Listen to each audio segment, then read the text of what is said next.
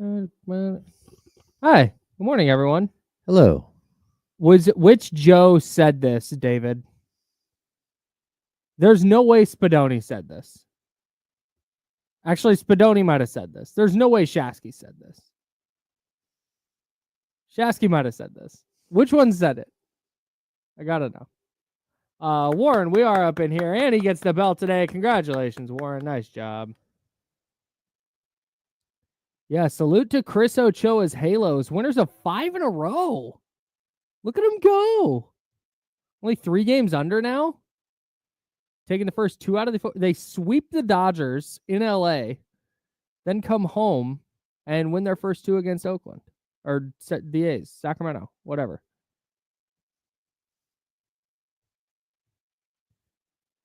Cooking. What up, Microwave?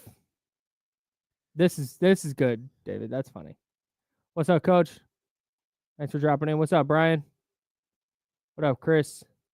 What up, Adam? Yeah, look at the Angels. They're cooking indeed. What up, Nick V?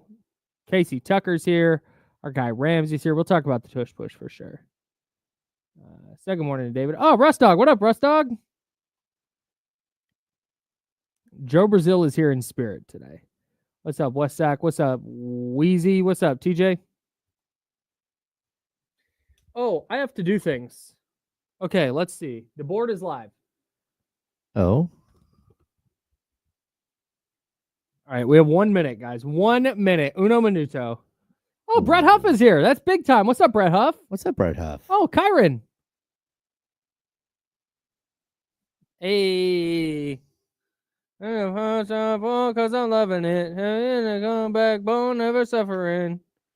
The mountains. Pounding.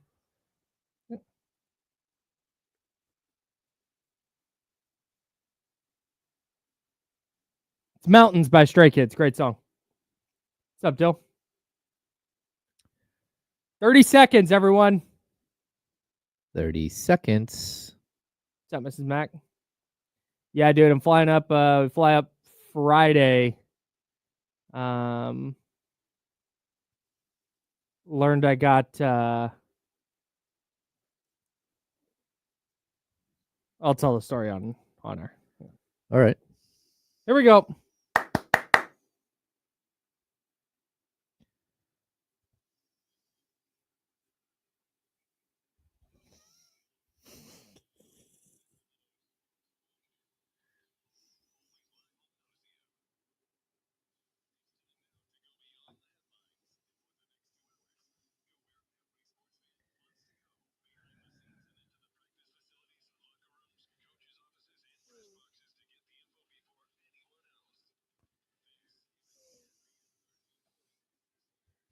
Good morning, everybody. Good morning. Hello. Happy Wednesday. That's James Ham. I'm Kyle Madsen. Jiffy Lube, omnipresent, because they sponsor this program, and we're hanging out with you until noon. And then we'll hand it off to D-Lo and KC. Man, we got a lot going on today. We do. I'm driving in, and I knew, like, all right, we got quite a bit. Just knowing some of the stuff we talked about yesterday and stuff going on last night. Some news this morning out of the NFL that we'll get to. I watched that Titanic documentary last night, the one we talked about on the show, where they've taken this submarine camera, this like extremely high quality camera. Okay. And they've basically given this hyper detailed, like unbelievably detailed 3D image of the Titanic. That these people in this documentary, basically, they go into this big, almost like IMAX theater. It's like a green screen IMAX theater thing. And they can like walk around in the Titanic. What? Or like on the Titanic, like on the wreckage. Okay. It's crazy. It is so cool. I don't want to spoil a lot of it, but I'm going to spoil one thing. You know how the wreckage of the Titanic here. Let me. This is gonna largely be for the viewing audience. Yep. Appreciate everybody who's listening on in 1320 AM and 98.5 FM HD2. Okay, so do you see this here? Do you see the front part of the ship right here? Oh no, wait, where? Right, yeah. Right here. See how it's like flat? Yeah. I always thought, oh, that is just part of the boat that like fell off. No. It hit the ocean floor so hard that it is 25 feet below the ocean floor. Oh. The entire boat is intact. It is just 25 feet under the seafloor because it hit so hard. So it's not silt, or it is silt? It is, and the boat hit so hard that it just, the mud line, it just went right underneath it. Wow. Insane, dude. And then they 3D image what the bottom of the boat looks like, and they're able to patch together what the damage on the incredible. It's so good. It's so good. As good as you think it is, it is. Okay, I'll watch. Really good. But definitely has, let me back that up. It definitely has a little bit of the infotainment documentary aspect to it. Okay. Where there's one person, she's a metallurgist. Okay. She does the narrating for the viewer, where she's having a conversation with these two guys, but she'll tell us, so what we're looking at is, and she's telling them, but they know. It's got that kind of quality to it. Okay. But it's still really good. Really, really, really good. And it's an hour 10. Okay. I'll probably I'll take it in over the next few days. Yeah. I got a lot on the plate, but yeah, we all do. And I'm here for it. Again, the Titanic movie I think is so intriguing, to even go back watching how they do it in real time. But the story outside of it, and I don't know why we're still so enamored with the Titanic. Okay, I know why. Okay. Because as we were watching this documentary last night, and again, we'll get to the conference finals, watch that last night. NFL spring meeting stuff, the Tush Push will not be banned. We'll talk about that. And we're going to continue our off-season Kings primer, and we're going to take a look at point guards today. Okay. Plus, at 11 o'clock, our guy Mark Jones, television voice of the Kings, of course, as well as television voice of Turn On ESPN at any time of day, and you might hear Mark Jones calling whatever's on. He's going to join us at 11 o'clock. Always love talking with Mark. The thing with the Titanic that I think is still fascinating is this documentary, we don't know anything about it. We don't, it's this thing that happened, and then we don't really get to see, we've never really gotten a clear picture of what the damage was. There's that kind of what's the word when you're morbid curiosity of it. Yeah.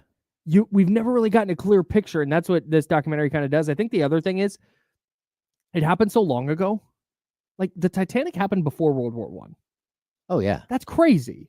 Oh yeah, that's so long ago. And I think it's just been because we don't get to see a lot of pictures of it, and we don't get to really know a ton about it, that it feels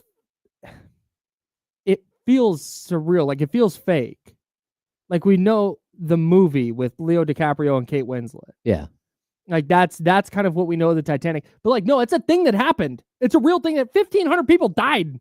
Yeah. It's a very real thing that happened. And seeing the images that they're able to bring up because of this camera that they use in this documentary, unbelievable. Just it is so, it's a tough watch for sure, but incredible. Just incredible stuff. If you're into or curious about the Titanic at all, check it out. It's on Hulu. I don't remember exactly what it's called. Titanic, the digital resurrection is what it's called. Oh, okay. Salute. That's a free advertisement for Hulu and Disney. There you go. You're welcome, guys.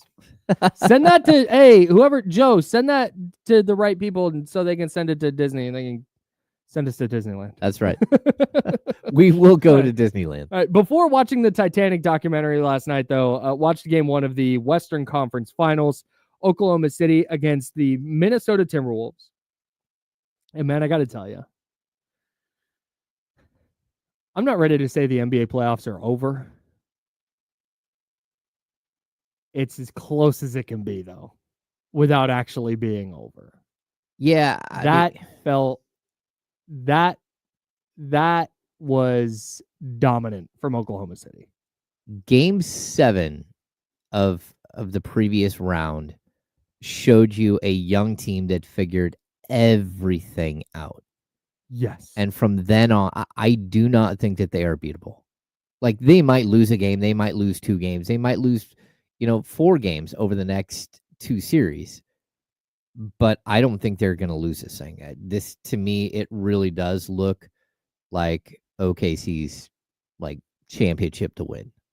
And I felt that like during the season, but then when you get to, you're watching it unfold, and you're like, okay, they look good, but they don't look great. There is still question marks about like crunch time scoring and who's going to be the second option and all that stuff. But when they decide to turn up the defensive intensity, I don't think that there's a team that can hang with them.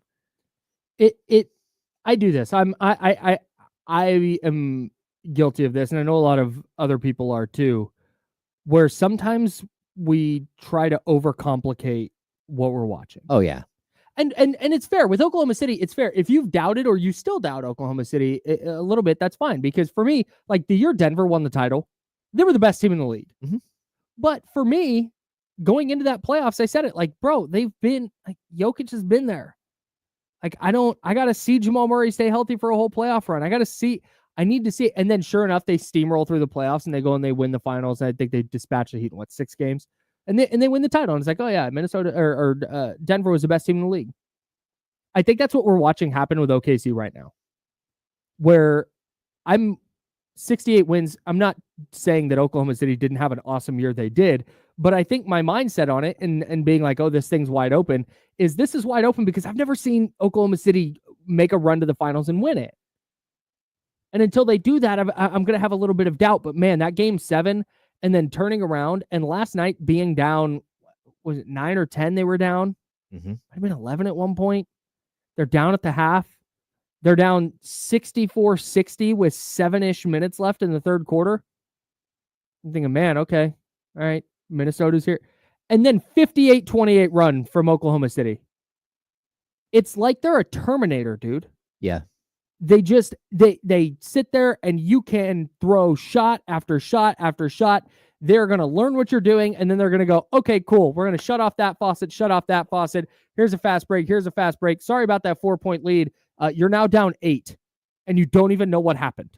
You've not even gotten a chance to get yourself back into this game. They're a boa constrictor, dude. And I have a really hard time seeing Minnesota beating them 4 out of the next 6. And then I don't think the Pacers or the Knicks are going to be able to beat them 4 out of 7 times. They've been the best team in the league all year. And their last 2 playoff games, game 7 of the second round and game 1 last night, really made it look like, oh, that's just all coming to pass now. Yeah. And I'm going to add, the team that I think has the best shot to take them down if they once we get past Minnesota here, because I don't think that's going to take very long. I think it might be Indiana. And that's crazy because I didn't have that much faith in Indiana, but an offense is so versatile. Mm-hmm. That might be the team that gives you at least a little bit of a contest. But defensively, this is crazy. And here's the other thing that's just wild. We talked about the other day how their salary structure is just wild, right? They're under this year's luxury tax for next year, even though it's going to go up like $18 million, right? They're like $171 million for next year. And they have 13 guys under contract, and they have first-round picks. And they have a kid named Nikola Topic, who's never played in the league, but who was a top 5 pick that fell because he blew out his knee. Well, they found a torn ACL in his medical during the pre-draft combine. So he fell to them, and they're just collecting assets. Check this out, Kyle. Mm-hmm. Alex Caruso is 30, and Kenrich Williams is 30. Outside of that, they don't have a player who's 27, 28, or 29. They don't have a player over 30. They don't have another player who's 26, that's 27, 28, or 29. They've got 25-year-olds. They got 26-year-olds. They got a bunch of 23 and 24-year-olds. This team is not just built for today. It's built to win multiple championships over the next 5 years. And is there a possibility that bad things happen? Sure. Yeah. But the depth of this team is bonkers. And the potential for this team to continue to grow, for a guy like Chet Holmgren, who averaged 15 points a game this season, to take another leap and be an 18 to 20-point guy. Jalen Williams can take a leap. Like, this team has so much depth and so much quality. It's crazy. Yeah, man. They are incredible. And I want to talk about one aspect of this. I saw Bryce in the chatty house, youtube.com/ESPN1320. Says, are Terminators foul grifters, though? A T1000 never shot this many free throws. I just want to note, just for accuracy's sake, because I think there's a separate conversation to be had there. I do want to talk about officiating Shai Gilgeous-Alexander. But in the second half, when Oklahoma City ran away from Minnesota, Oklahoma City shot 11 free throws. Minnesota shot 10. It wasn't a parade to the free throw line was the reason they came back. And I think for the game, what was it for the game? It was 21 free throws for Minnesota, 26 for OKC. Yeah, man. It wasn't that was not. I agree that it's kind of wild how Oklahoma City gets officiated, and some of the physicality they're able to get away with on the defensive end, and then you watch every touch foul gets whistled for Shai on the other end. Like I got it. I understand, but that to me was not the takeaway last night. Well, no, and you don't go on a 58-28 run to end a game because of free throws. No, and I hate to tell people this, but foul grifting is part of the game. Like, there's a reason why there's a handful of guys who average 30, 29 or 30, and up. It's because they foul grift. It's so annoying. Almost every single one of them. Annoying to watch. They are foul grifters, and if you lose a little bit of respect with the officials, like they don't quite give you the same whistle that they used to, Trey Young, you're gonna drop down to like 26, 27 points a game very quickly. Yeah, like for sure. De'Aaron Fox couldn't get up to 30 points a game because there's this little tiny couple of points every game that you can't get to because you don't get the whistles that other people do. That's just a reality of the league. And teams now, the thing that sucks with Shai is he puts defenders in compromising spots often enough. Yes. There are enough legit fouls there. There was one last night with Julius Randle where he just went up and he clearly did the like bring the arms up to get into his shooting motion. And Randle reached out for the ball, got him on the arm. It's like, man, he fouled him. Yeah. And I know that's what. On the other hand, there were several calls last night where Shai just fell down and they're like, whistle on that guy. And that you can't, he doesn't need help. Nope. And if you're going to allow Oklahoma City to be as physical as they are defensively, which is great, I'm here for it. You need to give Minnesota that same leash. Yep. You can't just decide going into the game, well, okay, Oklahoma City's a really good defensive team, and Minnesota's good defensively too, but Oklahoma City's really awesome defensively, and we know they're going to shoot a lot of free throws, so let's make sure that that's how the game plays out. Like, no, you can't do that. So I do think what Bryce's point is well taken, is there was a distinct difference in how the two sides were officiated last night, even if it didn't bear itself out in the free throw totals. Yeah, there's a way that Oklahoma City is allowed to play defense that Minnesota was not. And I expect that to even itself out over the course of the series. And I don't think this is going to be a sweep. I don't think it's going to be 5. I think Oklahoma City wins in probably 6.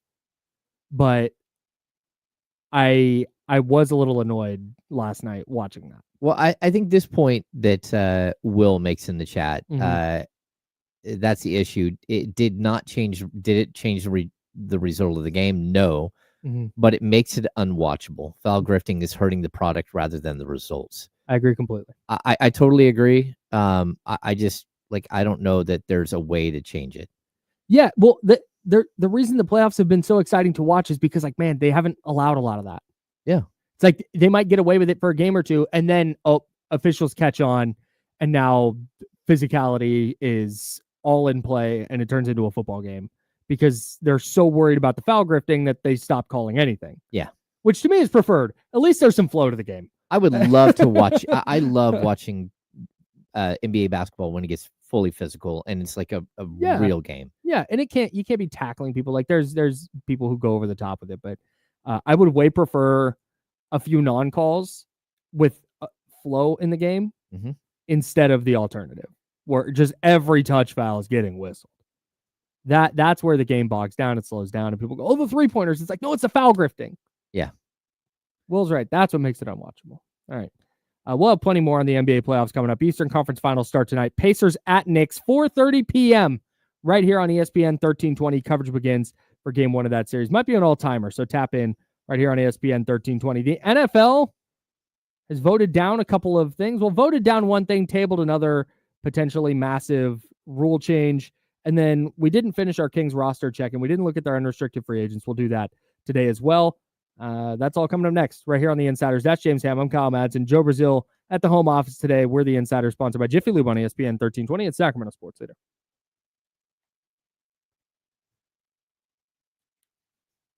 Clear. I think I did it. We never went off air. Yes. Got to break on the radio side a little bit late, but that's fine.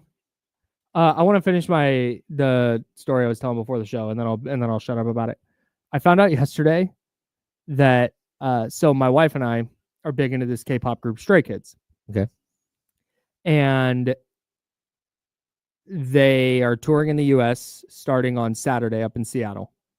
And so we got tickets to go in Seattle. And because they're also in LA, but they're in LA the day of my buddy's wedding. So, and then they're in San Francisco. So we weren't sure we'd be able to get tickets. So we're just like, okay, we'll get tickets to both. And if we can go to both, awesome. If we only go to one, cool.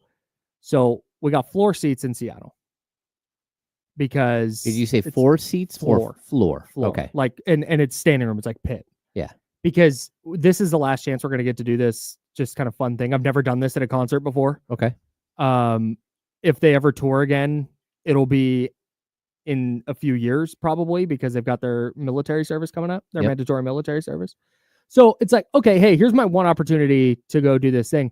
It turns out the tickets I bought were like VIP. So we get to go in for sound check. We get like early entry. Wow. And I didn't even know that until yesterday.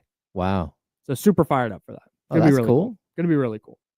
Can't wait. And the weather's supposed to be really nice in Seattle that day, like 69 and partly cloudy. Nice. I'm not like pit. Like I have a buddy who goes to Flogging Molly concerts, right? And he goes in the pit? Oh yeah, yeah. Oh my God, that's an insane person. Him and his buddies, every single one of them, I swear, has broken a foot at a Flogging Molly concert where somebody stomped your foot. I always like, come on, man, you're too old for that, right? Yeah. But like when I was young, I would go to concerts that like you get general admission and you fight your way to the front or whatever. Yeah. Like when I was like at Cal Expo, I saw Aerosmith and sick. Got like to the front, like 6 feet away from like Steven Tyler when I was young. So sick. But then you like back out of that, and again, it's in Sacramento in the summer. Oh, and I lost like 8 pounds of sweat. Yeah. Like I went to tie my shoes and almost fell over. My buddy like caught me because like you're dehydrated, you're just exhausted. You're literally soaked from head to toe, and it's not raining. So that's literally what, like that right there. What you're describing is why we were in. Okay, we're gonna do this time, and we're gonna do it in Seattle, where the weather should be cooler. Yeah, it should be fun.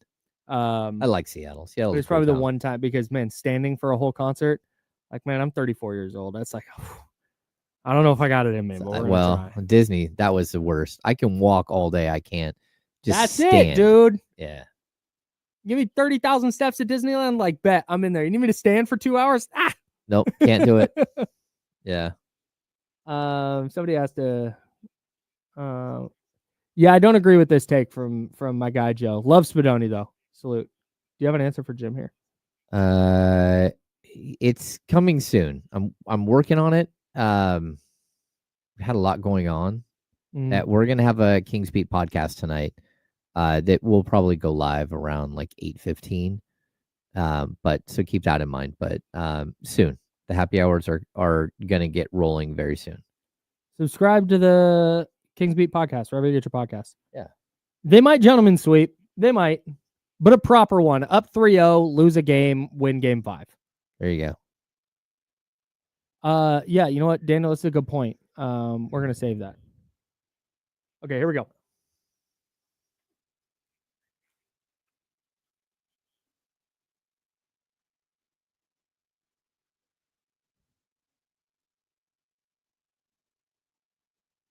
Now, back to the Insiders with James Ham and Kyle Madsen, brought to you by Jiffy Lube on ESPN 1320. James is there. I'm Kyle. Joe Brazil at the home office today. Let's get to the I had to do Kings roster check-in. Yeah, let's do that. Before we do that, though, I want to get to this NFL news. The spring meetings are going on right now. This is where they vote on some rule changes and such. So they've tabled the change in playoff format. So right now in the NFL, it's the 4 division winners of the top 4 seeds, and then there's 3 wildcard teams. Okay. And if there's a 9-8 division winner against a 14-3 wildcard team, 14-3 is visiting 9-8. Yep. Saw that what was the Vikings this year, I believe, went 14-3 and had to visit the 10-7 Rams in the first round. Yeah. Got mollywopped. So they decided they put together a proposal that would just rank the teams in order from 1 to 7. Mm-hmm. Division winner doesn't matter. They've tabled that. So the playoffs, at least this year, will be normal. Sounds like they've tabled it, though, until they go to an 18-game season, which I don't know why those two things go together. But the fact that they're so sure they're going to 18 games sucks. I hate this. I do. I don't need another damn football game. I love the NFL as much as anybody. And I again, playing fantasy football as long as I have, I dig it. But, man, it's just like you get to the end of the season, you get to certain points in the season, and the quality of football is just not there. The early season, it's bad. You get to like week 9, 10, it's bad again. There's so many injuries piling up. And the fact that you would consider going to an 18-game schedule without bumping the rosters at least from 53 at least to 60. Like, man, you have got to have more depth. And I don't understand why the NFL, like you don't have a minor league system. Mm-hmm. So where are you going to come up with players for? And I know every time they added an extra week, it's an extra 2 or 3 players on every team that gets injured. That's it. So they'd go to 18 games. There'd be 2 bye weeks. It'd be a whole different thing. But anyways, that's on the horizon. Buckle up, everybody. So 20 weeks of NFL football leading up to the playoffs, which is another 4 weeks, including bye weeks. Assuming they don't expand the playoffs. Well, expand the playoffs, but also you have the week off before the Super Bowl. So the playoffs is really We're going into like late February. Yeah, this is wild. Give me the President's Day. That's all I want. Give me the President's Day. Okay. That way everybody has Monday off. I mean, as people who have a radio show, we shouldn't be complaining about it, but. No, I'm going to complain about it. Okay. I think it's going to make the product worse. I agree. But at 16 least games was perfect. Yeah. It's the perfect amount of games. Yeah. No, they're screwing with it. Well, even like right now, what is it? It's 18 weeks. So we're talking about if they go to 18 weeks, 18 games, we're talking about 20 weeks if they add a second bye weekend. Yes. So 20 weeks, man, that's a long season. Too long. 5 months of football. Too long. Anyways. But there are people who are like, give me more football. Give me 40 weeks. All right, man. Well, yeah, people who own Here's NFL teams. I'm going to whine about this. I'm going to bitch about this. And then I'm going to lock in every week. Yeah. Like, they've got me. And they know they've got me. They know they've got every single person who's going to complain about, oh, hey, they're going to 18 and me. That's me. That's my impression of me. That's what I sound like in my head. And then I'm going to watch. I'm not going to do anything about it. Nope. I'm going to feed the beast. I'm going to feed the machine. That's right. Why do they go to 18 games? Because people will watch and it's more money. And I'm people. That's right. Dumbass. They also vetoed the Tush Push ban. So the Tush Push stays. Bill Simmons, I gotta tip my hat on this one. Okay. Made the point online today that the Tush Push is not going to be banned until somebody is catastrophically injured during the play, and I completely agree. That's what sparks change in the NFL on stuff like this is injuries. Yeah. Or if it's something where every team is awesome at it and it's a 95% success rate play across the league and it bogs games down and all of a sudden it's affecting the product. But right now it's one team does it awesome. And they win a lot of games because of it. They get an extra down because of it. Like, man, all right. Tough. All right, 49ers, go ahead and bulk up the guard and center position so you too can do the Tush Push. Yeah. It's wild. Figure it out. I don't think you should ban it. I don't know. I hate it. Like, it's not prevalent enough. The only time it's prevalent or banning it is a thing is now. Is this time on the calendar when they vote on whether to ban it. And then the season happens. Everybody goes along. They go through the year. Not a single complaint about the fact the Eagles are just really good at this play. At least not a single valid complaint outside of, God, dude, we get the Eagles into 4th and short, and they get a first down. Like, tough.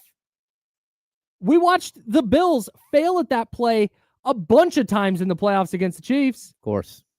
It's not like a 100% success rate. Teams are using it. It's bogging down offenses. It's affecting the product. No, one team that just happens to have a loaded roster as well is really awesome at this play that anybody else can do. They're just the best at it. And they also happen to be an awesome team with a really good roster who's relevant in the playoffs every single year. And who just won the Super Bowl. Who just won the Super Bowl. If you were going to change it, this would have been the moment. Yes. Because they just won the Super Bowl, and it's like, it's very much prevalent and out there. Like, this is a talking point. Yeah. But hey, it barely got voted down. I mean, it was 22-10, and they needed 24 votes to pass the ban. It's like Billy Wagner's Hall of Fame candidacy. It's just like, nope, not close. Oh, he's a little closer. Oh, hey, he might get in next year. Yeah. That's kind of it feels like it's trending toward being banned. Yeah, it's funny you bring up like Major League Baseball. It always feels so weird how like some guys get in first ballot, right? And then and it's almost like, okay, you're not first ballot. You're more like 6th ballot. Like, yeah. I'll let you in, but you're a 3 ballot guy. Yeah, you're a Hall of Famer, but you're not a first ballot. You're not a veterans committee. You're like somewhere in between. Yeah. And we're going to make you earn it. It's like, earn it. I can't play anymore. Like, I'm a Hall of Famer. What do I do? I've earned it already. Go out and be a nice guy on radio shows and stuff and try to earn it? I guess. Like, literally, that's it. Figure out every single voter and call them and say, hey, I'd like to give you a one-on-one interview. Let's talk. Yeah, I'll give you an exclusive. That's right. You come away with it. Give everybody an exclusive. That guy is such a nice guy. I think I am going to vote for him in the Hall of Fame next year. That's how it happens. That's why Terrell Owens took so long to get in. Bunch of the writers were like, don't like him. Like, and he did not get more likable as time went on. Patrick Willis, Hall of Famer, didn't play long enough, so it's like, we'll make you wait 5 years or however long. Yeah, ridiculous. Really odd, really strange. All right, 5 years on top of the typical 5 years. I think it was his 5th ballot. Yeah, might have been his 4th. Anyways, that's what's going on in the NFL right now. There's likely to be no real news until late July. All right, we started yesterday with our Kings roster check-in, just getting an idea. That's James Ham, by the way. I'm Kyle Madsen. Joe Brazil's at the home studio. James Ham of the Kings Beat, thekingsbeat.com. Subscribe to the Kings Beat podcast wherever you get your podcasts. And while you're doing that, subscribe to the James Ham and Kyle Madsen show, the podcast version of this show. We're sponsored by Jiffy Lube. Anyways, we want to set a baseline for where the Kings roster is at going into this offseason when we're going to have a ton of complicated conversations about what the Kings are doing, what they should do. It starts today. We're going to look at point guards. The Kings need a point guard. Scott Perry, the new GM, said as much in his opening presser. Like, we need a point guard. Yep. Anybody who watched the Kings last year went, they kind of need a point guard. Yeah. God bless Malik Monk, but like, man, they really need a point guard, not a shooting guard running the point. Yeah, well, everyone who watched the Kings last year after the first 55 games, they had a point guard. And then they didn't. Right. Yeah. Yeah. So just to make sure we're on the same page. Right. So we're going to dive in today. We're going to look at each position. We're going to talk about free agents, trade ideas, in-house options. But before we get into that, we got to see where the Kings roster is at. We talked about some guys who are on the roster. They have a bunch of unrestricted free agents. I think the most notable, like Jay Crowder's on that list. Doug McDermott's on that list. I don't think those are guys the Kings are probably clamoring to get back in the building. Maybe they do, but it's not going to be a difference maker on the roster, right? Yeah. Let's start with Jake Laravia, because to me, that is an unrestricted free agent who the Kings should 100% be trying to retain. Not that he's going to go be 15 points a night. He might not even be 10 points a night. He's never going to put up big numbers. You probably don't want him starting for you, but on a roster that lacks size, perimeter defense, lacks guys that just do the little things on the margin where their role is the little things. Mm-hmm. Jake Laravia is a perfect fit. And to me, they need more of that type of player, not less. It's not going to be necessarily super easy to just be like, hey, Jake, here's 4 years and $16 million. Do you want to come play basketball for us, though? Yeah, it's super complicated. So basically, when he was with the Memphis Grizzlies, they decided not to pick up his 4th-year rookie scale option. And so when he got traded to the Kings, he came with that like little asterisk on his contract. Like his contract ends at the end of this year. He's an unrestricted free agent. And on top of that, the Kings cannot exceed what he would have been paid in his 4th year.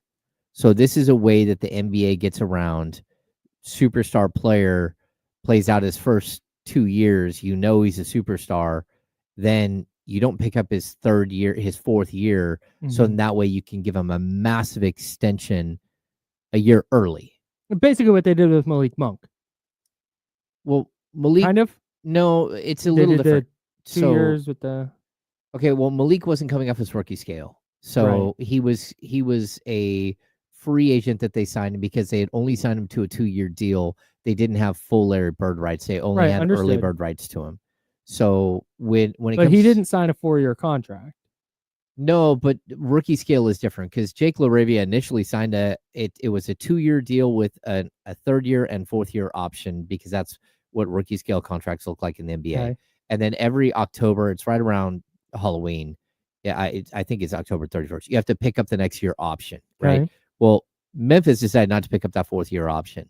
And so he played out this entire year knowing that he was only going to be 3 years as a rookie scale player. Right. And then that 4th year is gone. Now, here's the problem. The Kings can only play, it's $5.16 million, so almost $5.2 million. The Kings are the only ones who are restricted to this salary cap number. So if he would have stayed at Memphis and not got traded to the Kings and become a free agent this summer, the Kings could have exceeded $5.2 million where Memphis couldn't. Now the Kings are in this weird spot where they can't pay him more than that, right? Okay. And for me, like, I really like Jake Laravia. Like what we saw, the defensive intensity was great. The hustle was great. He hit some 3-point shots. He was a little sloppy. It was a little all over the board. He really didn't play a lot his first 2 years in the league. And this was his first year of staying healthy.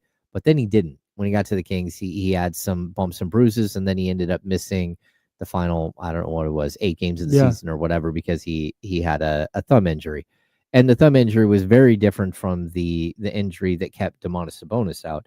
So now the Kings are in this situation where they can only offer him $5.2 million as a starting salary. But if he signs a 1-year deal, at the end of that 1 year, he's still an unrestricted free agent, but the Kings would have full Larry Bird rights. They can sign him to a 2-year deal with a player option for year 2, which would at least give Jake Laravia a little bit more like insurance. If he is just total ass, he can at least opt in and make $5-ish million, 5.7 or 5.8 million the next year, right? So I think that what we'll probably do is the Kings will probably offer him that contract exactly, a 2-year deal, the 2nd year being a player option. And then if he's really good, then next summer you'd revisit the same exact thing. Right. Now, the problem is that they can't go higher than that. So if some other team says, hey, we'll give you a 3-year, $18 million deal, he might say, okay, well, I'm going to take it, especially if it's in a state other than California that doesn't have, state income tax, which is another almost 10% of his salary is going to go straight to the state.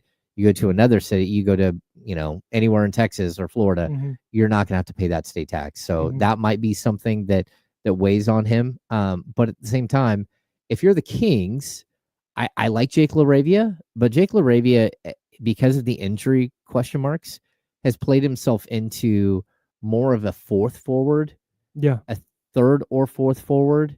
If he's healthy, probably a really solid 3rd forward. You don't consider him a starter, even though he's like 23 years old. Right. But you also, there's a potential for him to start, but he's got to prove that he can stay healthy because he hasn't done that at all in the first 3 years. So it really puts the Kings kind of at like this weird spot where you'd love to have him and you don't want to go out and find another guy and Mhm. offer up another second-round pick to find another guy who's around that age. You Sure. don't have a first-round pick to go find one of these guys. Mhm. So I think for the Kings, they would love to have Laravia back, but it's whether or not it's financially feasible, whether he gets a contract that's just bigger. I don't think he's going to get some crazy contract. I don't think he's getting a 3-year, $21 million deal or 3-year, No. $24 million deal. He just didn't play enough.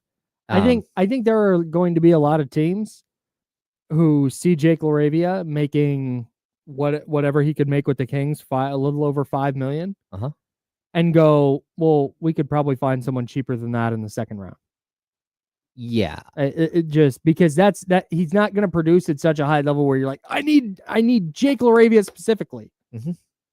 No, he's there's a lot of his type of player in the league, which is why it's been so freaking frustrating that the Kings can't find one. Yep. There's a lot of his type of player in the league, and I think teams are not going to be falling over themselves to pay him more than 10.7 over 2 years. No, I would agree completely, and it really will come down to, again, we have to keep in mind that Scott Perry is the GM now. It's not Monty and Wes, and Monty and Wes went out and spent a second-round pick on him, so they might have a tie to him that Scott Perry just doesn't have. And so that's going to be another question. Like, how does the current Kings front office value Jake Laravia versus the former Kings front office? And again, $5 million in salary doesn't sound like that much. I wouldn't be surprised if Jake Laravia signs a league minimum deal. Like, again, the injuries and stuff, like him signing or a 2-year, $6 million deal. So, yeah, I mean, I think it's up in the air, and but you would like to have him back. Yeah, I think so too.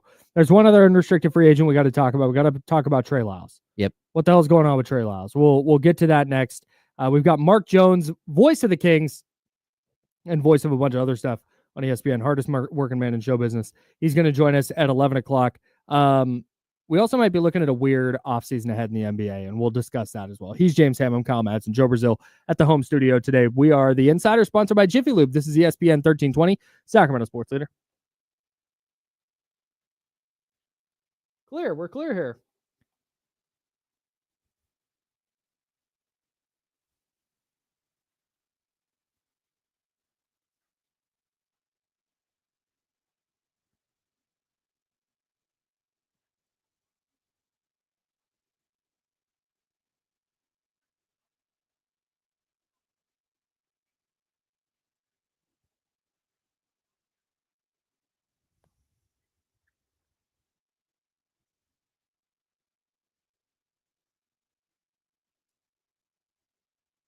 Sorry, guys, I'm working something out with the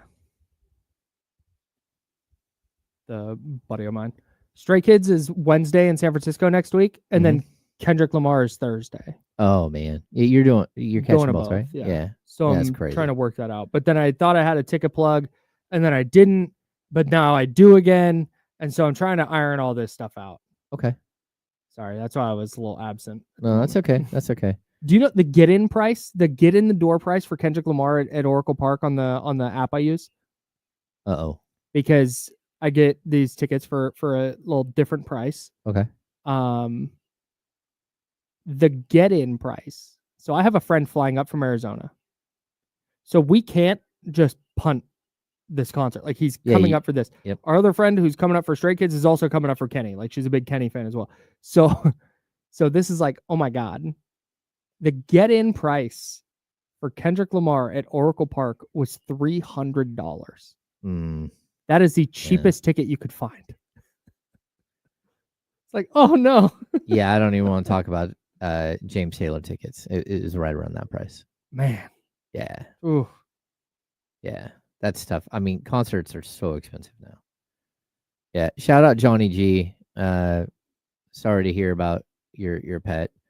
And we had a horrible situation last night, and our puggy is no longer with us. So, been there last night, and it was not fun at all. Brutal, man. Pets. What are you going to do? Love them, dude. Yeah. Salute to the pets.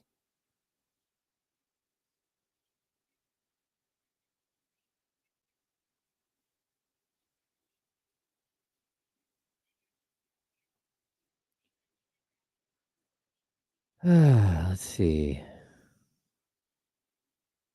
Shaq putting weird stuff out there.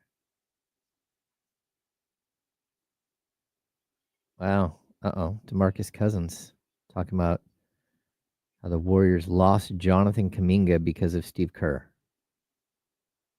Well,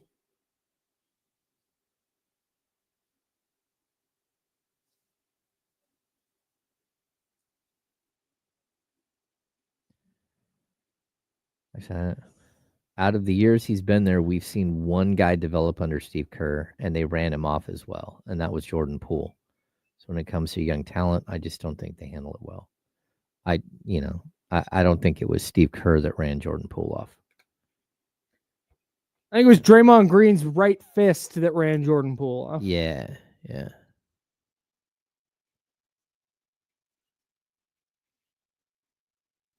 Oh, man. Dude, Jim, that's awful. I am really sorry.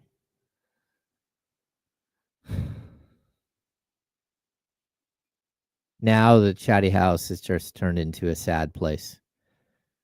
We need to talk about food or something else. Sorry.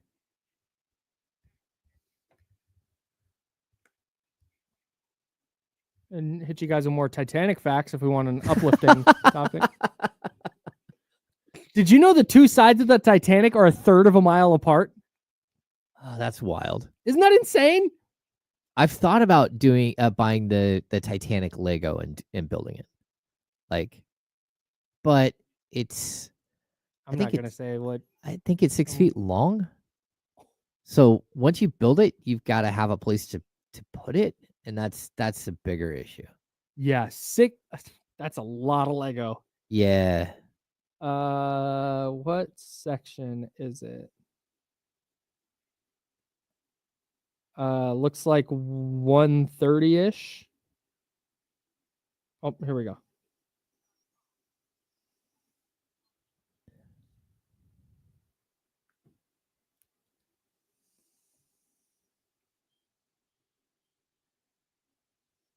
Now, back to the Insiders with James Ham and Kyle Madsen, brought to you by Jiffy Lube on ESPN 1320. He's James, I'm Kyle. Doing a little bit of a Kings roster reset here as we start to turn the page toward the offseason and look at how the Kings might fix this roster to get back to the postseason. If they're going to fix the roster at all, maybe they blow the whole thing up.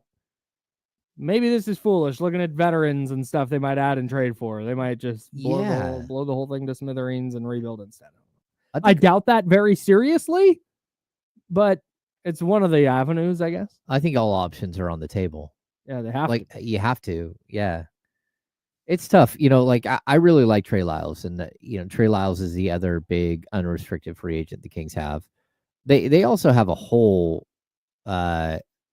bunch of other like Doug McDermott and Jay Crowder and Markelle Fultz. I don't know if any of those guys will be back, but I certainly think that Trey Lyles is a player who's been with the team a couple of years now, and you're at least going to have the possibility of him returning. Mm-hmm. I think he's been, 3.5 years? He's been with the Kings. He's part of being team one. He came over in the trades, the Marvin Bagley trade at the same time as that the Kings went out and got Sabonis. I think he's a very, very good small ball 5 and a really solid 4. But also the injuries have plagued him the last couple of years, and it's usually like calf injuries, and calf injuries usually keep popping back up and then become something much worse. Yeah. And I would be a little leery on Trey's just basic health. I think that's fair. Yeah. The Trey Lyles thing in general for me, I always felt like, and I don't take this as I like Trey Lyles. I think he's a good player. Mm-hmm. I always felt like he was not miscast, but probably like 2 spots higher in the rotation than he would ideally be. Yeah, I mean, there was one season where Trey Lyles was just so good. Yeah, that as like a guy coming off the bench that mm-hmm. you couldn't not play him. I mean, he just does so much of the little work. Yeah. I tend to agree with that. But this year, it was like oh, Trey Lyles isn't playing well. What are the Kings going to do? Oh yeah, no, they're toast. And that just can't. That to me, he can't be that vital to your team. But if he's like, it wouldn't shock me at all. Is that we've talked about the Cavs a lot, and my guy in Cleveland said they need more like size in the front court. They need more depth. Not necessarily size, because they have Evan Mobley and freaking Jared Allen, but they need more depth in the front court. It wouldn't shock me at all if Trey Lyles finds his way to Cleveland and just is awesome in a really niche role for Cleveland. No, I totally agree. Where he's way down the rotation, but is overqualified for his spot in the rotation. I would agree, and there's value in, again, if you're gonna load up your roster with a bunch of string beans, right? The super thin guys, right? Which is what they've done with Evan Mobley and Jared Allen. You need somebody who's a big guy who can sit there and take the abuse of a Sabonis, or is he undersized to defend Sabonis or Valanciunas or Jokic or but that doesn't mean that he can't go out there and give you 6 fouls. Yeah, they don't have that type of like solid dude, and I think his role that you're talking about is more like the Kenrich Williams role. That's where he's like the 10th guy on maybe the 11th guy. That works, but when you pay a guy, you give him a 2-year, $16 million deal because he was really good in the first year of the Beam team.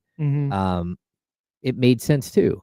And now, like, they're like, for honestly, I don't think Trey is getting anything more than either a league minimum deal or like a 2-year, $6 million, 2-year, $7 million deal, like around what Alex Len kept getting as like a league minimum player. So friend of the program and our favorite Canadian, Brett Huff, asks who signs for more AAV, average annual value, Trey Lyles or Jake Laravia.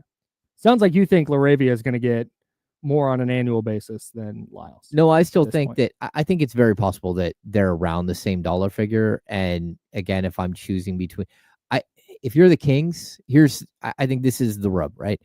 If you're the Kings, I don't think you can bring them both back because you need more length and athleticism, and you can have a Trey Lyles on your roster. But the other thing is they brought in Valanciunas.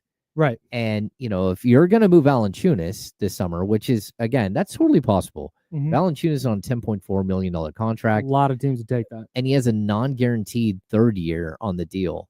And so I think there will be teams that are like, okay, we really, really could use that type of center. You look at even like the Los Angeles Lakers. Like, I don't know if there's a $10 million player on the Lakers that you kind of look at, or a $12 or $13 million player or $7 million player that you'd swap them for. But at the same time, the Kings need something different at that position. We saw that like Valanciunas played some very valuable minutes, but you also saw there were moments where he got played off the court because you didn't have a guy who was a natural like rim runner. You played Dallas, and was it Kai Jones tore you up? Because Kai Jones kind of had some moments. Okay, well, again, Kai Jones should not be cooking against your team. Well, no, but I think like go get Kai Jones. Like there are players like that that are way cheaper. Kai Jones is going to sign a league minimum deal. Yeah, and sure, he's got some weird quirks to him, and he's been out of the league because of that. But he came into the league with the Charlotte Hornets, and anyone who does that, I'm going to give him a little bit of leeway because I think they're one of the most poorly run organizations there ever was. That's fair. So I would like to see what someone like that looks like instead of a guy like Trey Lyles. And that's, again, it's not to disparage Trey Lyles, but again, if I have a choice between Trey Lyles and Chris Boucher, I'm taking Chris Boucher. Like, because I need a shot blocker. I need length. I need somebody who can hit a 3 like Trey, but also do other things. And I think if you line up the Kings and you look at, Valanciunas and Sabonis and Trey Lyles next to each other, and they're all these big, bulky dudes, you need some of the other guys. You need the other types. You need somebody who can be a rim runner or a pick and roll specialist with Malik Monk that can finish above the rim. And the fact that if you sign Trey Lyles back, you're not going to have that type of player. You don't have a roster space for that type of player. Yeah. And that's where it becomes like, okay, you got to manage this thing. And I don't think Trey will have the same pull with the front office, the new front office, as he did with the former one. And so we'll have to wait and see what happens. And but there's just like, look, man, this might be a bigger picture thing than, and this isn't as specific to Trey Lyles. You can only keep so many pieces of a roster that was going the wrong direction. yeah, Trey Lyles, yeah, we love Trey Lyles, but man, you just laid out all the reasons you need something different there. Like that's the reality of the situation. Mhm. And that's why we bring up DeMar DeRozan, Zach LaVine, Keegan Murray. Like, that's why it's like, man, everything kind of has to be on the table here. With players that may or may not be part of the core moving forward, certainly. And so Trey Lyles is definitely not a player that you're like, I need him back. Yeah. He's probably gone. Well, and ideally you're finding a different, better player to fill the role that he filled. Yeah, and I think even this point by Aaron Mick here in the chat, what's the difference between Kai Jones and Isaac Jones? Like, I think name, first of all. Yeah. Mm-hmm. I think you have to see what Isaac Jones is. Like, and if you have a Trey Lyles, I don't think you're going to be able to do that. I think it's worth noting that Isaac Jones, as you pointed out during the season, was persona non grata after Mike Brown got let go. Yeah. And like Doug Christie did not rely on him at all. And then there was a point where it's like, oh, let's throw him out there and see what we got. And he was really good again. And then you're like, okay, where's he at? Yeah. Like, look, when you're a new coach and a coach who's never had the head coaching job before, you're going to rely on veterans. And that's what we saw from Doug. You give Doug a summer with Isaac Jones, who, again, he signed I think a 3-year deal. Mm-hmm. This season, I don't even think any of it. If there's a guarantee, it's not very much at all. You're still probably going to keep him around because a non-guaranteed contract for a second-year player is less than $2 million, and the Kings need a couple of those guys on the roster. So I would be shocked if Isaac Jones wasn't on this roster just because he showed potential. Yeah, here's where you land with Isaac Jones. You bring in a different third big. Mm-hmm. And if Isaac Jones tears it up in camp and plays some rotational minutes and is awesome and winds up fitting into a bigger role than you thought, and now you have 4 good players for this spot, like, you'll take that. Yeah. But you're not going to bank on it at this point. No, totally. And I think the one thing that people should know is that the maturation of Trey Lyles as a Sacramento Kings player, he's an introvert. He reads books all the time. We talk about Trey Lyles book club and all that stuff. He's a really good dude, a really smart guy, but he also found his voice as a leader, which we saw play out on the court where him and DeMar DeRozan got into it. Yeah. Like, Trey Lyles felt that he had enough sway in that locker room to holler at a 35-year-old future Hall of Famer.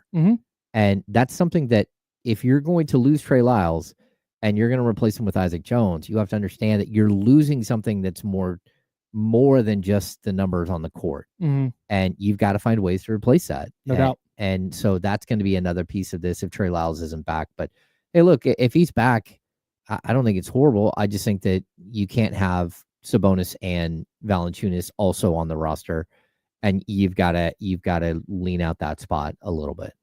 I am with you. I don't mind Trey Lyles suiting up for the Kings next year. It just can't be in the exact same role. Yeah. Because I think then you run into, it means you have a lot of the same problems with your roster that you had last year. Of course. So anyways, that's our Kings roster check-in for the offseason. Speaking of check-ins, we're going to check in with Mark Jones, television voice of the Sacramento Kings, and also all over ESPN. He called games this postseason for Minnesota. He had Oklahoma City. Of course, that's a Western Conference Finals matchup. We'll talk about that. And we'll get some of his thoughts on what we're talking about with the Kings in this offseason, because I know Mark's going to have thoughts on all of that. And then we will dive into point guards.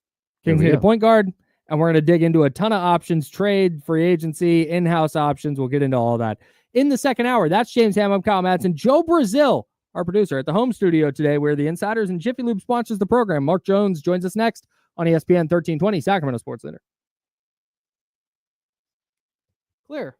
Am I okay to run for a second? Yeah. Hi, everyone. Hello.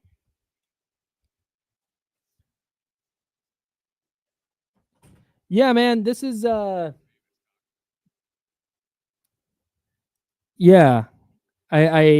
I get it. I get it for sure. The Kings are in that weird spot where they have, like, in a vacuum, DeMar DeRozan, awesome player, Hall of Famer. Zach LaVine, one of the most efficient scoring guards in the league last year, the most efficient scoring guard in the league last year.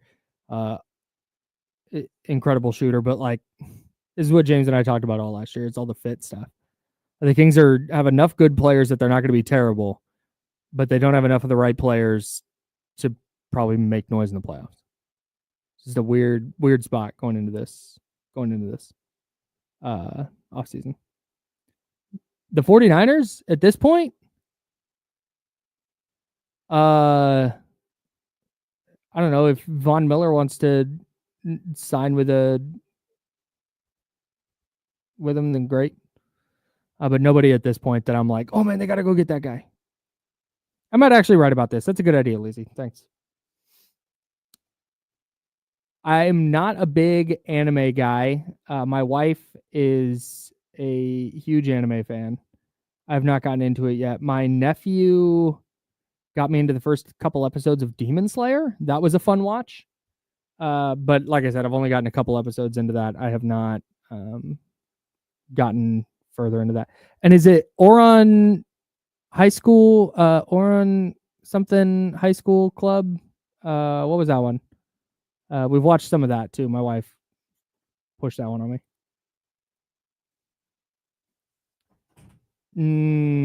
No, probably not. And I think every team will listen to offers on everybody, but I don't think they want to give up Scoot. I think he showed enough flashes this year.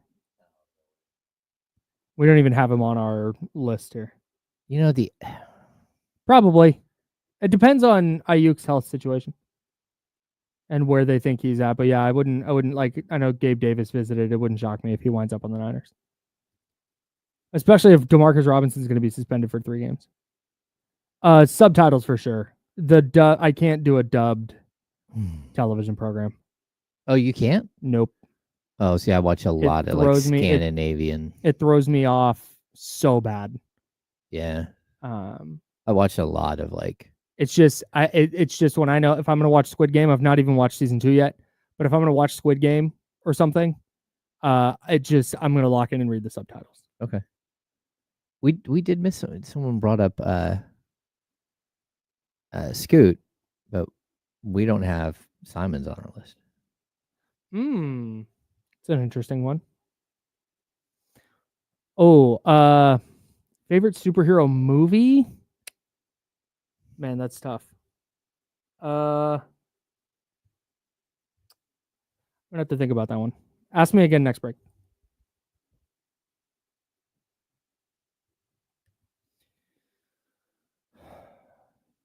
Doctor Strange was good though. Oh, thanks, Joe.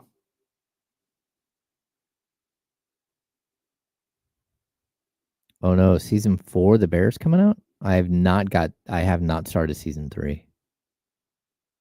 It takes a lot to watch that show.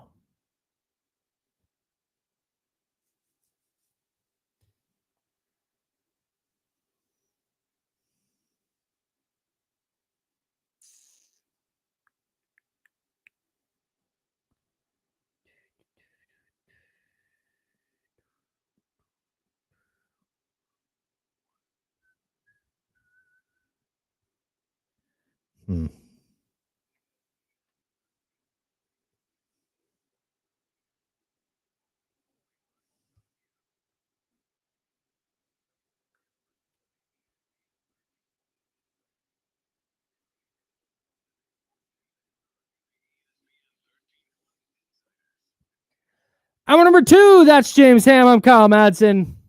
Sponsored by Jiffy Lube. Joe Brazil at the home studio today. We're hanging out with you till noon. Then we'll hand it off to D'Lo and KC. Everybody on YouTube and Twitch, hello, hi, we appreciate you. Please subscribe, hit the thumbs up.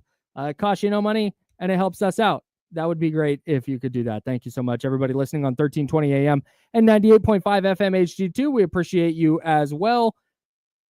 If you want to join the program, 916-909-1320 is the Elk Grove Kia Talk line. 916-909-1320 is the Elk Grove Kia Talk line if you'd like to join the conversation. Again, we don't have a call screener today, so we're just going to have to do it old school where you call in and we put you on. But if you want to call in right now, it's no dice because we got to get out to our guy, Mark Jones, television voice of the Sacramento Kings and television voice of everything on ESPN. Something like that. On ESPN, Mark Jones calling it. How you doing, man? Something like that. Yeah, man. I'm NBA season's a wrap for me right now. Now I get to be a spectator for the next month until the NBA finals. So do you enjoy that? I know you love the work, but do you enjoy getting to kind of kick your feet up and just watch some basketball and be a fan?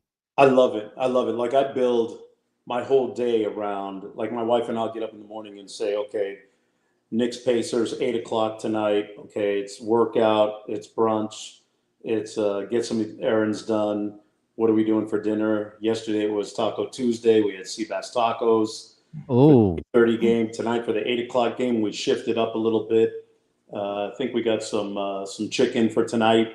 So yeah, the whole day is built around being on the couch at about 15 minutes before tip-off, checking out the last little bit of the pregame show. We time it so that it's dinner, walk Rasta, the Doberman, our dog, and then get back just in time for that 10-15 minute buffer period before tip-off. So yeah, I love it, man. It's nice to be able to just watch the game and be a fan, and watch all the replays and, it's a fun time of the year. You get a little bit of perspective, being able to listen a little bit closer to, Breen and Doris and Richard and really enjoy their commentary and hear some of the things that come out of their chairs respectively. And the studio, shoot, being able to see Michael Malone yesterday, that was a surprise to me. A shocker. I looked up and I was like, who is that? Because he sounded good. Yeah. He sounded good. Like he knew what he was doing. Did a great job. Did a really great job. And the fact that he's, as they say, fresh out, I mean, his perspectives are pretty on point and valuable and pretty organic, coming right out from the Denver bench to where he is now. I thought he was pretty forthcoming yesterday. Mark, you bring up the word organic. And when I'm watching the Oklahoma City Thunder, I'm watching the organic growth of a great young team. Yeah. And we were just talking about it. They have two guys on the roster that are the age 30. They are 30, like on the dot. They don't have a 28, a 29, a 27, 28, and 29-year-old. They're a bunch of 23 through 25, 26-year-old guys. Not only does that team look like they're arriving right now, but they look like they're going to be a problem for the league for a long time. It's amazing, man, the way that that Sam Presti, the executive of the year, built it. Now, there is, guys, a little bit of a disclaimer that people forget. Like, this team lost a lot of games for a long time, stockpiling the draft capital that they had. But, it's paying dividends now in the conference finals. But, I was at shoot-around for game 3 and 4 between Denver and Oklahoma City. And you mentioned their age. They had Luther Vandross playing on the Ox for shoot-around. And I'm like, who the heck is playing Luther Vandross? And it was Cason Wallace.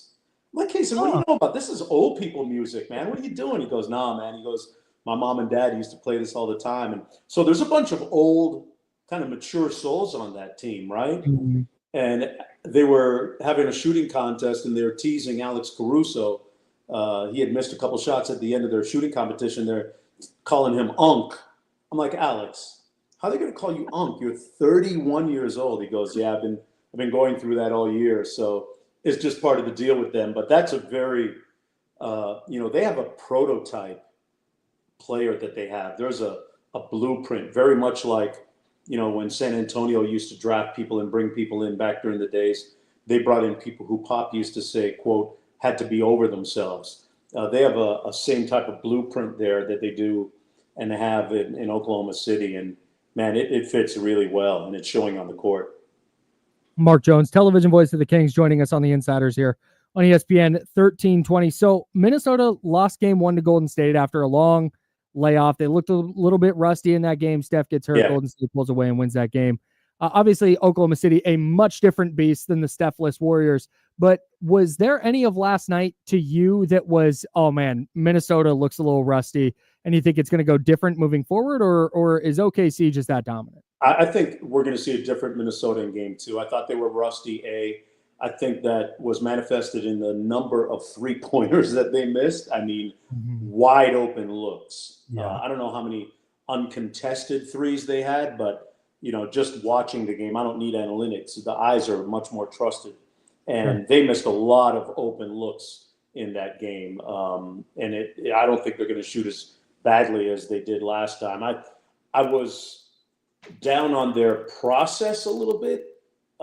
Just in terms of how they generated their threes. Anthony Edwards probably will be a lot more aggressive, but he was making the right reads, and that's the key for them. Anytime that he's making the right reads, making that skip pass to the corner, which he was, I think they're in pretty good shape for next game, and they've got to be careful about Oklahoma City's ability to turn them over. All the points off turnovers, that's what the Thunder do, right? That's their signature, and I think Minnesota probably figured out that the Thunder are heavy on the boxes and elbows, strong gap help, and they've got to be aware of that. And, Julius Randle is playing some of his best basketball. So if he does anywhere close to what he did in game 1, I think this is a 6-7 game series easily. I think it's going to go less than that, but that's just Really? me. Yeah, I think it'll be over pretty quick. I would say I'm more the 5-6 range as opposed to 6-7, but this is because I have a lot of faith in the defensive acumen of the Thunder. Mark, we've got a huge announcement in the NBA coming later on today, which is the MVP award. How strange would it be if it wasn't Shea when he's like if we're sitting here? It's like Nikola Jokic, and everyone's like, it would be really strange. I'm waiting for the Shams bomb to come out, but I think it should be Shea's second of 2 back-to-back MVPs. I thought he was the MVP last year. He this year is the only player in the NBA that ranked in the top 5 in both offensive and defensive rating. And, when I look at a player, when I think about my MVPs historically, covering this league for 35 years, when I think about MVPs, I think about, I saw prime LeBron, right, who scored all the buckets and at the end of the game was playing that Sikkim defense where he shut down the other team's best scorer. And, when I look at some of the defensive numbers, I think about overall impact. And I think Shai Gilgeous-Alexander is the guy. He ranked, I think it was 42nd in defensive field goal percentage against the closest defender. And I'm not sure what Joker was, I think, 205th, Yeah. And like I said, it's about the eyes for me, For sure. I think we've committed malpractice in the media when we don't really put tangible numbers on defensive metrics. Sure. And that gets lost in the sauce. So, I want to let you. They're all great players. They're all great players. And I guess we'll wait and see who the MVP is. Who do you guys think it is? It's Shea's year, man. Yeah, I think so. It's just if there was any doubt, I think, and I know it's a regular season award, but it felt like Game 7 against Denver was kind of the culmination of that. Yeah, I mean, guys, he's taken the youngest team in the NBA to the best. Well, last year he did what he did. This year to the best record in the NBA, 68 wins, conference finals. The youngest team. You guys know how hard it is to win as a young group in this league. I mean, it just doesn't. Mark Jones, television voice of the Kings. I went and I looked up the numbers actually, and your eyes were right. Minnesota last night on open or wide open threes. So a defender 4 feet or further away, 14 of 48. 48 looks open or wide open, and they made 14 of them. That's 29.2%.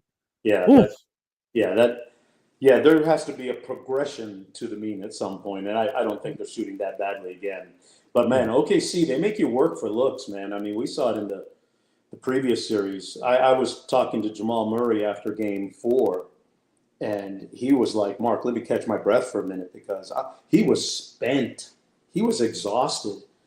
Case and Wallace and, those guys, they're picking you up three-quarter court. And like I said, that's the part of basketball I think that sometimes gets lost in some of the media coverage is the totality of what and how that impacts guys at the other end of the floor. Yeah.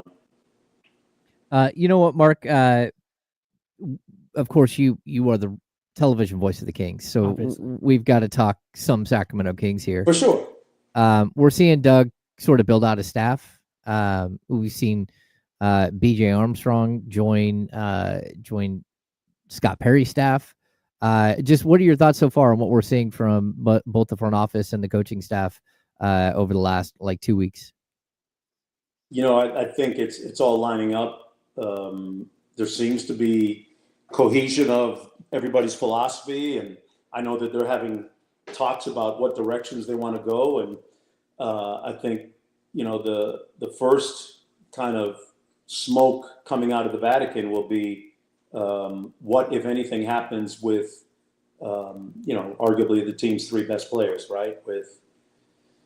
With Zach, with Domas, and with DeRozan, and how they choose to either build around those three or whether they choose to move somebody and acquire other players. But I love the experience that Doug has on his staff. Woody's a fantastic basketball mind. Going further up the totem pole, Scott Perry has been part of building championship teams in Detroit, and did a great job in New York being able to acquire the people they brought in. So I think some of the relationships and kind of front office savvy that Scott brings, and being able to pair Doug with a veteran coach like Woody and B.J. Armstrong, who's been around the block, it sets the team up good for being able to pull the trigger when they need to pull the trigger in the market, right? When, being able to know when it's time to strike and to be able to pick up the phone and have the relationships around the league and to be able to know the temperature around the league to get something done sooner rather than later. Because I think if you look back over the last, 2 years, there might have been some missed opportunities, Yeah. There was a thought at one time that Alex Caruso could have been on his way to Sacramento, I was told, and think about what he would have done in a Kings uniform as a wing defender and a three-point shooter. Yeah. Man. Well, Mark, really appreciate your time, man. Thank you so much for dropping in. We always love having you. We got to step aside here to pay some bills, but thank you so much for jumping on. Enjoy the game tonight. Enjoy getting some time off during the conference finals, and can't wait to see you back here in Sacramento. You got to talk to you guys again soon. All right. Sounds great. Thanks, Mark. Thanks, Mark. There he goes. Television voice of the Kings, Mark Jones. He's all over ESPN. Always love talking hoop with Mark. Yeah, me too, I'm man. a little bummed that we had to step aside, but Yeah. He's just he's such a good dude, and he's got his pulse on what's happening. Just like the little stories that he tells, like the Case and Wallace story. Yeah. Like it's the little nuanced stuff that Mark brings to the broadcast that I always enjoy. And that instinct of knowing why that matters. Yeah. Like the instinct of just clocking that conversation and being able to relate it to, he's the best. Yeah. Really, really enjoy talking hoop with Mark Jones. Nice job by you. Appreciate you getting him on, and appreciate Mark for stopping by. All right, let's talk point guards. Scott Perry said it in his opening press conference, or his introductory press conference. What do we need? Well, we need a point guard. So that's where we're going to start. We're going to go through all the positions here over the next few days, but we're going to start there. In-house options, free agent options, trade options. It's going to be a big discussion. Would love for you to join us on the Elk Grove Kia Talk line, 916-909-1320, 916-909-1320, and of course in the chatty house as well. I'm wondering if the point guard discussion might bleed into tomorrow as well. There's a lot to dig into. So stick around here on the Insiders. That's James Ham. I'm Kyle Madsen. Joe Brazil is with us at the home studio. We're the Insider sponsored by Jiffy Lube on ESPN 1320. It's Sacramento's sports leader.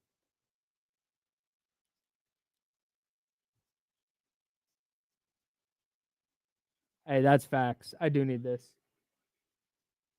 In fact, I have a couple things to take care of after the show today, and then I'm going to do this, Drew. Thank you for reminding me.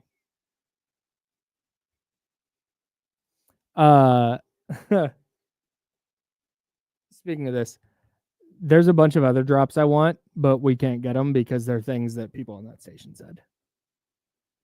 We had this guy call in before the draft. Had this really distinct voice.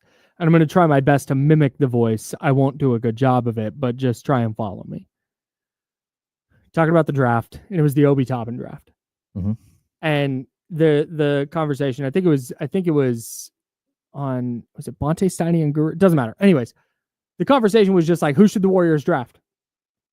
Call in and give us your take. And this guy calls in. He has this really distinct voice. And at one point, he just goes, Obi Toppin is a bad man. That's it was really high pitched. It was, oh my God. And he called him Obi Toppin. And we just had, anytime Obi Toppin comes up, just hit that drum. Yeah. Yeah, man. I like him. Like Obi Toppin's a quality player, man. Yeah. I mean, I don't think he's ever going to reach, No, he'll never match his draft status. Yeah. But he's going to be in the league a long ass time. Yeah. Isn't he sneaky old, though? I don't think so. I'm looking up his, He's 27. Wow. He's owed 14, 15, and 16 over the next 3 years. That's such a, for a 27-year-old man. Yeah. Got him in his prime.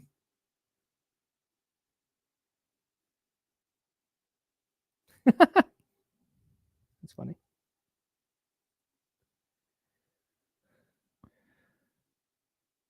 Yeah, because Obi, did he do 4 years at Dayton? So that's a good question. I didn't think so. Hey, so check 2 this years. out. Oh, okay. But he was late getting there, 20 and 21-year-old. Okay, that was okay. Do you want to know an insane stat from last night? Okay. Just following up on Mark Jones' open threes. So wide open threes for the Thunder, the Timberwolves last night. So it's nearest defender is 6+ feet away. Mm-hmm. That's a wide open ass look. Julius Randle 2 for 2. Ant 2 for 2. Now here's where it gets ugly. Naz Reid 0 for 4. Jaden McDaniels 1 for 3. Mike Conley 1 for 3. Nickeil Alexander-Walker 1 for 6. Dante DiVincenzo 1 for 9. Mm. It's like wide open, like warm up 3. Whew. So they were combined. What is that? 4, 5, 6, 7, 8. 8 for 30. That's not good. Oh, God.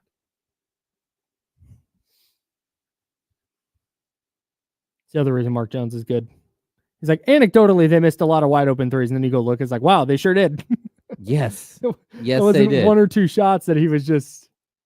I do that a lot. Like, I'll have a take. It happens with the 49ers a lot where something happens in a game and I'll have a take about it. And then I'll be like, oh, I have this thought. And I'll go look up the numbers. And it's a thing that happened the one time I just happened to notice. It's like, man, it felt like that happened a lot. Nope. Happened once. Yeah. Well, here we go.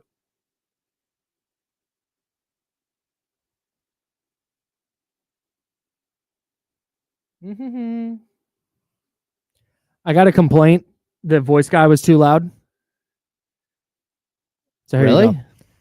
Yeah, they said the announcement was really loud. So here you go. I'm going to pot the music all the way off. Okay. Now, back to the Insiders with James Ham and Kyle Madsen. Brought to you by Jiffy Lube on ESPN 1320. I hope that was better. Did you lower the volume? Yeah, I turned it way down. Okay.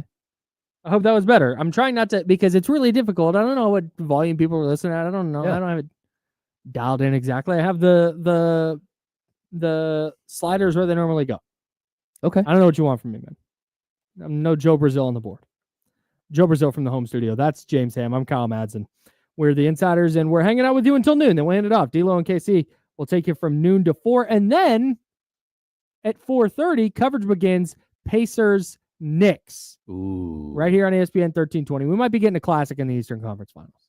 I think this is going to be a really fun series. I do too. Yeah. My one, I picked the Pacers in 6 because I do think over those last couple of games, I think they might kind of run away from the Knicks where the Knicks just run out of gas. Like they literally, it's just the Pacers play too fast and the Knicks do not have enough guys to keep up.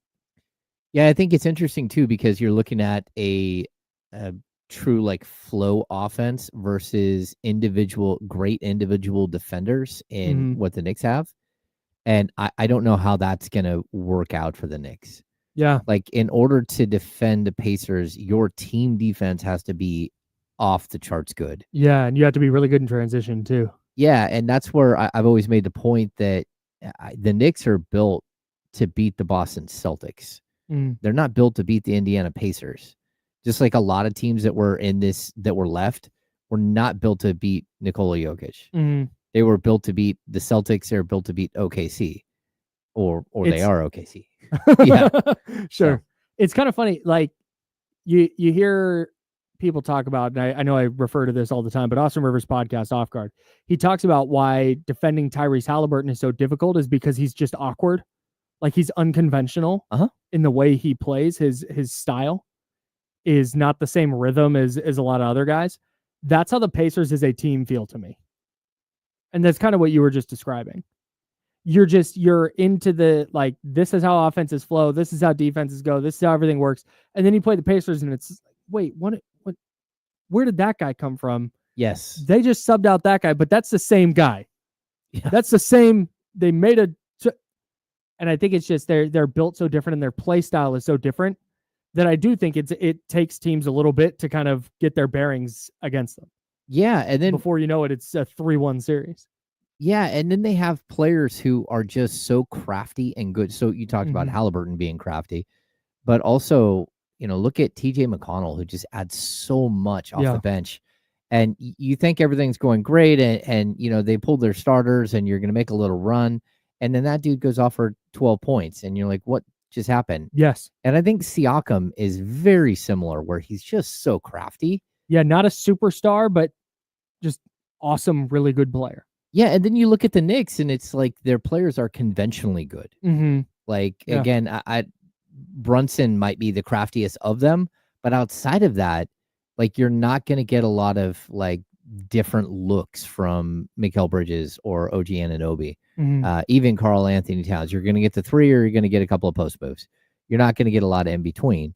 And I think that's what's so different about Indiana is that they're unique. And it's why I think they do have a shot in that series. And then if they make it to the finals, they've got a shot there. Yeah, for sure. Man, that would be nuts. That'd be so wild. So speaking of Tyrese Halliburton, speaking of point guards and TJ McConnell and the glut of players the Pacers have at that position, the Kings have none. Scott Perry said in his introductory presser, we need a point guard. It's priority number one. Yep. Got to figure that out. So we're going to figure it out for him. It's the purpose of this program. If you'd like to participate, 916-909-1320, 916-909-1320. This is the Insiders. That's James Ham and Kyle Madsen. All right. I want to get this out of the way quick because I think I know the answer. Okay. There's no in-house option here, right?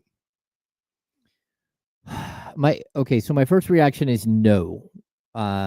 Like, I don't think Devin Carter is a pure point guard at all. At all. I think he's just a combo guard. Yep. And then I believe that Malik Monk is closer to a point guard than anything else that they have. But I also don't think that you can survive an NBA season with Malik Monk and Zach LaVine as your starting backcourt, just defensively. So yeah, and I just on the Malik thing real quick before you continue, I also think that asking him to be I hate this phrase, but pure point guard, takes away from what makes Malik Monk valuable.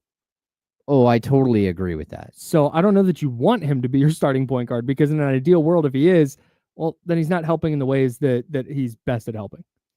I agree, but I also think there is a way in which you can support him and make him into a point guard. And again, this team doesn't need a pure point guard because they have Domantas Sabonis. And I would like to see Domas get back up to the 8 assists he averaged the year before. Yeah, I would agree. Right? I totally disagree with what happened down the stretch where it became ISO ball and just not a fun watch, but just out of desperation, trying to get through with the season and trying to hold on. Right. And I thought they went away from Domas as the primary hub on offense, and his points per game dipped and his assist numbers dipped. And I just thought it was a huge mistake. I think you can go back to Malik Monk as a starting point guard, but you have to have Keon Ellis starting next to him in the backcourt. And that means you've got to move Zach LaVine to the 3, or Zach LaVine can't be there anymore. And I still don't know if that works, but it's something that I would at least try, because I know how good Malik Monk is as a pick and roll point guard. But I so also, is your offense going to be pick and roll heavy? Well, it would have to be. And you don't have the players for a pick and roll heavy offense. Right. So, I mean, you can with Domas and a little bit with Valanciunas, but you also need like an above the rim finishing guy. To me, if you're gonna build out a more cohesive roster, because that's what this is about, right? Mm-hmm. Kings have a lot of players that in a vacuum are good, but the cohesion is not there. So to me, if you're gonna have a cohesive roster, you need somebody who's not Malik Monk running the point for you. Because I think there were a couple times last year where it was a little bit disorganized offensively, because you didn't have let's go to the conference finals, a Mike Conley. Mike Conley's going to knock down some threes, and he's going to make sure that things don't get out of control between Julius Randle and Anthony Edwards and ISO ball and all this stuff. He's going to bring the ball up. He's going to get the team into his offense, and then he's going to go hang out in the corner. Mm-hmm. And he'll shoot it if it comes to him. He's an organizer. Yes, and that's what I think. That's what I think Sacramento's going to need. And so, can Malik Monk run the point at times, or in a pinch play that spot? Like, yeah, for sure. We've seen it. We've seen him be a really good distributor. Like that's without question. But I think if you're talking starting point guard day one, I think ideally Malik Monk is your 6th man, and you have a starting point guard who is to use your word, an organizer. Just get everybody in the right place, and then get into the offense. Yeah, that's something that I don't know that I trust Malik Monk to do for 82 games. Well, I think the other problem too, I'm going to bring this up, and I don't like harping on him, because I don't think like Malik Monk is in bad shape, right? I think he's in good shape. But he's a hooper. Yes. He's not like a workout warrior. Yes. Right. And he loves to golf. He loves his off time. Yeah. And among us. I'm not like begrudging him for that at all. But if I had his money, I would do the same thing. FYI. Yeah, totally. I don't have his money, and I do that. Yeah. But I think Malik Monk, when you put him in a starting role and you started to play him 32 minutes a night, 31.6 minutes a night, I think you wore out really quickly. He played 65 games this season, 45 as a starter. Mm-hmm. If you look at his per 36 minutes, so the season before, he averaged 26 minutes a night, right? And you think, oh, well, at least this year he averaged 17.2 versus 15.4. He was a better player. He wasn't. The per 36 minute looks like 19.6 points per game as in this last season as a starter half the time, and versus 21.3 the year before. 6.3 assists as a primary point guard versus 7.1 the year before. He was better in limited minutes, in less minutes. And I think that's just his role, is to play, it can get up to 28 minutes. But if he's going to be a full-fledged starter, he better come into the season with that in mind, and that means like you got to be able to run a marathon. Sure. Because that's what the NBA is. And the energy that he plays with, if you lose that energy, which I think the Kings miss so much with him moving to the starting lineup, it just killed them. You need him to be at his best. And when he's at his best, it's as like a disruptive force, giving everything he has for 13, 14 minutes at a time, and then another 13 or 14 minutes in the second half. Yeah. And they just haven't been able to do that with him moving to the starting lineup. Yeah, man. For me, and obviously with no first round pick, you're not going to find your starting point guard in the draft. Nope. So to me, where I stand on things, and I think probably where Scott Perry stands on it, is there's not an in-house option, because that's not maximizing what you're getting out of Malik Monk. At least for me. So let's do free agent options first,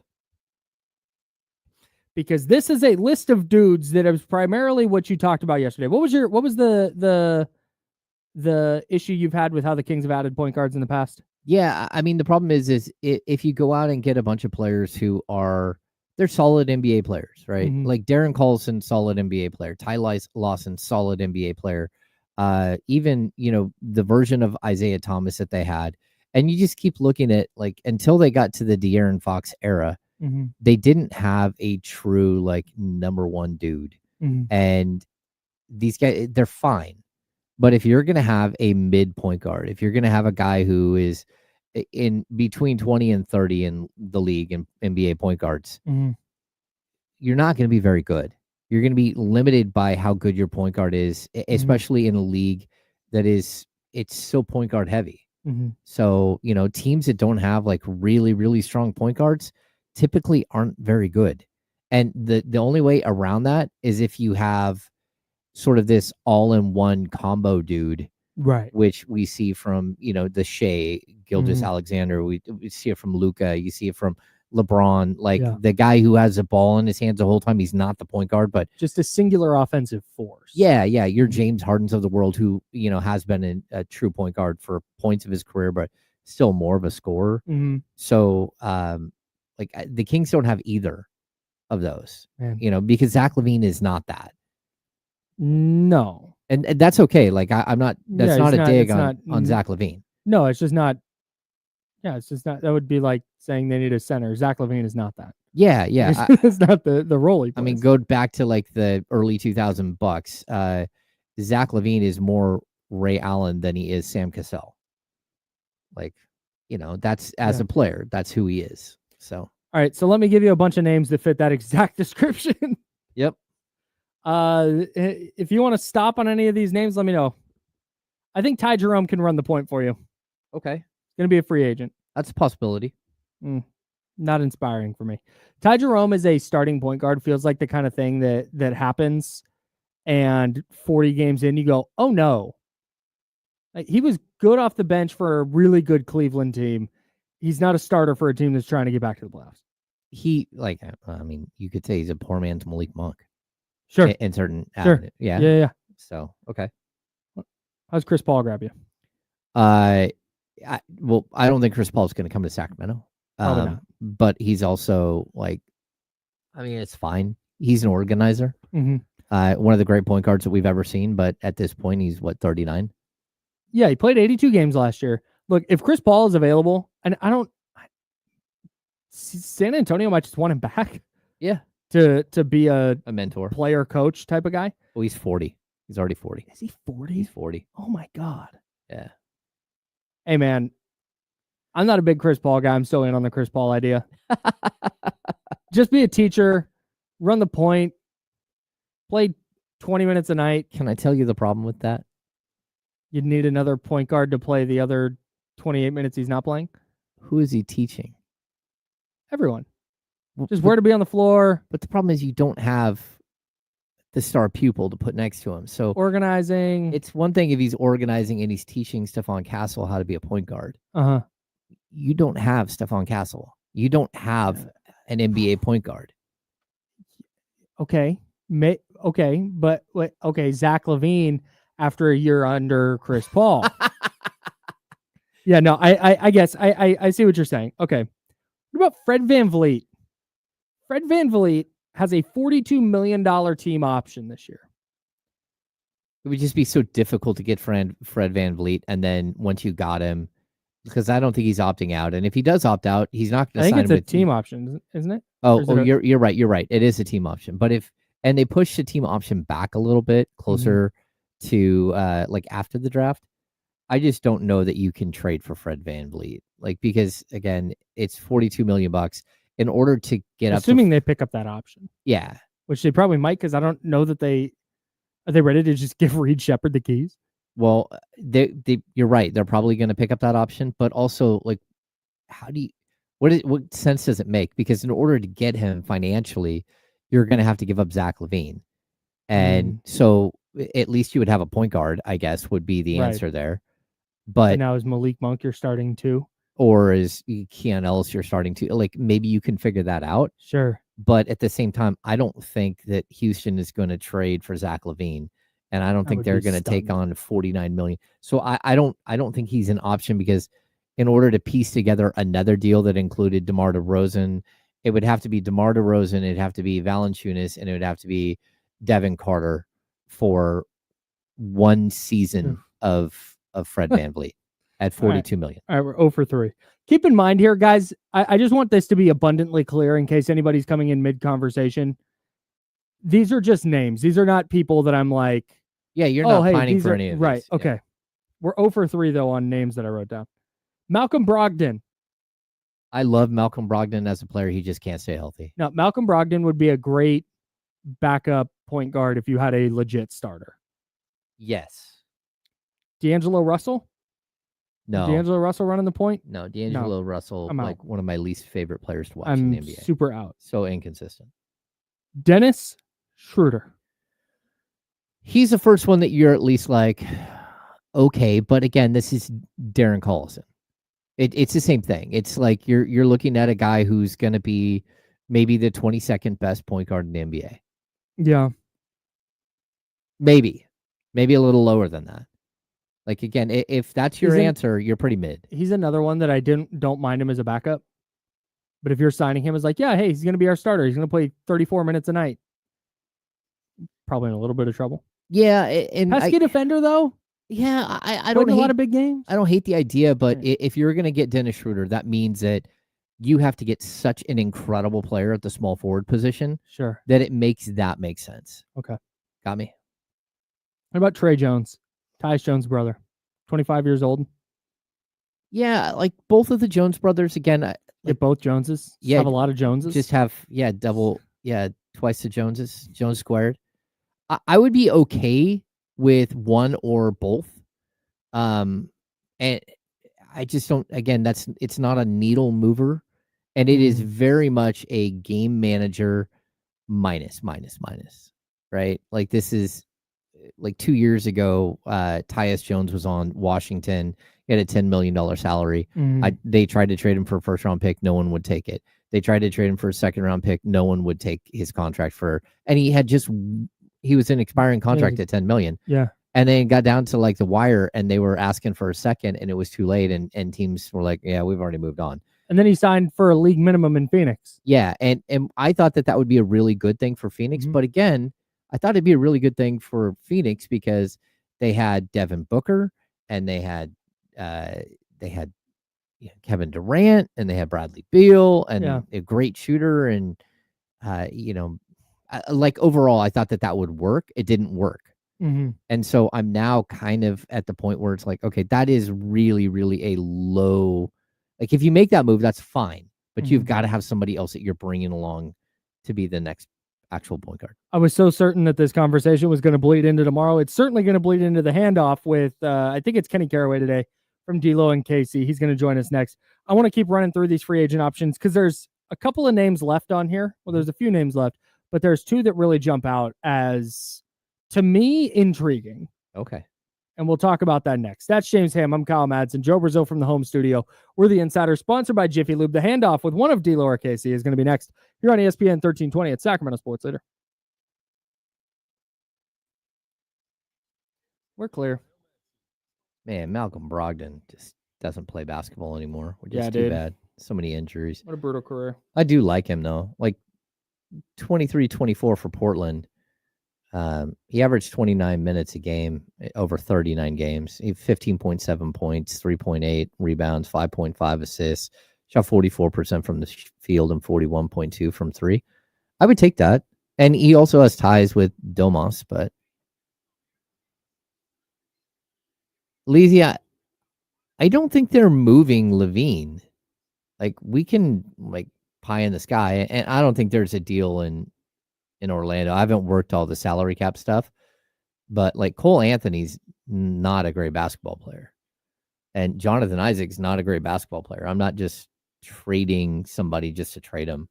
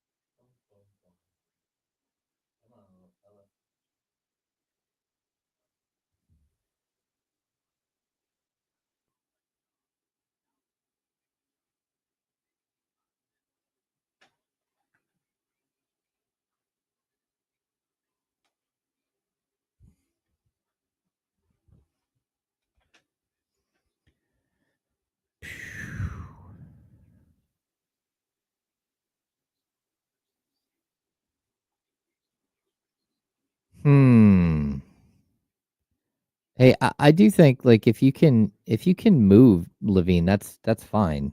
I just again, you have to get talent back because you gave up a whole lot of talent and you didn't get back a bunch of first round picks when you move Fox. So that would be my problem. Like the Kings should have found a way to not bring back either Levine, but they also should have figured out a way to get Castle back in Sacramento. Oh, that's a good question from Adam L. Kyle, did you get your mochi nut fixed yesterday? I did not. I ended up being here until later than I was anticipating. Oh, okay. How was your video thing? Good. Really good. All right. We're making moves on the YouTube side, guys. Kristen Cho, I don't know who's starting for the A's the next 2 games. Maybe Sears is well, I mean, let me see. Severino's been pretty good.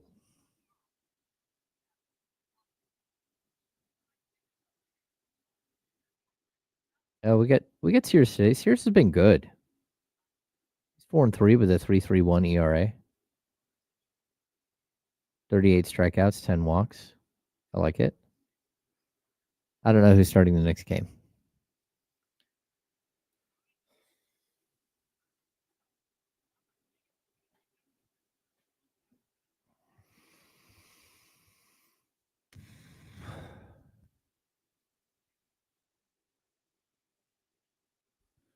Yeah, Scooter, I think the offense would work better with Levine versus DeRozan as well.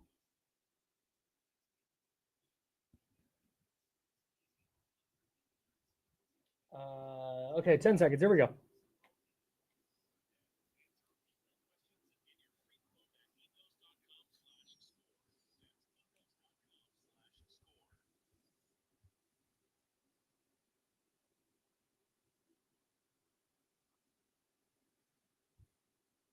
Now, back to the Insiders with James Ham and Kyle Madsen, brought to you by Jiffy Lube on ESPN 1320. All right, so I can't go tonight. I'm on vacation next week. Okay. And I've got stuff to do. Is there any days more stressful than like the 2 days before you go on vacation? At least for me. Okay, so a lot to do. I got to get cats to the right place. I got to get packed. I got to make sure stuff is cleaned out, like the fridge is cleaned out so there's not food in there. Like it's just a lot of like little laundry you got to pack. We usually have people stay at the house because of the dogs. Right? Okay. So that makes some of that a little bit easier. Yeah, for sure. But I also, I've traveled so much, I don't really stress that much about it. I just, I know that my clothes are clean, and then I can pack in 15 minutes. And it just depends on how long I'm going to be gone when I'm packing. So, but like, do you use packing cubes? Sometimes depends on the trip. I love this one. packing We cubes. probably will. Yeah, because it's a few days. So I can't go tonight, but something we should do. So our guy, or our friends over at Mojo's, bar downtown that I love very much. They have Kings trivia tonight. Oh, really? At 7:30. Oh, dang. And buddy, like I said, I can't make it tonight, but next time they do Kings trivia, which I'm guessing they will at some point, I might have to come in. We got to do a team. I have to come in like wearing a fake beard and. Not to hell with that. We're wearing our insider sweatshirts. We're letting the people know. And I'm going to be on your team when you win. No, we'll go over there. We'll have an ESPN 1320 team. We can get Kenny down there. We'll get D-Lo down there with Jesse and Joe and you and me, and we'll go have a trivia team at Mojo's. If you guys want to go, you can just make that happen tonight if you want. Yeah. Yeah, we got trivia down at King's Trivia tonight at Mojo's downtown. Okay. It's a really James good would spot. probably destroy that. Huh? James would probably just. That's what I'm go saying crazy. is next time. So they do regular trivia nights, but they have a King's Trivia tonight. I'm guessing they'll do King's Trivia again at some point in the future. Okay. If I And got we should all beat, go. I'd be like, I would be a little salty. I'd understand. It'd be I mean, King's beat. There should Maybe be- there it is. That's a bad. There joke. That should was be. I mean, stupid. what would James's? I mean, it's California and it's not legal, but what would his odds be at to win that? Like minus. Oh, it'd be like my. I would have to survey the landscape first Okay. because we know there's a lot of like diehard Kings fans who have been diehard Kings fans since 1985. Yeah. Ain't James. Ham, though. That's what. If it right, ain't Jerry right, Reynolds, I'm like, Right, so I'll that's it. take James. That's it. I think the problem you would run minus 250. I think is That's the fair. first thing That's that fair. jumps to my head. Yeah. The problem James might have is there might be a couple of like well actually answers. Like, well, that's not entirely right. But Yeah, if anybody, I can't go tonight. If anybody wants to go down, Mojo's 7:30 tonight. There's King's Trivia. Go check it out. that just seems like something we Good should beer, good we food. should go down there and hang out and do King's Trivia one night. I'm Yeah, down to for just sure. do regular trivia. I We'll have trivia discuss night. this. Okay, Trivia we'll, tonight in the we lake. should go do. Okay, anyways, Shout out. salute to Mojo's. Yeah, man. Do you want to do? Would you rather talk about Kenny? Okay. Kenny Caraway's here, by the way. It's a handoff. It's time now for the handoff. I already said that. Taking the handoff from James and Kyle today. Yeah. Here's KC. Yeah, we told Kenny you. Caraway. Yeah, Kenny Caraway. Yeah, we got it. D'Lo and Casey coming up next. They'll take you up to 4:00. 4:30, game one of the Eastern Conference Finals. Pacers against Kenny's Knicks. Right here on ESPN Go New 1320. York. Go New York. Would you rather talk Pacers Knicks, or would you rather continue this point guard conversation James and I were having? Free agent point guards the Kings might want to or should go pursue. Let's go free agent point guards. I Okay, great. didn't get I'm an so glad opportunity you to said that, listen 'cause that's what I before, so I wanted. didn't, normally Okay, listen. here's so who I didn't know what's going on. Here's who we've X'd off the list. Okay. Ty Jerome, Chris Paul, Fred VanVleet, who has a $42 million team option with the Rockets, Malcolm Brogdon, D'Angelo Russell, Dennis Schroeder, not X'd off the list, He might be a maybe. but definitely like that's got to be a minor move in a sea of bigger moves. Trey Jones, same kind of deal. Like, don't hate the idea, but there needs to be more to it. And that moves us to Russell Westbrook. Well, we forgot Tyus Jones. Oh, So and Tyus Jones. Tyus Jones also in the mix. our other idea was just go full Jones. Get both Joneses. Sign both Joneses. Okay. Get Isaac All Jones right. into the rotation. Mason back Colby Jones. Bring back Mason Jones. Get Mason Jones in here. Yep. And just Jones it up. Just Second the round pick, another Sacramento Jones. Russell was Sacramento Jones. Sacramento? Kai Jones? No. Yeah. Okay, Kai Jones. Nice, dude. Yeah. Very good. All right. An entire team of Jones. And we have Mark Jones as the announcer. There we go. Come on. That brings it full circle. Shout out to Mark Jones. You just buy one jersey that says Jones, and then it's got Velcro numbers that just pull off. Dry erase. Russell Westbrook has a $3.5 million player option with Denver. Mm. Kind of intriguing to see if he picks that up or not. How do you Yeah. feel about Russell Westbrook, the Kings point guard? Well, first and foremost, we had mentioned this the other day on the show, and I'll just say I'm all for Russell Westbrook. Okay. Not in the starting role, though. Russell Westbrook on the team, coming off the bench like Sure. he did in Denver. He's got a $3 million player 3.5. option. Yeah. I'd say here, Russell, here's 2 years, $10 million, five a year. Mm. Come be in Sacramento. Come finish your career here. I do that in a heartbeat. Now, I know you guys were talking about starting guards. So I wouldn't have him as a starting point There's guard. a bunch of these dudes in here that if they're your second point guard, you feel great about it. I did think about D'Angelo Russell, though, when you said D'Angelo Russell and you guys X'd him off the list. Mhm. That's not my first choice. That's not what I would want. But Mhm. I'm not against D'Angelo Russell there. I'd probably want somebody a little bit more defensive minded at the point guard position with having Levine in that backcourt or whatever. But you got a shot maker, you got a ball handler. Can dish it too. He can dish it. On Kenny Caraway's list, I wouldn't X him off just yet. Okay. I hadn't thought about D'Angelo Russell until you said it, but I'm like, But could let you me think about it a little bit. Could you imagine a starting backcourt of D'Angelo Russell and Zach LaVine? That's what I don't hate D'Angelo Russell in a vacuum. It would need to be on a different version of the Kings, though. Yeah, I mean, you'd give up For me. 150 a night. Yeah. Maybe so. I mean, I think when that's your concern, you're talking about like somebody's going to be a problem, right? So even if you got Drew Holiday is probably the type of point guard next to Zach LaVine that you're looking for. Mhm. But Drew We're Holiday, jumping ahead in the discussion, but go ahead. Oh, sorry. Well, I thought about him the other day. But Drew Holiday's what, 36, and makes hella money. Mhm. So there's going to be give and take somewhere. Yeah, no doubt. I just the thing with D'Angelo Russell specifically is I don't like James. You're right about the defensive issues. I think you're not maximizing the rest of your players if you have D'Angelo Russell running the point, though. Yeah. I think that takes away shots from Zach LaVine.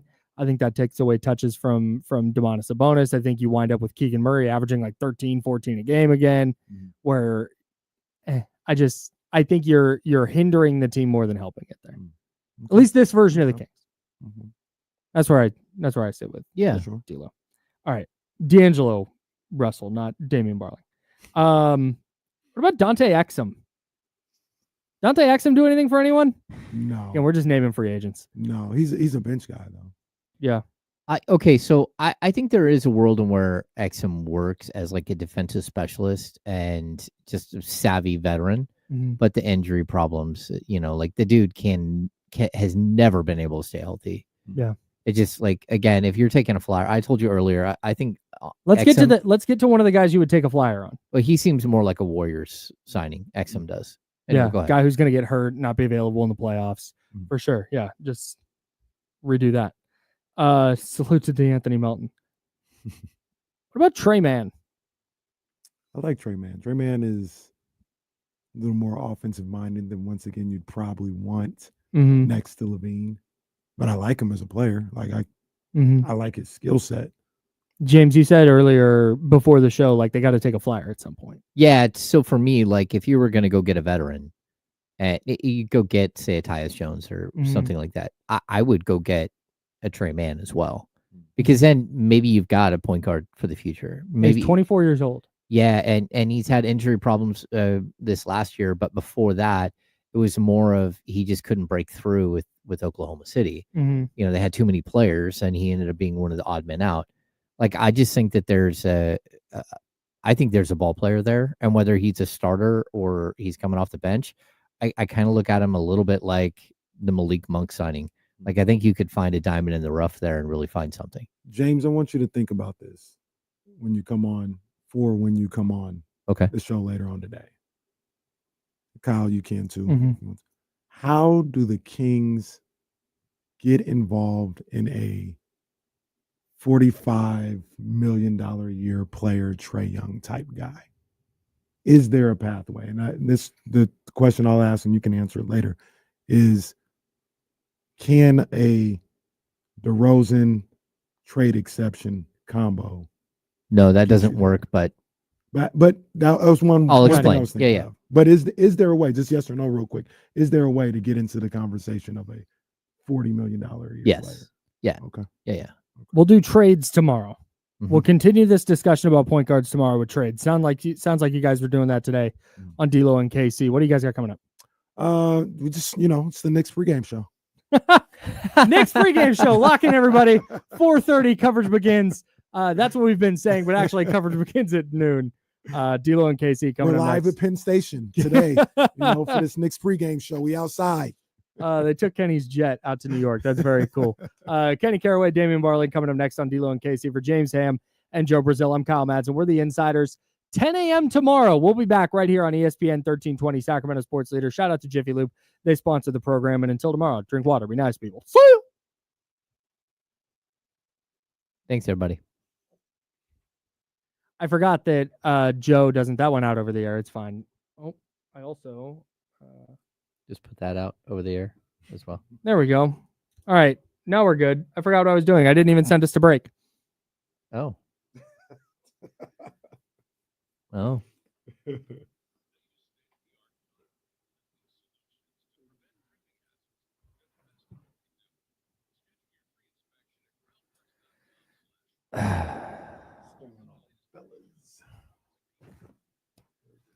Okay, I think I have this right. I'm going to go now before I mess anything else up. Goodbye, chatty house.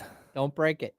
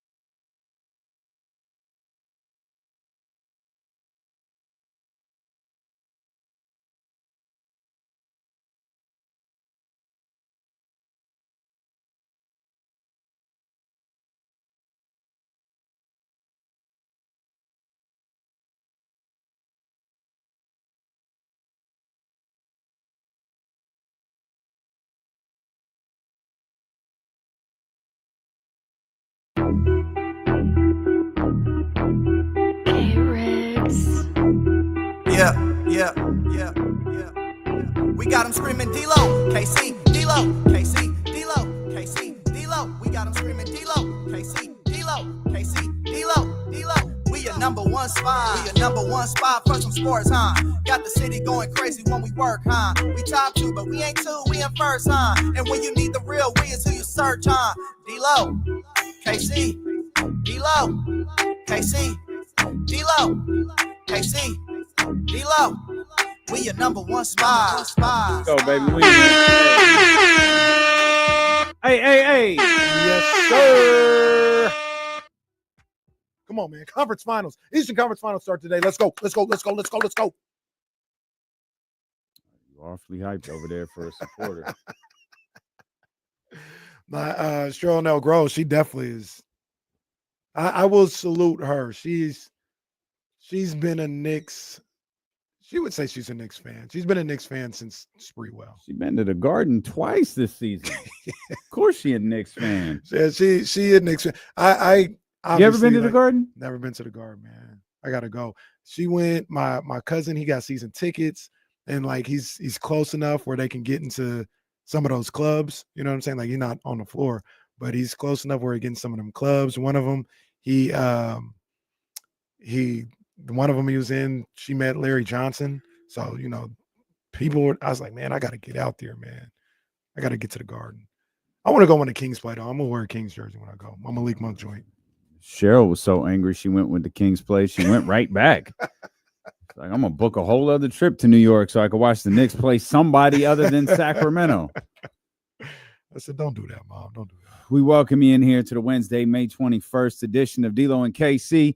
Make no mistake about it. This show starts and ends with Jesse Tapia. What are you doing with him? Say that again. This show starts and ends with Jesse Tapia. What are you doing with him? Hey, there be no fear. Jesse's here. You just know. I know who's listening right now and know when there are grievances. Woo, boy. Come on, man. Be careful. Come on now. I know. And hey, we work everything out as a family, and we'll be quick to take something to the radio that don't have no business being on the radio. I'm Damian Barling. The ultimate needle mover. Hell, hey, hold on. I'm going to cut that off. Hey, everybody, goddamn. There's like 20 people already pissed off at me. You think I'm worried about getting a couple more upset? I'm getting text messages at 11 o'clock Saturday about something. You think I'm worried about upsetting more people? Saturday? Bruh, I ain't even tell you that. What? I ain't even tell you that because I don't feel like there's anything to tell you yet. But yeah, I ain't even told you about that yet. Office hours 9 to 5. There's Don't text me. 9 to 5. What office you work at? At 9 to 5. Shoot, what 9 to 5? It's more like 10 to 3 Tuesday through Thursday here. Hilo about to hang somebody over that railing over there. Hey, go ahead and play with me. The ultimate needle mover in God mode himself. I'm in God Y'all mode. know what it man. is. That's Kenny Caraway. Man. Yes, sir. Acknowledge me. And we are live. From the worst slums of Sacramento. Y'all want to do, huh? I'm not saying. Y'all want to do. Hey, man. Hey. I want to be clear. I don't want this. Jesse's right. He's right to my right. He ain't going nowhere. Yeah, He we're right good. here. We're Right good. here. He We're right here. here. We're good. We're a little pissed off, but we're good. No, we No, go look, fired up. I'm just saying, like, you know, over the summer, It's the you know- wrong time to play. over the summer, I was talking about, look, man, 49ers, man, you got to do winning has to be the most important thing. Winning has to be the most important thing. Don't confuse that for me not understanding what Brandon Ayuk and Trent Williams was talking about. Don't confuse that for me saying I understand completely where they're coming from. That's all I'll say. I understand completely. Yep. Hey, I get it. I want everybody listening to look up. We on the corner right now of F around and find out. That's right on the corner.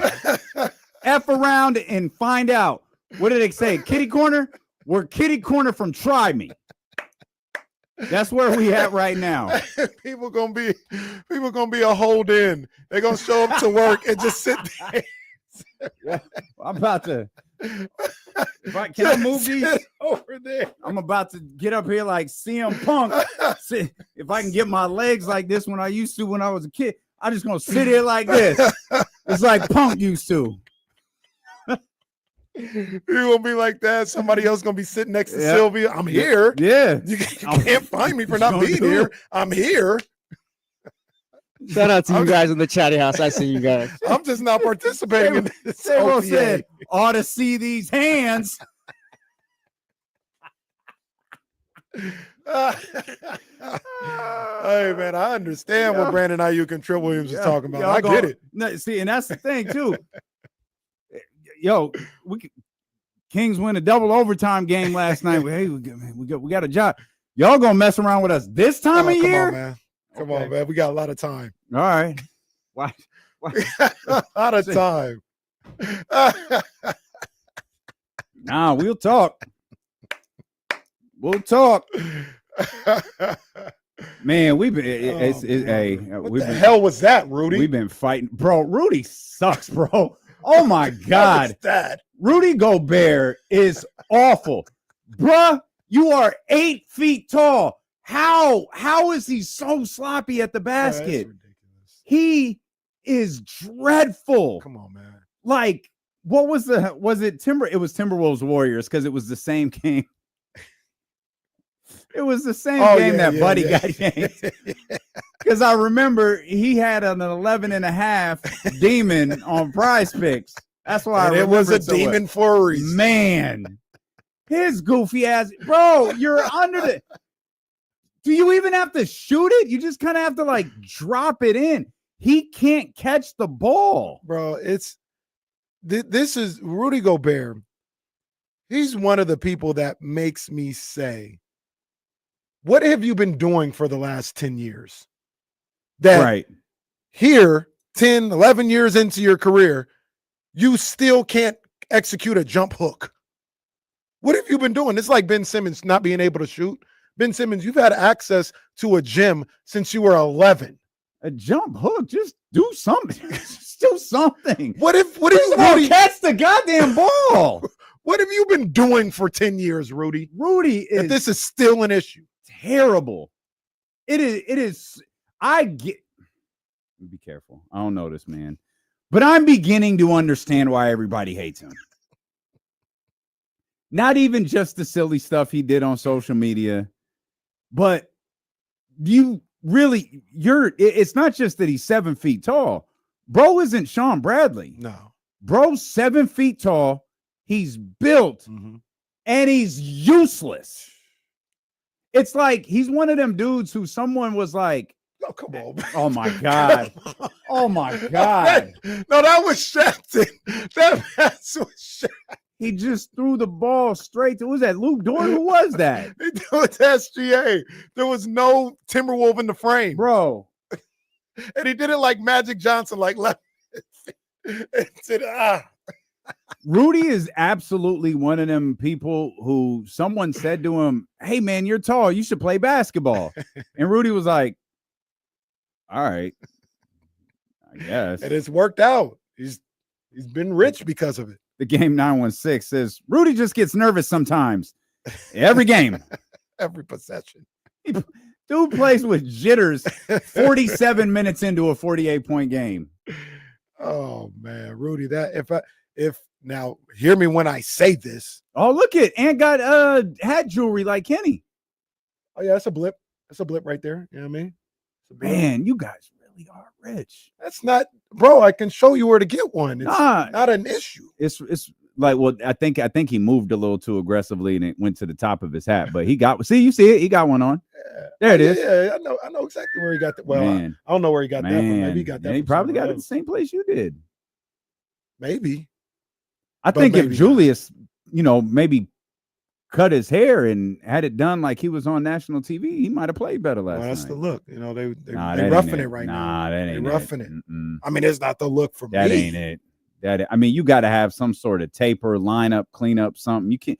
I'm all for letting it grow and letting it pop, but you gotta do something. Well, he actually does have a lineup. Does he? Yeah, he's got a lineup. It's just that's it. Like there's no taper to it or nothing like that. It's a bad one then. Because if you look at his line, like it's like there's a line, a hairline, and it's crisp, and even his beard is lined up. It's just like line. Like remember how Anthony Hamilton used to have his beard? Rewind it, yeah. Like it was lined up, but like the core of the beard like wasn't combed, wasn't nothing. Like it was just there. It was just a straight line. That's how Julius doing it. I mean, all right. I'm not judging. That's just not what I would do. I'm a little too vain, I guess, for that. Well, you can, yeah, same. You can do what you want to. You better play better. No, yeah. You better not get locked up if you're going to look like that. All that was fine a week ago. Yeah. When you was getting 29 on Draymond. Man. Started off the game well, though. Well, he did. I think, what do you have? Did he have 20 in the first half. I think so. I think he had 14 in the second quarter, 20 in the first half. Obviously, the story of last night's game was just that. It was the first half and the second half. It was the spurtability. That's what it was. It was the spurtability of the Thunder. That's a phrase. That's a real word. I don't like that phrase, and I don't know why it became a part of basketball lexicon. Like, I'm not, but yes, that is in fact the case. They went on one of them. They went on one of those runs. But what was it? It's in the notes. What was it, like 70-40 in the second half? It was the Timberwolves were up 4 at halftime. It was a 4-point game, like 4 minutes to go in the third quarter, something like that. And then, it was 30. I have all these numbers in front of me, but I'm being a jackass and I got my feet up. We're pissed. It was a little bit. It was I think it was 38-19 in the third quarter. I'm sorry, it was 32-18 in the third quarter and 38-22 in the fourth. And it was all she just wrote. Had nothing. It was all she wrote. It was just two very, very different halves. The game didn't start good. The score was close, but I don't know whether it was nerves or whatever. Like, fill out rounds. Yeah, well, I think Minnesota came out and I think they scored the first 8, and then OKC regrouped, and then the game kind of settled. It just settled really ugly. It just was a tough watch. Timberwolves, I picked them to win, but if McDaniels, Nas, DiVincenzo, and Alexander Walker play like that, this is going to be a short series. I don't think they will. Like, they shot dreadful yesterday, but if that's what you're getting, I mean, this might not last 10 days. Oh, man. Well, okay, so there's a lot. We'll talk about it. We'll break this game down. We'll get ready for Kenny's big night. Come on, baby. The Eastern Conference Finals getting underway. That's my boys. That's my cousins. You're not helping yourself. That's my cousins. That's my cousins. You know what I mean? Steeler and KC brought to you by Sky River Casino and Sacramento Sports Leader, ESPN 1320.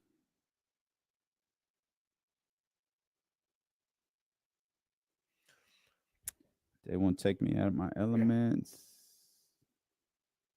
I haven't. What? Run that back one more time. Okay, there you go. Big shout out to my people over at Flatland. 1 second, sorry. This is a bigger issue. Yeah, yeah, okay.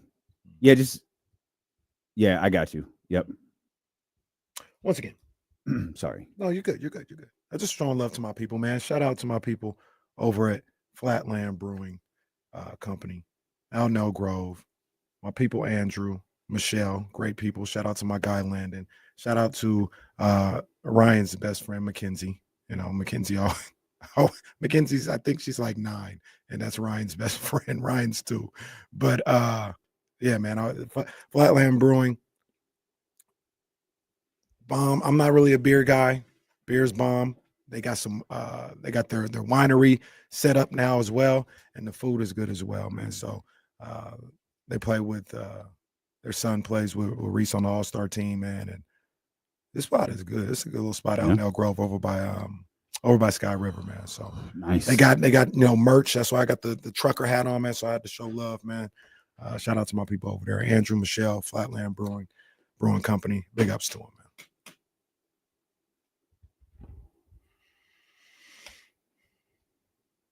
man. That's cool, Weezy. Said to have a Sacramento Haze beer. Yeah, they That's do. I gotta get that shirt, and then I gotta get the trucker to go with it. This is a great trucker. You know, one of the sneaky things about trucker hats. Did you get that shirt there too, or is that different? Never mind. Go ahead. No, I didn't get the shirt. No, I didn't think. You know, somebody said one time, everybody likes a little ass. Nobody likes a smart ass. Well, that's better than, because I was going to say, I know you ain't about to say nobody likes a big ass, because I don't know what culture you from, dog. I don't know what culture you from, dog. Nobody's saying that at all. So sometimes I be getting trucker hats and the lid be too small or it dips all the way down. It's funny. Nah, you got to be careful with some of the trucker hats. You just never know until you get it. It's a good one. Lid's a good size, fits good on the head, sits up on the head the right way. I got to find out who they got their stuff from. Okay. Yeah, because they did their thing with this one.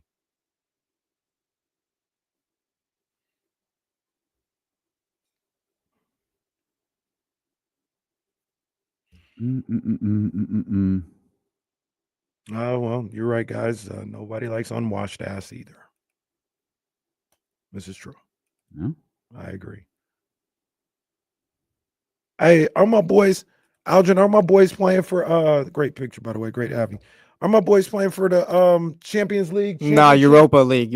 That's the level down. That's for the, hey, you weren't good enough to get into Champions League, but you were good enough to get into Europa League. No. Okay, these are my boys too. Tottenham's my boys too. Oh, PSG? Okay. Yeah. I think PSG's in the final. Yeah. Tonight? Today? No. That's the next final of- weekend, I believe. Let's go, The boy. final of what? Let's go. Champions Champions League, boy. Come on, baby. PSG, boy. Let's go. I'm gonna have to wear my PSG jersey or kit. That Bro, day. who aren't you a fan of? Besides the Dodgers Warriors. and the Warriors and the Eagles. I don't know. Dr. David had a fishy picture circling Dr. around the Hey, internet yesterday. Get this guy in timeout, I bro. don't know, man. Get this guy in timeout, I bro. don't know. Dr. David, like the paparazzi. He's I don't know what he's talking about. oh dear God, a Joey Badass album is coming. They ain't put an album out this week. Well, what I mean is with all the Joey Badass is going to war with the entire West Coast. he is. And now all of a sudden we got an announcement for an album drop. Okay. Hey, and look, It looks like it's a ways away though. August. Kind of winning, bro. Well, has anyone responded? Did TDE Oh, yeah. respond? Oh yeah, they've been getting that, and they've been getting after it. Shout Okay. out Ray Vaughn, shout out Reason. Yeah, I didn't hear. I know they've been Ray doing their Vaughn thing. dropped one. I just didn't have the time to listen. They've been to doing it. their thing. It ain't like they looking like some punks out here. They've been doing their thing. But Joey just well killing unique on that. Welcome to New York sample. Man, that boy been yeah, killing it. Joey Badass. He's one of my favorites in the game. Like, period. Like on small screen, in hip hop.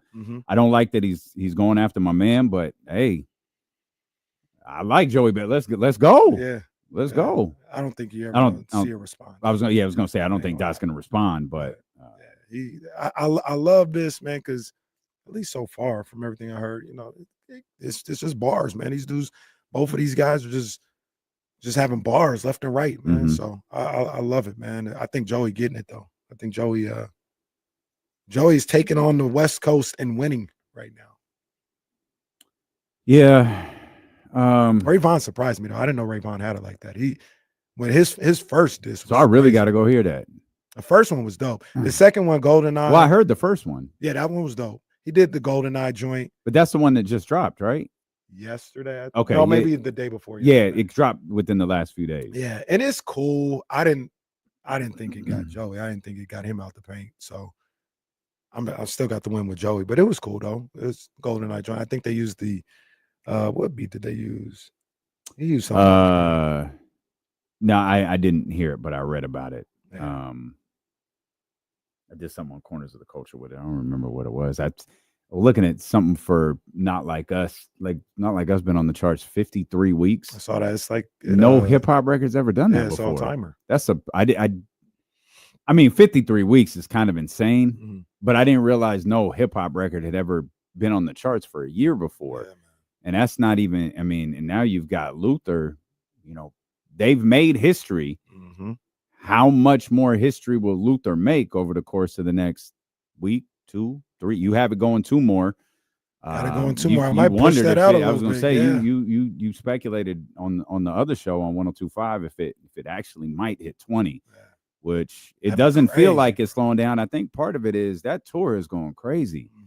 And with that tour, that's why you saw GNX. It hadn't really fallen out of the charts. I think it'd been in the top 4 since this tour kicked off. It's right back to number 1, and part of that is whether you're at the tour or not.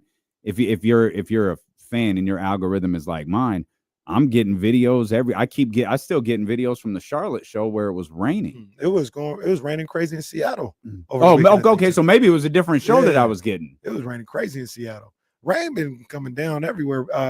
Cowboy Carter, I don't think it got rained out. I think she still performed, but in Chicago Chicago was crazy. downpour. Yeah, Chicago was But crazy. yeah, Seattle, the Kendrick show in Seattle, I think over the weekend. So maybe I was seeing clips of two different shows because I didn't realize it was raining on both those shows. I knew Charlotte was a mess, but visually, boy, I don't know. I wouldn't have enjoyed being there, but visually it looked crazy. Ain't gonna rain this weekend.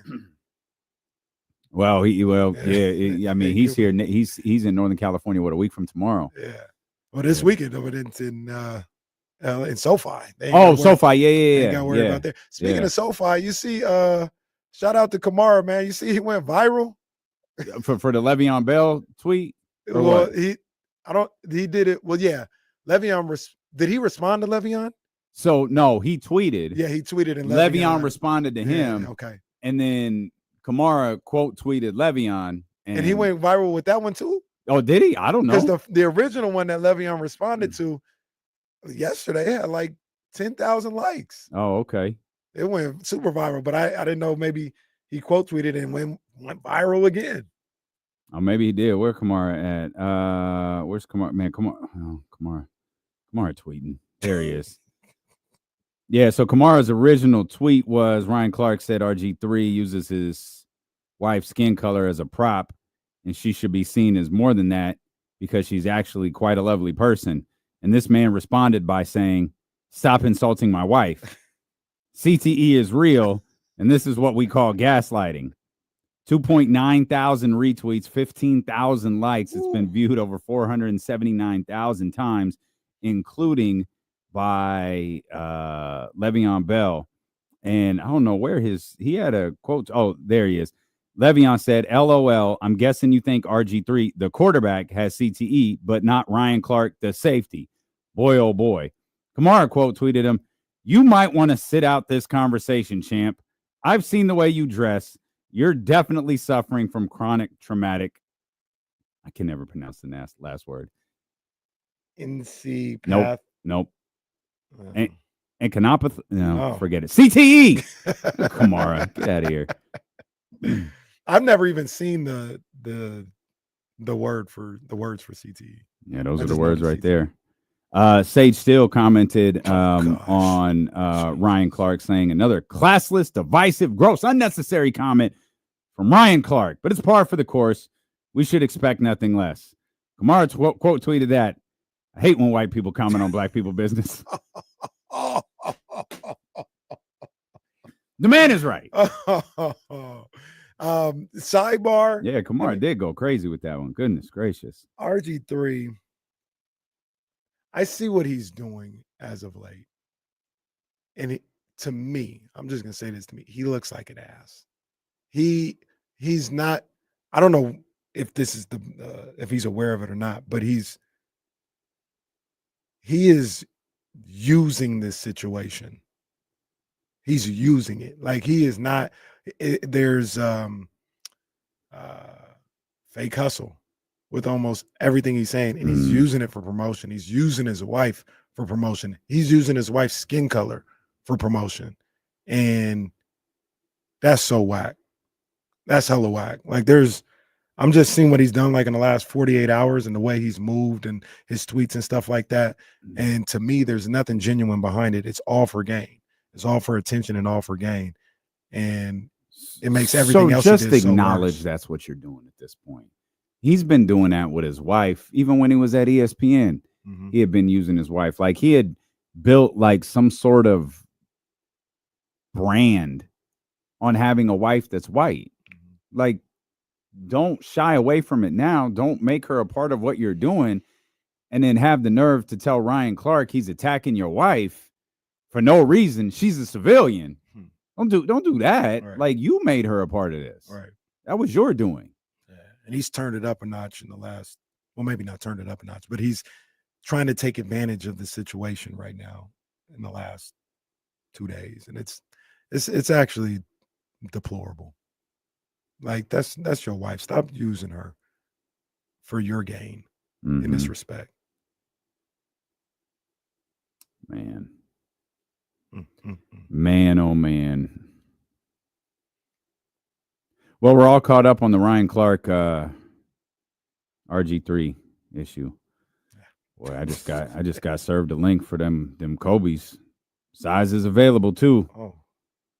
Too bad I can't wear them because I don't hoop. Well, why don't you start hooping? I'm 44. I went for a run on Sunday. Didn't feel great. Didn't feel great. Like, and I only went 4 miles. Not good. Oh, Not good. I saw our boy last night. I saw our boy, man. There was a little Sac State thing I did yesterday, introducing the coaching staff, the basketball, Mike Bibby's coaching staff. So I saw our boy. You know who I saw? I don't. I said, LB. Oh, Lord. Oh, Jesus Christ. What's Al talking about? Well, you know what he said. He said, I'm right Where around you the at? corner. Yeah. I'm right around the corner. He said, and tell Delos has to get over here. Yeah. What's he doing? Yeah, he probably listened. He said some other words. I'm not. Yeah, you can't repeat. Yeah, I know. Man, him and Luka Doncic got a lot in common, boy. Him and Luka Doncic got a lot in common. That's facts. 'Cause I was in here one time and I didn't even met the guy before, and he was just letting it fly still. Oh yeah. Al ain't got time to be cute and correct. Like he gonna talk like he talk. He told the story. I think you had said it before because it sounded familiar, but I wasn't sure. It was still funny about the carrot coming off the screen. Oh Jesus, yeah. That was the first time I ever met Al, and I had that was like a date. That's what dating Kara was like. We're going to play basketball. Yeah. No, he real quick. He said, "Yeah, talk to Kara." She's like, "Yeah, I got a rebounder today." That's facts. That's facts. That was the very first time I met Al, and he would tell Kara was missing shots, and Kara back then was her temper was a smidge bit shorter. So if she's missing shots, it's not good. Right. And it's elemental. So Al recognizes she's fuming. Misses a shot. He grabs the ball. Come off that mother effing screen harder. I'm the screener. I'm on her team. Mind you, there's no defender. There's nobody there. Her, me, and Al. Come off the screen harder. Comes off, nothing. Misses the shot. Come off the screen like you're in a GT game. Again, she's missed maybe 4 or 5. She comes off the screen and hits me. Hits the shot. That's what I'm talking about. And I'm like, oh, okay. Comes off this, runs, go, boom, hits me hella hard. Hits the shot. Does that 3 more times. All right, do your sprint. She had to run, come back. She had to hit shots while fatigued. Go do your sprint. Al reaches into his pocket, pulls out that stupid dip he used to do, and looks at me, starts cackling, and puts that stuff, that garbage in, and turns around, and he's cracking up, and he thinks this is the funniest thing in the world. That's how that man became one of my best friends, was because of that day. Oh man, and I'm glad I get to know him now too. He always said, I'm not gonna say exactly, but he's like, can't stop bleepity bleep and get over there. Yep. I got something for you. Believe me, you don't want to know what he got. That's why when I saw Mike, I think we talked about it. Mike got the job, huh? Oh man, if they announce Al Biacani as that strength and conditioning guy, Al texted me that weekend we were in Monterey. Oh man. Them poor brothers have no idea what's about to hit them. No clue. He got basketball in China. He got them women in China playing well. Their basketball program was trash. He got there so he was at the 08 Olympics. By the time they got to London in 12, they were competing for medals. Al is like as much fun as we have with Yeah. Al. Like he is the truth. Now, my man Jamil Pugh, former Sac State legend, at one point one of the best dunkers in the world. He tells the story when I seen him last night. He was like, "Yo, the best shape I've ever been in my life. Yep. Just a truck and being able to jump to the moon was when I was working with this guy talking about Al. He's like, that was the peak of my powers when I was working with him. Yep. That's what he does, man. Yep. That's what he does. I'm just old enough where I don't need to be at the peak of my powers. See, I'm like, I recognize I'm old, but I need to be the peak at whatever my powers are. Like, I don't know what they are, but like, I know, I used to, when I was 25, 6, 7, 8, I was working with a lot of people who were older than me, like 36, 37, 38, going into their 40s. And, I would tell them like, hey, here's, signs that your metabolism is working the way that it's supposed to. Here's things that we want to watch out for, because most people are trying to lose weight. And they would stall. And I just didn't recognize until I got to be this age that like, oh, it's a lot harder to do some of this stuff. Like not maybe, you feel like you're doing the movements. Yeah. You feel like I'm training, like I'm not in bad shape. I don't even look like I did in those pictures. Like, and those pictures were 08. And I thought, you know what? This was about, we're a week out from Vegas. So it was like 7 weeks ago. I was like, yo, I'm gonna really tighten up and see how close to that I can get. Man, child, please. I ain't even sniffing that. Like, again, I'm not like, I'll run with my shirt off. I won't be as confident, but yeah, my body just doesn't respond the way it used to. That's why I need cold plunges and the other thing, the compression joints we was talking about yesterday. Yeah. Nah, and that's because a glass of chocolate milk ain't gonna bring me to recovery like it used to. Right.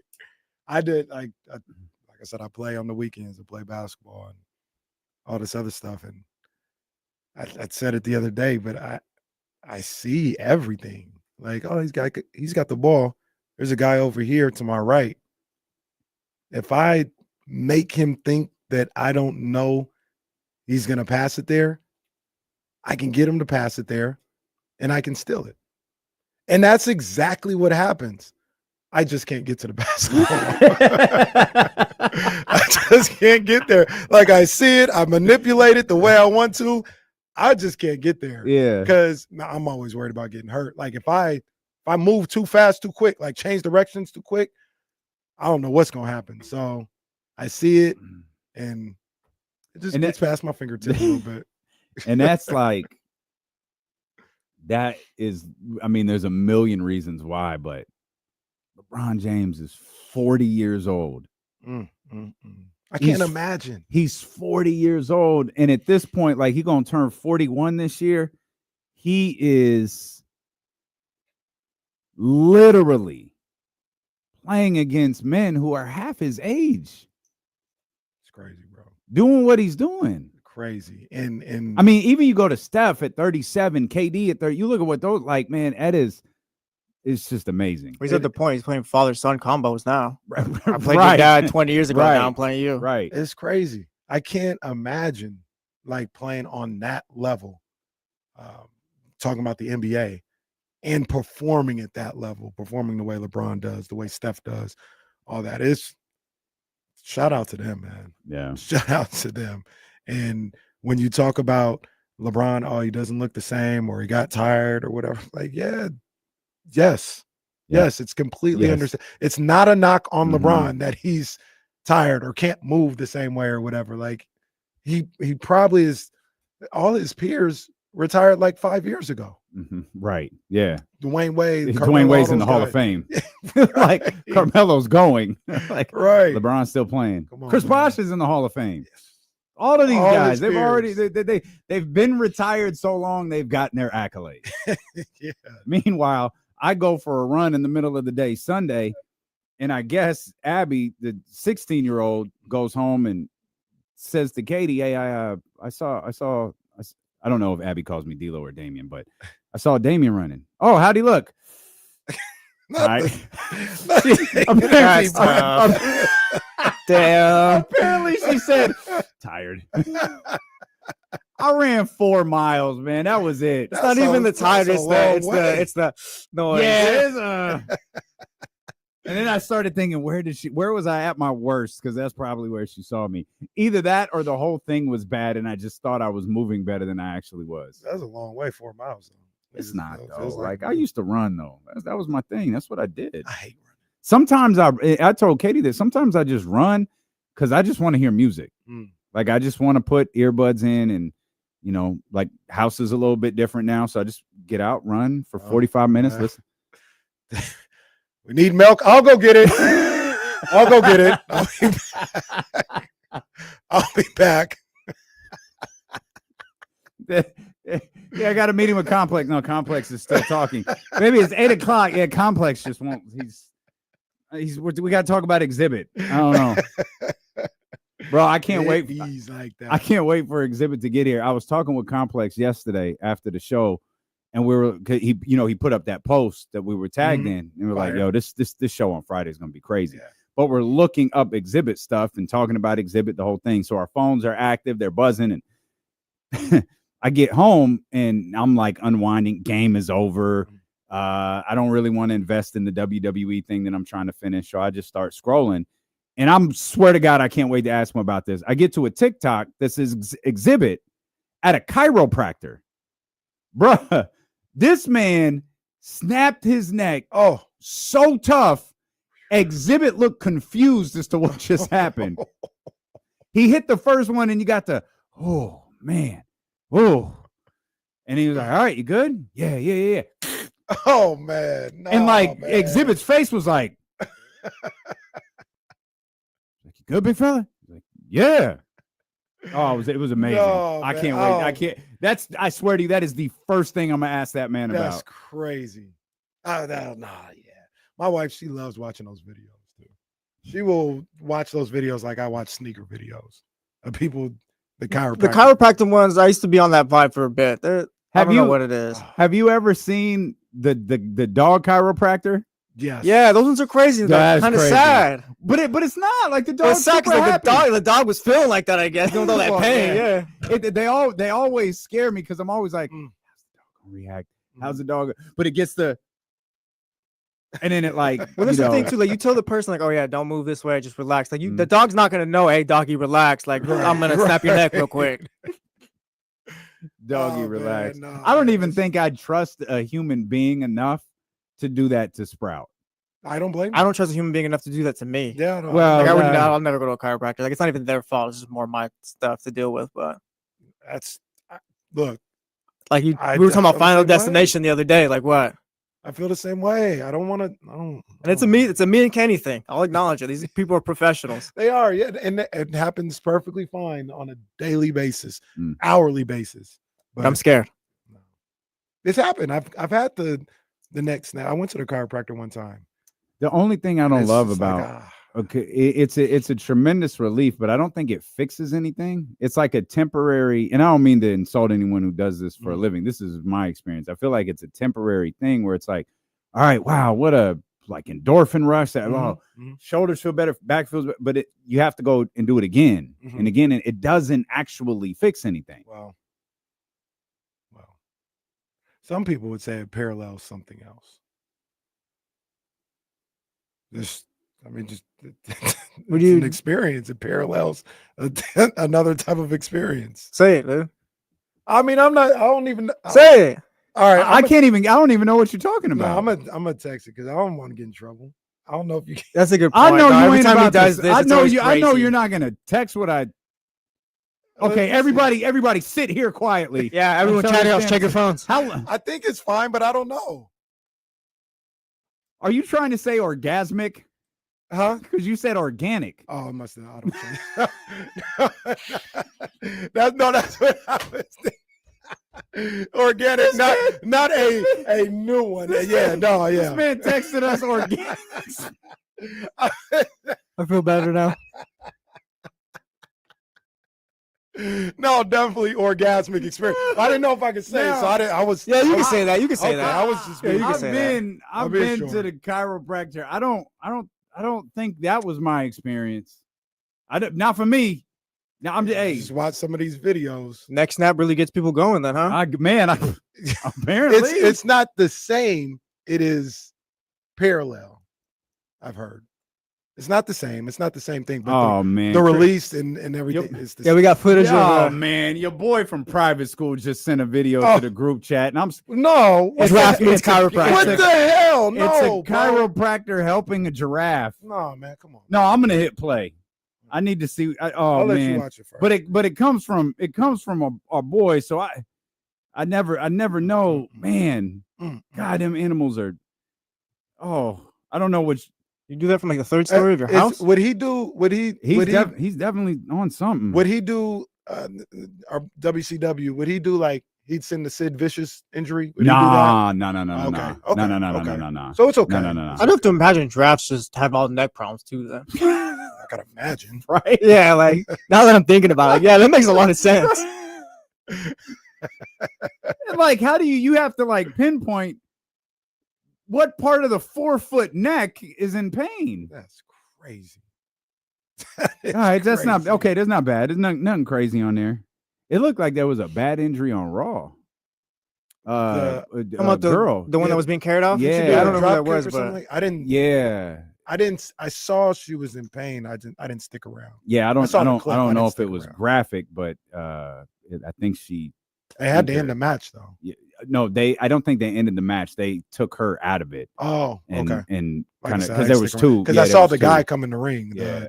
One of the black shirts. Zabo says it was Zoe Stark, and he said it was bad. Oh yeah. So- When I saw like warning on I was like, I'm good. This ain't for me. This is not for me. Gosh. By the way, giraffes have 7 feet worth of neck. By the way, Like With- Rudy Gobert. 7 foot, yeah, 7 feet worth of neck. I bet they can catch the ball. I bet you that giraffe who just got the neck adjustment can catch the ball better than Rudy Gobert can. I mean, the theme of the day, Rudy Gobert is useless. I think We'll come back. I We got ain't doing nothing. We on strike today. It's Thilo and KC, brought to you by Sky River Casino on Sacramento Sports Leader ESPN 1320. I was trying to type so fast I didn't even put the right thing. Probably happens That's hella organically. It was an organic experience. All right, cool. I'm hyped for 2. I wasn't even sure my man could be with us anymore. Yeah. He said, Let's go. He said, ain't no thing. Ain't no thing.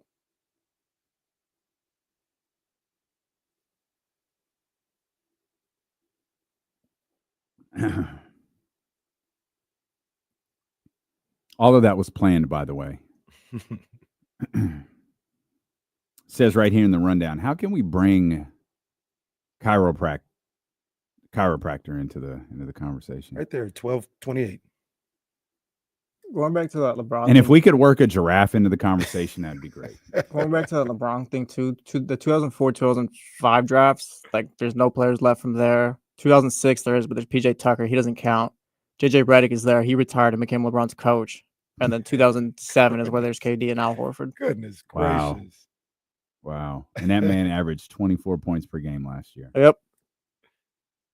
Man. And he's not slowing down. Like, And the he might crazy do it again thing, next but year. he can only be measured against his younger self. Not fair. He can't be measured against anyone else in the league. He can only be measured against a different version of LeBron James. And once again, he's not even like trash. Like he gonna average 24 points a game next year. Yeah.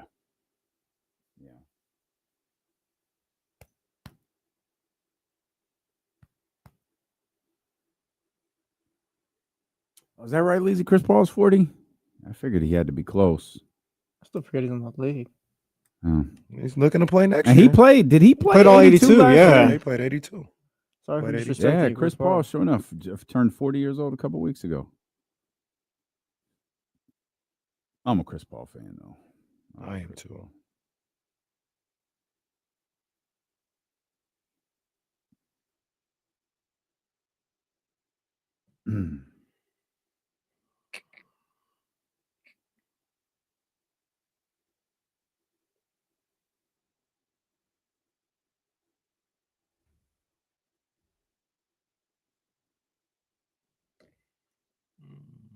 Somebody said something. Oh, John Post. Damon Edwards. He was on the team when I went to the Sacramento Holiday Classic and Georgetown came to Arco Arena. It was Sac State, Georgetown, Grambling, and Fairfield University. That was the first time I laid eyes on Allen Iverson. And I said, oh my goodness. Who is this guy? It was his freshman year. And Sac State they didn't beat Georgetown. Georgetown obviously won both games. It was just like a little round robin. But Sac State won the next night.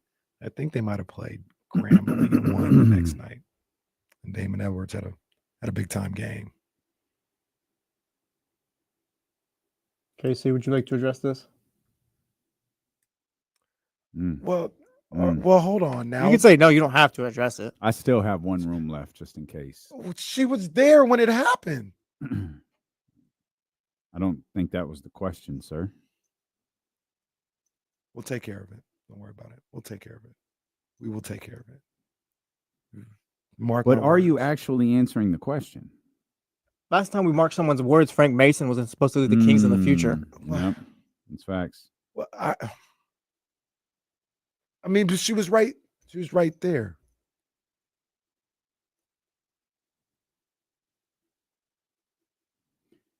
Damn. Kenny is safe nowhere. Damn.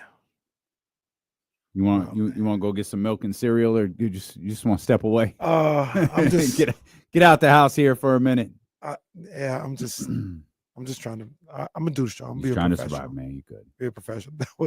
It kind of reminds me of the time that we talked about this before, but when Guru's wife called the show. Did you ever see that clip? I don't think so. I feel like Drew down. Wait, Kyle would know. Kyle, remember when Guru's wife called the show?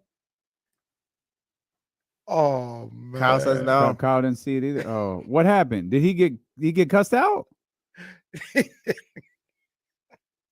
He didn't get cursed out, but they were doing a show in Las Vegas. Okay.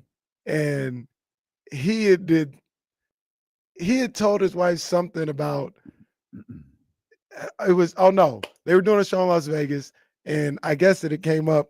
She was like, oh, well, I'd like to go. Why can't I go? And Guru was like, oh no, they're only paying for one room, so me and Steiny have to stay together. So Steiny started talking on the show or whatever, and was like, yeah, Hold on, is it Guru's wife called in to call out Guru on his bold-faced lie on August 1st, 2023? Oh, we got it? I think we do. Oh, we need to run this. This was a shoot. This call was a shoot. We'll see it. You can see Guru's. I feel like I have a vague, maybe we've played this before. I have a very vague memory. I of won't this, even say nothing. My man Goo. Shout out to my man Goo, man. That's my dog, man. That's my lovely. Let's go to Mia. Hey, hello, Mia. Hey. Hello. Hey, Mia. How you doing? Oh, I'm a little upset. Look at this. Why? Guru, you should be asking why, not me. What are you doing calling? Because I was just listening to the last segment and I heard a bald-faced lie that was told to me. What was that, Mia? You guys keep breaking up. So, but anyway. Yeah, you can keep talking because you're coming through loud and clear. You're on the air. Oh, I'm sorry. With this Vegas trip. Yeah. Daryl, can I go with you guys when you go to Vegas? Because I want to go see Usher. Yeah. I wanted that to be my gift for myself this year. And he's like, oh, no, you can't go. The station is not getting us 2 rooms. We're only getting 1 room. So Steiny is sharing rooms. And then I hear Steiny saying that he's taking his daughter with Sure. him. I'm like, wait a minute now. She's gonna stay in her own room, That's not right? what Daryl just Mia. Mia, I don't know what When to did say. you Don't start try to change listening it to now. Don't try to change it now. When did you start listening? You got caught. Regardless, you don't know when I listen. Wow. So he will be on the couch And rightfully for so. I don't know how long. I cannot believe Because she's I've been never wanting called to the see station. Usher for a long time before his Steiny residency doesn't was know over. we're So I'm doing trying two to save rooms. me a Help couple me, man. dollars. So Yeah, I could just have to pay for my ticket. I wouldn't have to pay for Right. my hotel No, room. That'd be on. You don't Daryl. like Vegas, remember? No. You don't like Vegas. Remember? I don't like Las. I was trying to I take like us Usher. I like Usher. I love Not- You know what? I think I'm going to take my daughter to that show. What room she's staying in? Oh, so now you're going to She's make staying it in my even room. worse. Yeah, you know Dude, what? oh, Me, it's man. weird. I feel a little awkward because where are the kids at? Are they home? Yes, they are. Oh, my They're goodness. listening. Well, this is not your finest they're hour. Denying their mother to see Usher. Stop. Mia, you never called. I'm Just embarrassed. want me- Mia, just don't be a want- just stranger. want Oh me my to spend more God. money. Wow. But, yeah, we're getting bunk beds. Yeah, Steiny and I. Goo, that is amazing. That's my boy, man. Shout out to my boy Guru, man. That was a Hey, classic. Guru was going through it. I think he tried to Oh. drop in a hang up real quick, but caught himself at the end. I think if you look closely, you can see the beads of sweat coming down. That was He said, "Help me out, man." That was the longest drive home in the history of Guru's life. Steiny, she's not staying. Help me out, Steiny. Steiny, in what room did she stay in? Oh, my boy Guru, man. I gotta link up with my guy Guru, man. It's been a Poor, minute. poor Goo just wanted a day alone. He just wanted a night to himself. He looked like academics when Migos was about to fight Joe Budden.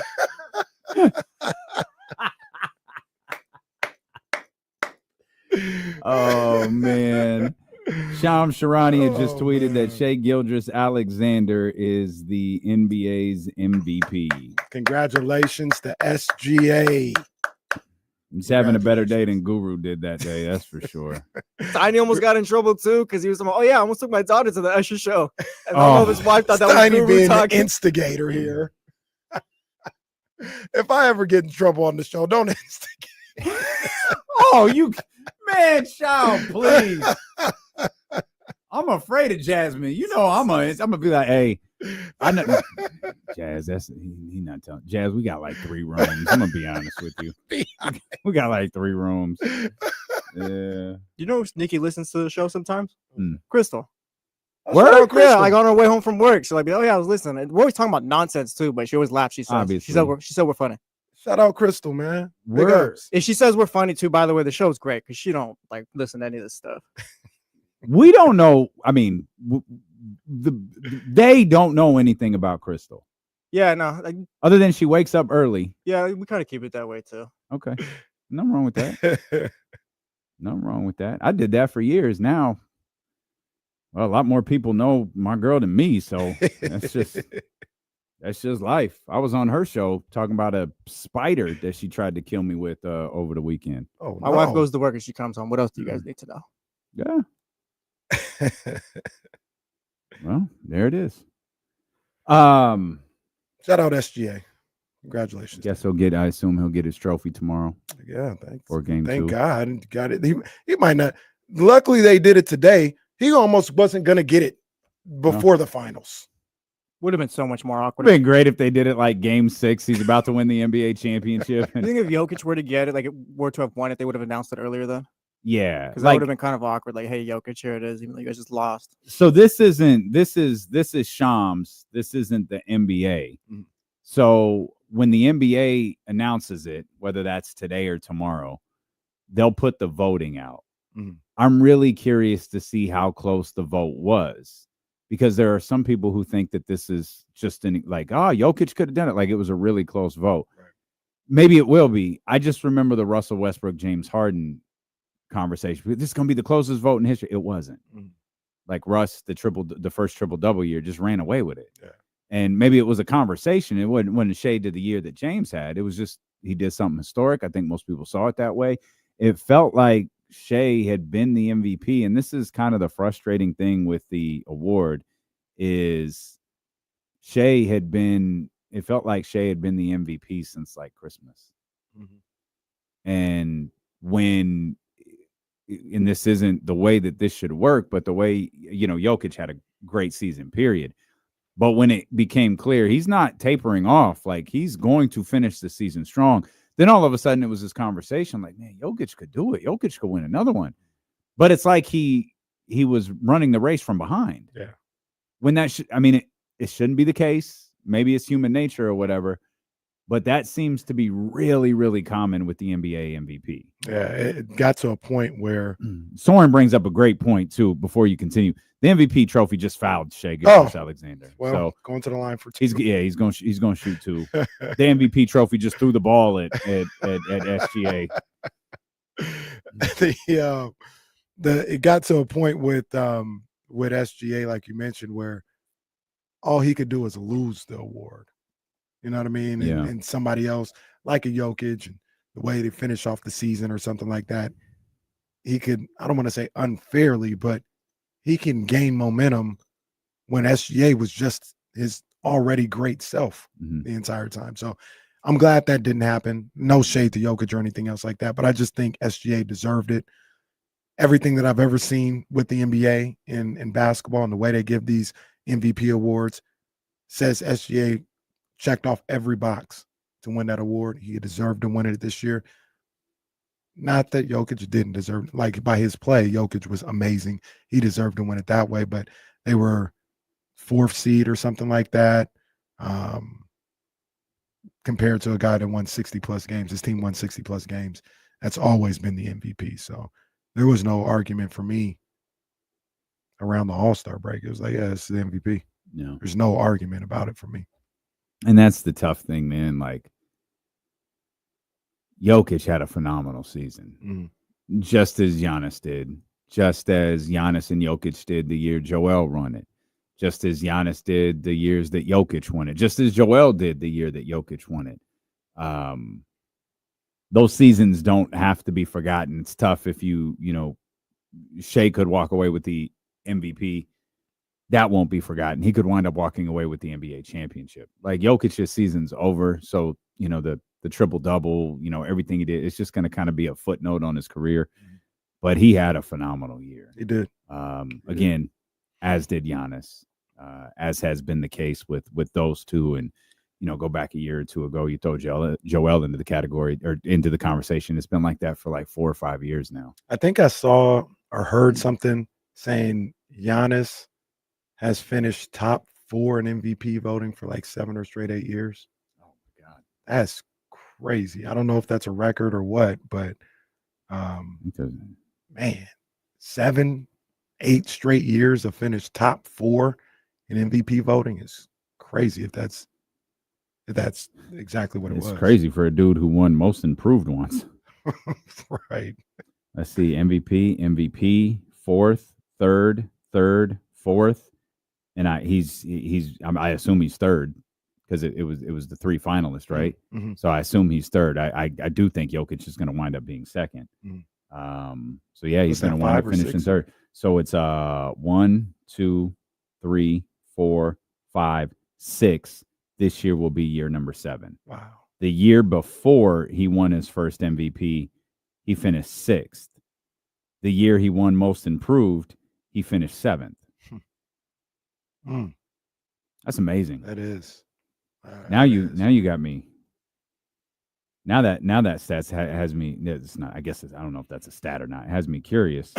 What's Jokic look like? Jokic is probably 5 years.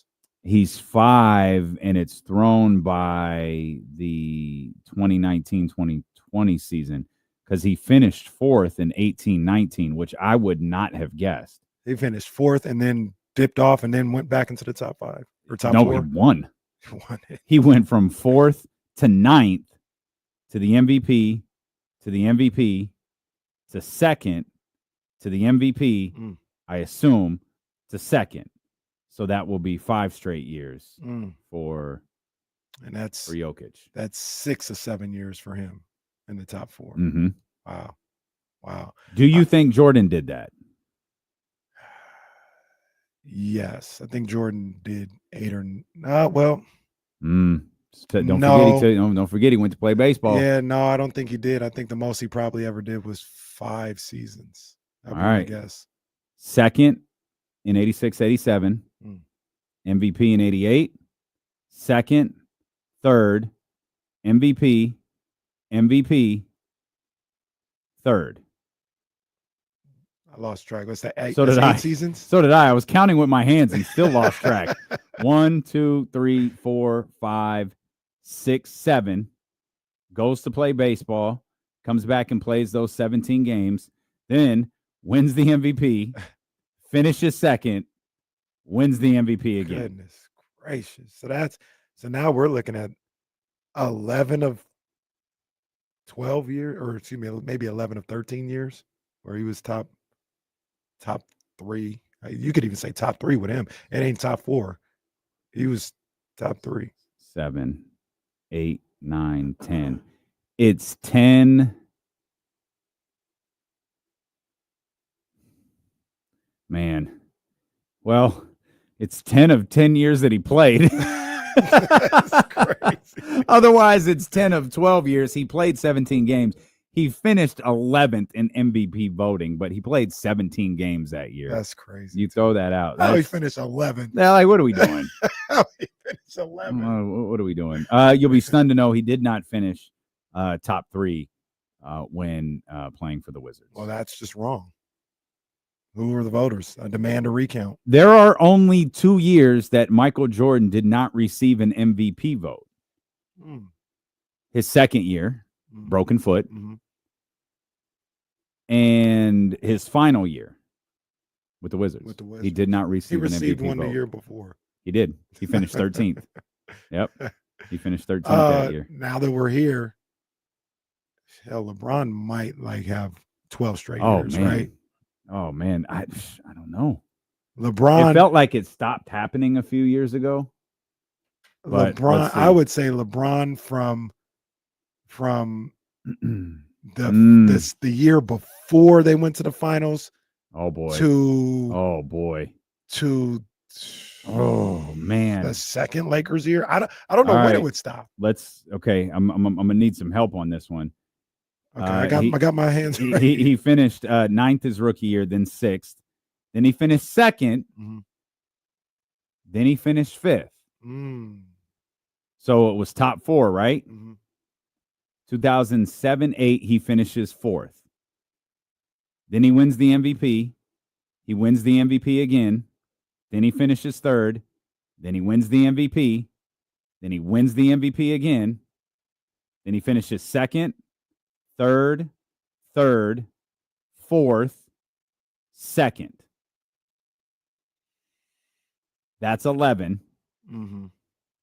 Then he finishes 11th the year he plays for the Lakers and Luke Walton. Oh, man. Come on, Luke. Finishes 11th. The next year, he finishes 2nd. Ooh.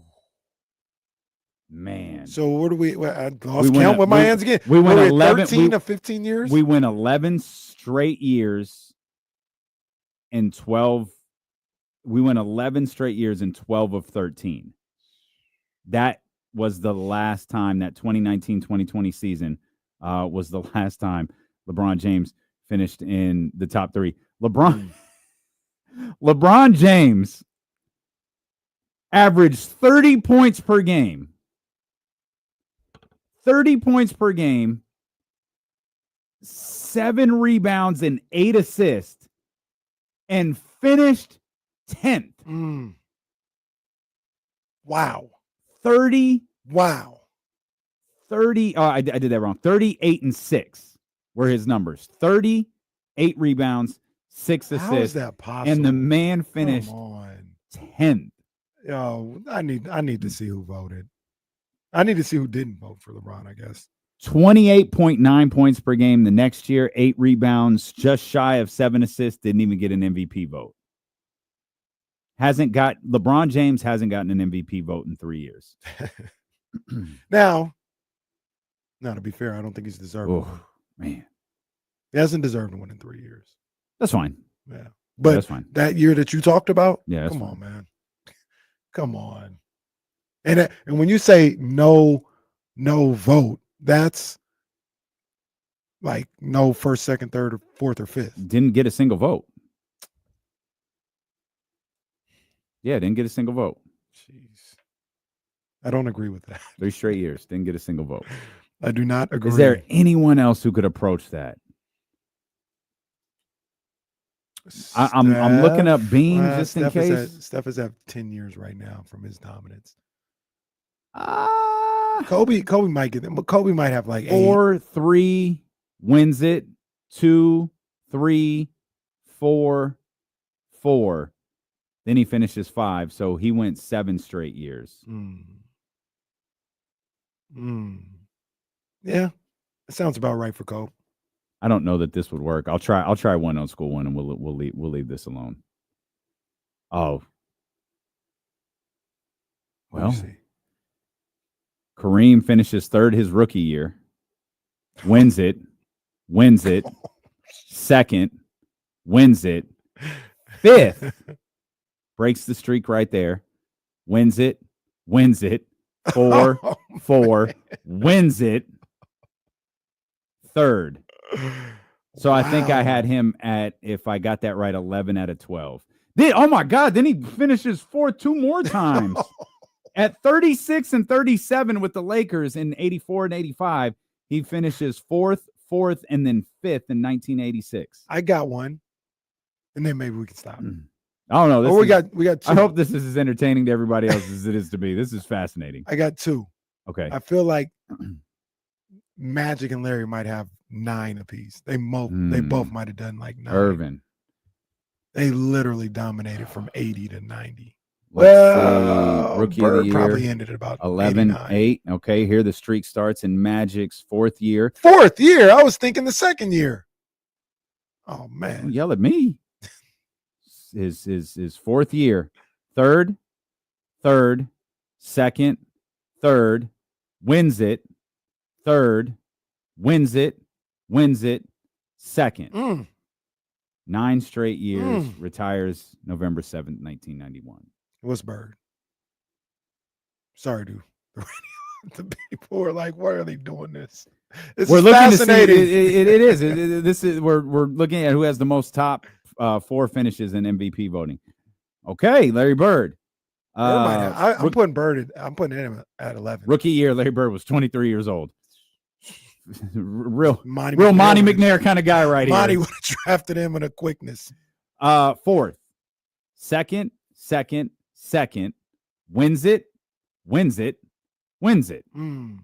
3rd, 2nd, plays 6 games, no vote, and then that's kind of it after that. 9. They both 9 got straight. 9. 9 straight. Yep. Magic and Larry. Those two are linked together forever, man. They can't be different at all. They are. Yeah. Is Larry a player that you like? Larry, man, I don't think I realized Larry averaged 24 and 10 on his career. It's not the 24, it's the 10. Larry Bird averaged 10 rebounds a game in his career. Basketball IQ for days. Larry Bird 6'9". in today's game would be a better version of Dirk. Not good enough to crack Casey's top 10 all time, though. No. You guys always say that he's number 10. No one remembers that. We feel like he's a placeholder to get booted out for Giannis or Jokic or someone else. Larry, I feel like as a player, like maybe you don't understand him if you didn't see him. Like sorry, Jesse. You look at stats, and I think Draymond Green has more career threes than Larry Bird, but it's like that's not the case. Like we know what it is. Like yes, but no. Come on now. Yeah, you can't measure on the 3-point stat, but he's I don't know. If you told someone Larry Bird was the most lethal shooter of the 80s, you have nothing to back that up. No, you just got one 3-point contest. That's it. But it's that and the story. Who's finishing second, boys? 30. Who's finishing second? Larry's career high. Larry Bird in 1986 and 87, led the league in 3-point attempts per game at 3. I was going to say 2. He led the league in 3-point attempts at 3. His career high came in 1991, right before his retirement, when he averaged 3.3. Oh, big okay. year. There we go. He was chucking them up. On 3 different occasions, Larry averaged less than 1 3-point attempt per game. Wow. But is he not the most lethal shooter of the 80s? My first thought is Bird, Mark Price, Dale Ellis. Do you think Mark Price ever averaged more than 3 3-point attempts per game? I'm going to say yes. He did. 4 straight years. 3. 3.3, 3.6, 3.9, 3.9. And then this ball hog, of course, this is later. This is later in the trajectory of the NBA. He goes to 5.3 the year after he went 3.9, then 4.3, then 4. None of those lead the league, by the way. When he gets to 5.3, he's not leading the league. Did Dale Ellis? Those were all in the 90s, by the way. I say Dale Ellis did, because that's probably all he did. Dale Ellis started in 83, 3-point attempts. He once led the league in the 1986 season at 2.4. Dale Ellis in 89 shot 4.1. In 90 shot 4.7. And yeah, he stayed above 3 through the 90s.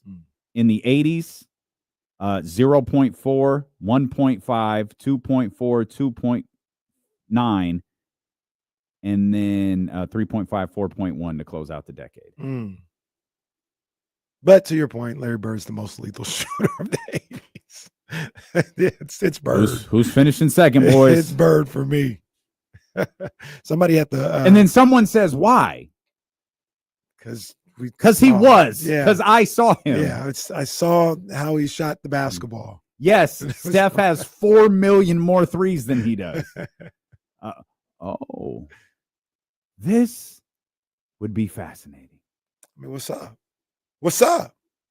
Larry Bird pocket watching. We gonna do that now? What we gonna do? Next, Sacramento sports leader, ESPN 1320.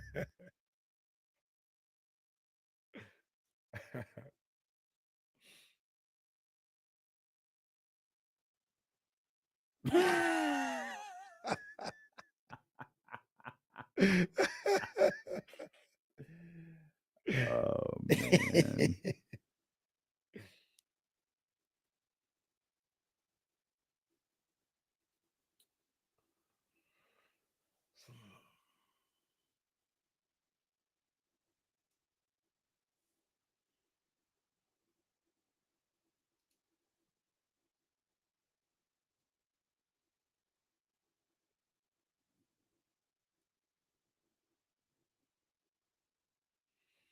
Oh my gosh. My guy Logan Webb is struggling.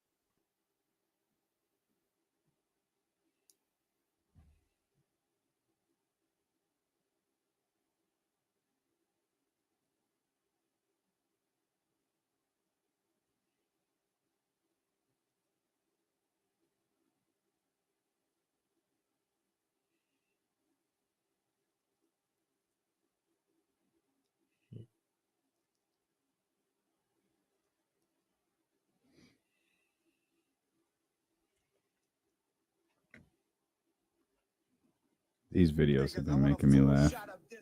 The little baby wrestlers.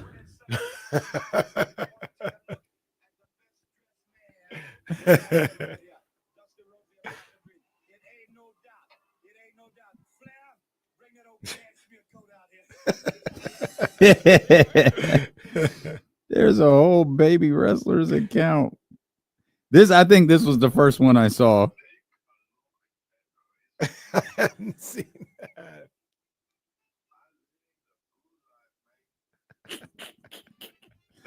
I'm about to follow this account. These dudes is funny. I'm living a good life, man. Hey, Chico. You talk about the bad guy. Oh, the Rock.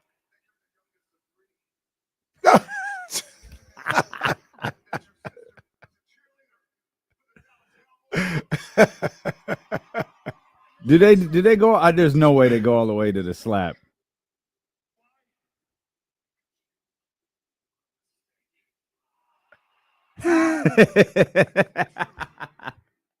Oh, this account is terrific. Baby wrestlers. Oh, he looks like the Addams Family. Yeah, he does. Oh, yes. My Undertaker.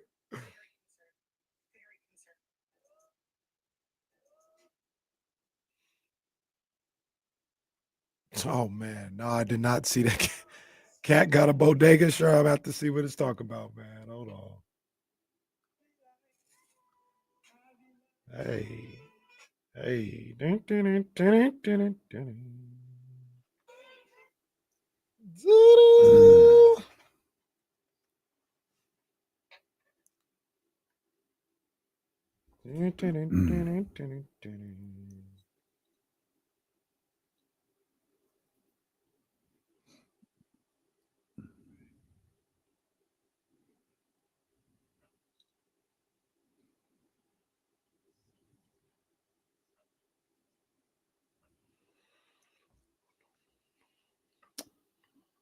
There were calls to check Kenny Caraway's monitor during the commercial break. No need to do that. I'm here. We don't do a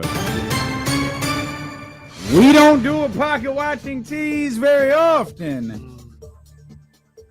But for some reason, our path today here on May 21st, 2025 took us to Larry Bird. We're really going to need his contract numbers today. Yes, it's tough. By the way, standings right now, Kenny Caraway with 3 victories. Jesse Tapia with 8. Right where I want him. 4 went out for the Brentwood Madsons. No. Still gone. Still the greatest moment in pocket watching history, yeah. though. For the man to just get up and walk out was spectacular. That was a shoot, too. Like, he was really pissed off, I think. No, he like math got him, and he just left. And just never returned. Never returned. Larry Bird, 13 years in the National Basketball Association. The former number 6 overall pick in 1978. The Indiana State University. Played 13 years in the league. And the most amount of money he earned. Whew. Like 7, probably. It was $7 million. Oh, count it. Oh, how did he know that? $7 million. How did he know that? In 1991, his second to last year. I think that number is going to cause you guys some issues. All right. Larry Bird. Played how many seasons? 9? 13. 13 seasons in the National Basketball Association. Played from the age of 23 to 36. He was drafted number 6 overall in 1978. His peak earnings were in 1991. He was 35 years old. His second to last season, he earned $7 million that season. All right. I'll give everyone an opportunity here. And I can't give you a breakdown of anything else because when you go back to the 80s, Spot Track makes you pay for it. Oh, man. And Lord knows our chance to capitalize on getting money for this service is over. 13 years career earnings for Larry Joe Bird are. I changed my answer too. Oh, Kenny wow. Oh, Damn wow. it. I'm mad I changed my answer. Wow. Kenny Caraway goes 33 million. I feel like I went high. Jesse Tapia went 35 million. Just for fun, what was the number you had? 26. Oh, man. I lost, huh? Oh, boy. I went with Here we go. Man. Here we go. I was like, he made 7 in those last couple of years, so there's no chance he was making pennies in Oh, the middle. yeah. Here we go. In a brutal last-second decision. Yeah. $24 million. Yeah. Don't second guess yourself, kid. Yeah, here we go. Here we go. We'll be back. First 5 years of his career, Larry Bird earned $650,000 a year. Jeez, I gave him $1 million per year to start. Oh, man. That's less than what Kenny Caraway earns just to get out of bed. What? Then, for the next 4 years, Larry Bird earned $1.8 million a season. All right, yeah, they were robbing Larry. I was like, there's no way it was that low. 1989, he earned 2.7, 1.5.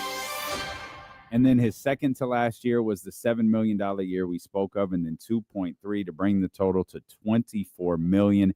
Wow. Jesse had it in one of the great 80s guesses of all time. That's just a note. But I he gotta second guessed himself. When we look back and And he got the KC's victory. won 13 of the last 14, we'll remember this as the turning point. see. Nah, that's just we learn from our mistakes. Just when you play 80s, just assume that they made peanuts back then. You were right. Yeah, but the fans of the Tapias are going to wonder, is this Nah, it? They're here still. They're here. Is They this- got my is- back today. Is this where Zabo it at? said they're going to be outside the Odyssey Studios with the Jesse Crybaby signs. Well, Jesse Crybabies, is Kenny going on another Goldberg-like streak You know, here? we all know what's about to happen.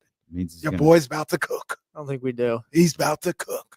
You know, one of the reasons I still went like super high, but one of the It's hilarious. Kyle is just crossed off of the scoreboard. It's just X'd out of the league. one of the things that I thought about when thinking about Larry Bird's contract was, I don't think he was the first, but wasn't Magic one of the first to make $1 million a year? I believe so. Maybe he was. If memory the first, serves me but correctly, Magic Johnson signed the 20-year, $20 million contract. yeah. Let me see if I can get Magic here real quick. I don't know, man. Magic earned $460,000. To start? Yes. Yes. What was Hey, fine living, by the Yeah. way. Just probably not what you'd expect. Well- Let me see if I can find it. Who? wasn't that What's a story or a scene or something in it was either Winning Time or Magic's doc where he talked about the rookie contract where he wanted a certain amount of money and they were balking at giving it to him? Yes, that was Winning Time. Winning Time. The first NBA players to earn $1 million in a season. There were two of them. It was 79-80. Anyone want to guess? I'm Kareem, right? I'd assume one. Nope. No. Michael Ray Richardson, No. Alex Moses English. Malone. Moses Malone is Yeah. one. And the other is your boy. Oh, Isaiah? No, it's 79-80. It's not Isaiah. 7980. Okay, hold on. I got this. 7980. It was Nope. it was I don't even know if Julius was in the league yet. I was Was gonna say, did he cross over at that time? it was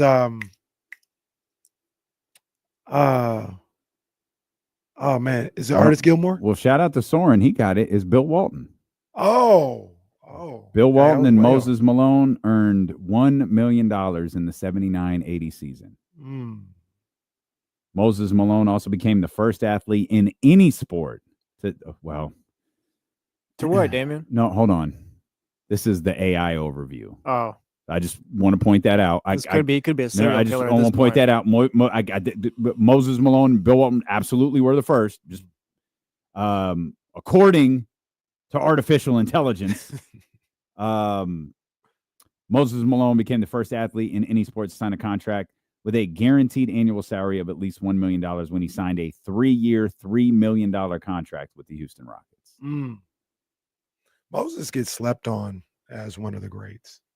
Moses was a absolutely. I agree. He was a game changer. He was a guy that for a moment in time, maybe because it was like, maybe he's like Kawhi, but for like maybe a 3-4 year span, it was like, if you want to win a championship, you have to get Moses. Like, that's the way people looked at it. The Philadelphia 76ers with Dr. J and Mo Cheeks and all those guys was like, this ain't enough. We got to get Moses. Like, now, Moses is the one that take us over the top. So they did the quarterback bit.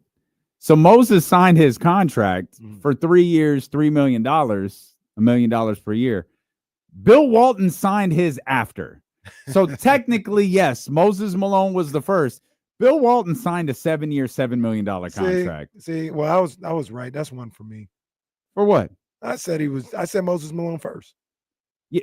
So I said him first. Yeah. You agree. That's one for me. That's a 2-win day for your boy. Yeah, but only one counts. No, they both should count. No, that's the adding a victory for that is like your fraudulent run your game league. That is a legit sanctioned league. Not. That's some underground type stuff on this show. It is sanctioned. It's what was that weird wrestling show? Underground, Lucha Underground. Yeah, that's what Casey's got. Yeah, that's what Casey's got. Wrestling in someone's basement right now. Lucha Underground. It's a production that cut. Do it again. Wow, Zabo, the leader of the league, says it's a sham. That's right. Zabo, he's right. He's wrong, and I'm not going to let him tear down the league. And he's winning the right league now. He built. This is his league. If That's he wants true. to burn it down, he can. Well, no, it's my He's league. like Angela Bassett and Waiting to Exhale. This is like how the Lakers throws treat the George match Mikan. behind him. It's my league. Zabo wasn't with me shooting in the gym. So it's my league. And Zabo's leading right now. Quick standings update.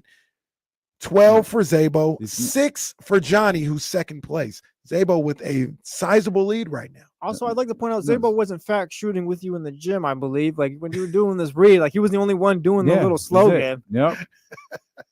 Drew Down says, "Run your shame." He's right. We've taken the week off for the All-Star break. Well, we'll resume soon. We got a message from Casey's private school friend that sounds like we never watched Lucha Underground. You're right. We didn't. No, I didn't. No, I look. Wasn't Lucha Underground that were nah. I'm strictly WWE. Maybe back in the day when I didn't really know what was going on, there was nothing else on. It was 4:00 on a Saturday afternoon, and I was at my grandmother's house. Oh, I'll watch this WCW thing real quick. There's nothing else on. Other than that, it was all WWE. Not a big Billy Kidman guy. Your private school friend is a wrestling fan. Yes. I think we're WWE fans. Yeah. We've tried AEW. I don't even know I'm a fan of any of it anymore, to be completely honest. Well, the people who like AEW like the wrestling, I guess. Me, to be honest, if you could cut a promo and entertain, that's all I care about. Yeah. Look. Well, if I could turn your program on and not watch them pull nails out of your back, I might enjoy it. That would help. Yeah. I'm not an 18-year-old beer drinking guy from Philadelphia. Like that doesn't like Dwayne was not a good wrestler or anything, but he was entertaining back then. Right. He sucks now. But AEW, one of the times I tried to watch AEW, the opening match was like 25 minutes long. I said, all right, man, I can't do another flip. I'm not gonna sit here for 25 minutes watching them do a schoolboy roll up. All right. Well, what he said, I didn't hear him. Do another flip. Our friend says he's watching WWE just to see Logan Paul win the title so he can never watch them again. Well, I mean, you got everybody hating on Logan. I think Logan is a top 5 heel in that company right now. That was is one that of your worst ones. I is think. that it? Is that drastic? Worst take ever. That right there, what I said right now is that's drastic. If Logan Hill, He's a top 5 heel in that if business. Logan right? Paul is a top 5 Is- heel, it's because the business sucks. Then He might be a top 3 heel. Quote, Kenny's problem with wrestling is the wrestling. He's not far off. He's not. I look, don't want to see you wrestle. He's not far off. When I would like try to get caught up, and I would DVR Raw, I literally would fast forward through the matches. Do you know who you sound like? who? You sound like Vince McMahon. damn. Come on. I'm Redacted serious. Caraway. Come on. There's always been a belief Vince does not like wrestling. Can you say he's gonna puke in his voice real quick? He's gonna puke. That's it. He's gonna puke. And the guy couldn't puke, which was great. Ring the bell. Shout out Draws. Ring the bell. God damn it! I said ring the bell. Kenny's all about the theatrics. He's not about. I'm not even gonna lie. He to doesn't you. want a technical masterpiece. I'm not gonna lie to you. When I would DVR them Raws, I would fast forward till if I had been fast forwarding for about 8 DVR minutes. Them Raws. Yeah. You know what? Where's it at? Come no. Hey, no. Hey. Hey, that was kind of crazy, bro. Hey, you can't DVR that on this show. That was kind of crazy. When I would fast forward through, I'd look at the timer, and if I went about 8 minutes, I'd be like, all right, the end's coming up soon. So I'll stop and watch the last minute and a half, 2 minutes of this. Keep it together, man. Hey, all right. The Wait. chat, all right. It ends after 8 minutes. No. For those just tuning in, he's talking about wrestling. Well, Just to be clear, Yeah, you said knows when you're wrestling. Polo, he's talking about wrestling. I promise.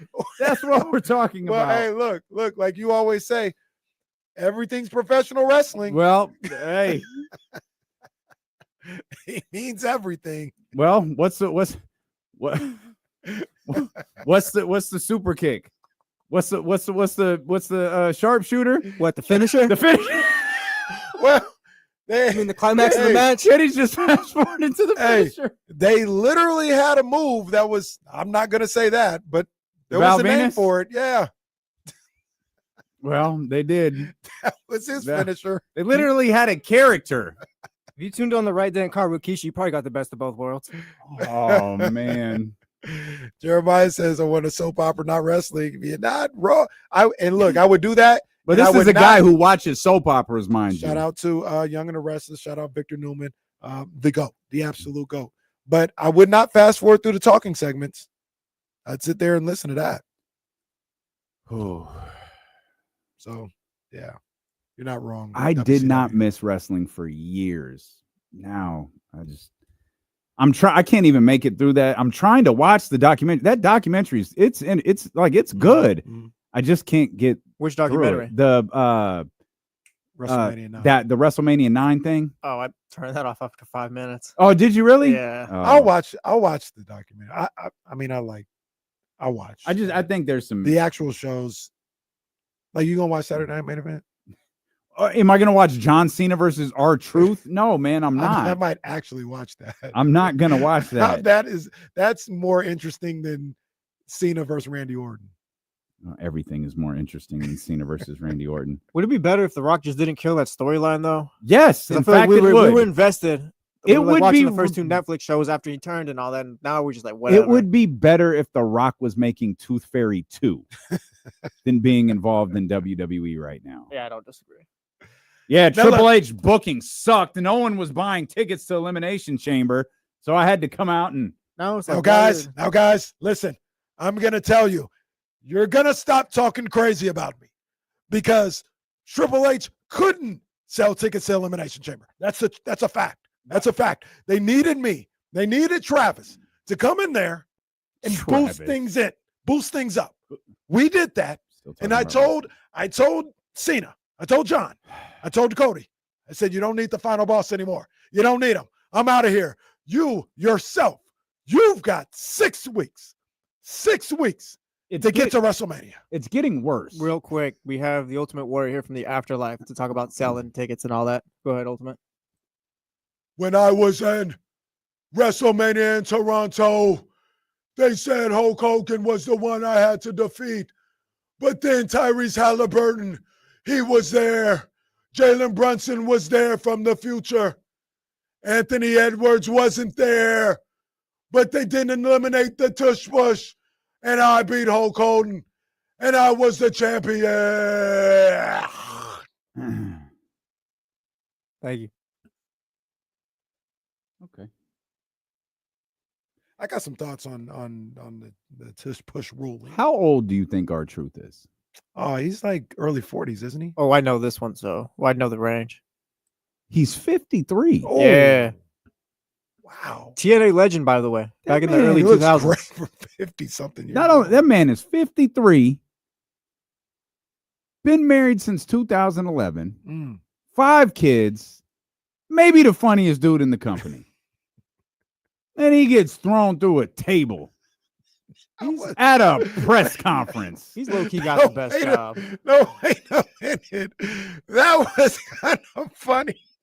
If you say one more thing, then Drew said something, and he fired him, or STFU, or whatever the move is. Attitude adjustment through the table at the press conference, and nobody said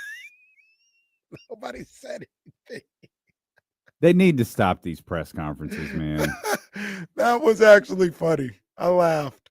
Yeah, that's one thing they should have let AEW just do, the press conferences.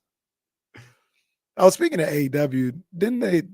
I know he's kind of rocking with some brothers now, but didn't they just ruin MJF? Like, isn't Oh he just yeah, like a he's nothing with now? he's with Bobby Lashley in MVP now. Yeah, that's cool, I guess. But he was like Is that the hottest- Hurt Business? The Hurt Syndicate. The what? The Hurt Syndicate, they call him. Somebody said that posted a picture of him with those guys, and then Owen Hart with the Nation. MJF for 3 months was like one of the hottest wrestlers in the world, Yeah, he was Yeah. like the top heel in all of wrestling. Yep. It felt like. and now he's just Now he's hanging with Bobby Lashley, huh? That's not good. Imagine you could re-sign with AEW, or you could go to WWE. I'm going to stay with AEW. Great. Here's Bobby Lashley. that Sorry, worked. sorry, Shelton And- Benjamin is there as well. and I understood it. I understood. It's the Hurt Business. Yep, it's literally them. Who's missing again? Somebody's missing. Nobody. Bobby, They had 3. Shelton, MVP. That's the Hurt Business. Yeah, you're right. I thought they had another one. You're right, though. You're right. What do you mean by another one, Kenny? Well, I wasn't. Ahmed Damn, I thought Johnson? they had a third member, but I guess it was MVP. Jeremiah Price as Cedric Alexander. I don't know, I don't man. even remember Cedric Alexander. I don't know. This show is. Hey, can we pour I one told out? you we were on strike. Can we pour one out for our boy? Are you? Yeah, I hope this is going where I think it's going. Shout out Legends, Man, let's read to you what Legends posted a shout minute out ago. Legends, man. Legends, one of the best social media accounts maybe ever created. Mm. Yo, I know it's been a while. A lot of y'all have been wanting playoff content. However, I had to cool off for a bit after the NBA gave my YouTube channel 3 copyright strikes, Oh, man. while also giving warnings to my other social media accounts. It's been a tough pill to swallow, especially since we built this brand from scratch. Therefore, I've been trying to work out a deal with the NBA for the past month. I'm sure they're thrilled about this idea. This would ensure that I can post freely without any copyright issues. However, this process has been taking longer than usual, and I had to let you guys know what I'm up to. I'm doing everything in my power to be back as soon as possible. It's a waiting game right now, and I'll keep y'all updated on what's next. Boo. Man, what a L. So I'm trying to think of as we're reading the statement. Like, do the people at the NBA not understand this is great free publicity? But then I thought The about NBA. I'm business wise. Yeah. You're saying some stuff Yeah, sometimes. right. The NBA, I think, better than any other league in sports, understands the importance of House of Highlights. You know, I think that's a TNT company, but you know what I mean? Like companies being able to license highlights, get them out there on social media, bring more attention to plays, do all of that stuff. Legends is a dude building a brand. We don't know how he's doing it, but my man is finding a way to do it. Unbelievably talented. And yeah, it doesn't always paint the players in the best of light. I think it's a light that we like seeing, but I'm sure the league, they're still running a business. They're probably not thrilled with how many times Luka Doncic has used a specific word. They're probably not thrilled with how many players use that specific word. There's probably another word that makes them really, really nervous that virtually every NBA player except Luka Doncic uses over on the Legends social media channel.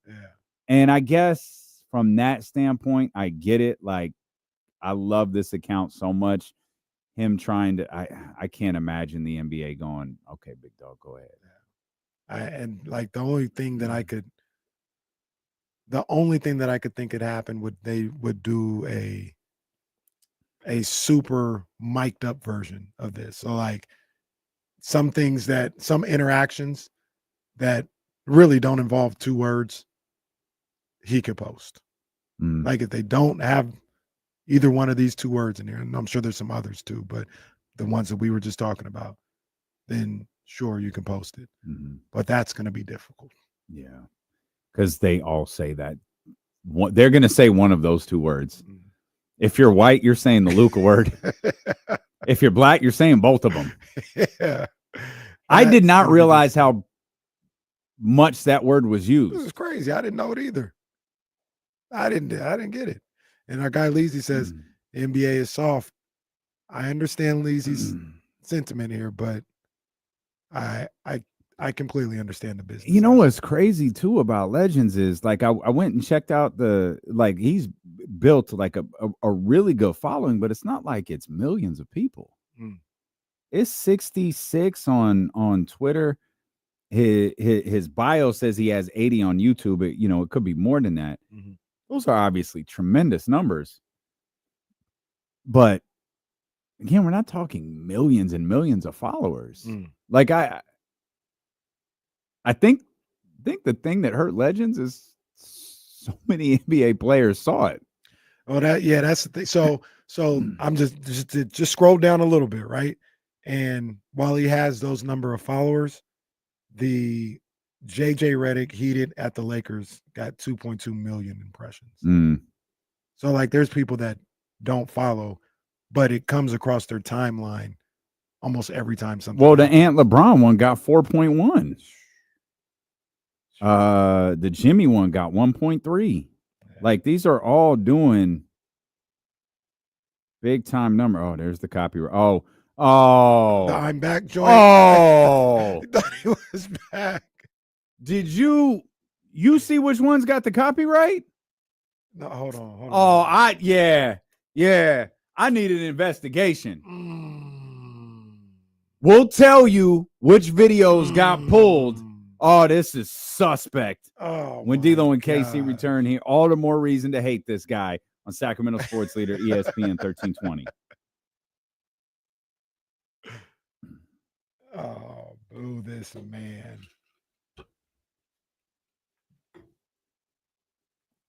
Yeah, that Dame Tyrese clip was a good one.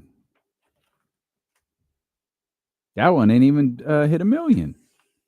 That was like 694,000.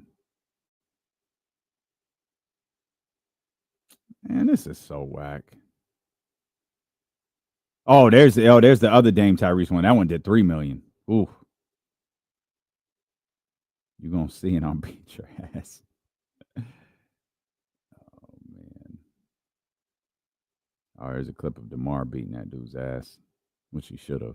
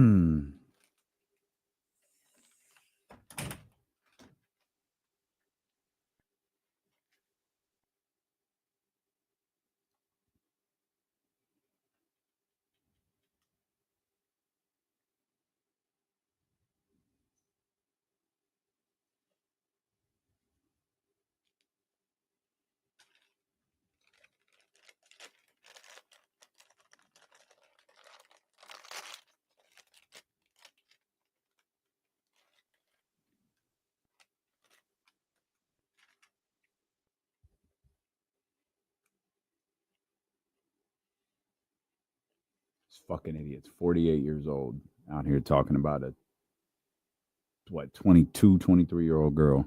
Who's that? The barstool idiot. Oh my gosh.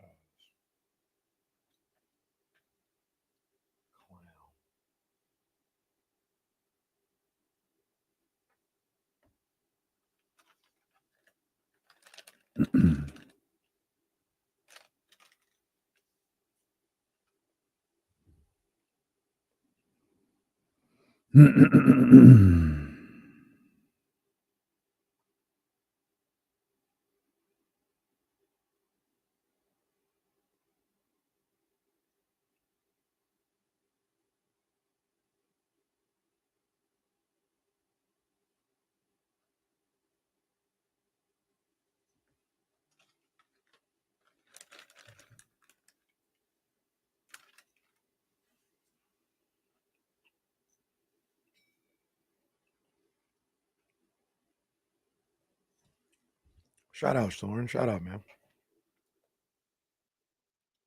That's good stuff.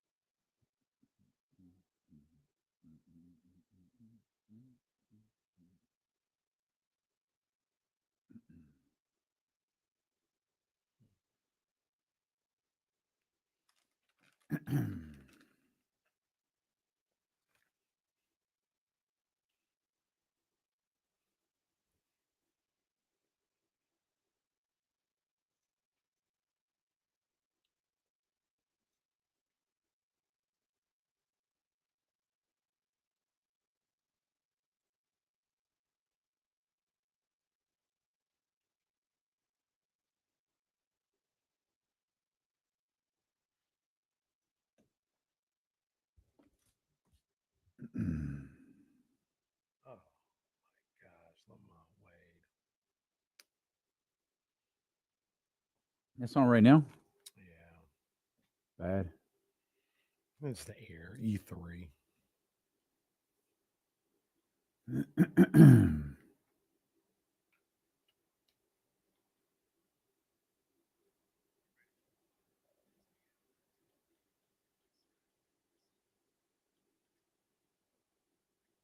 I'm trying to get this Giants Boy. Royals game up in the studio. My boy late night Lamont not getting it done. Giants could have. He hasn't been getting it done. Oh. He hasn't been getting it done this season. No, it's rough. The Giants, if they want to be taken seriously as a potential playoff team, they got to get a new first baseman. They have to get a new first baseman. That's Mando. They got a win last night against the Royals. They're playing right now, down 3-1 in the fourth. Sorry, Danny in San Francisco. But got a win last night. Looked like they were going to move into a first place tie because the Arizona Diamondbacks in the ninth inning hit a home run to tie it up, send it to extras. They get into the 10th, 2-run home run, 3-1 D-backs. Let's go. They give up 3 in the bottom of the 10th to lose. So Giants stay 1 game back going into today's game against the Royals. We were talking about our people over there who run the Legends account and how the NBA has kind of come after them a little bit and how that account may it's got an uphill battle ahead of them.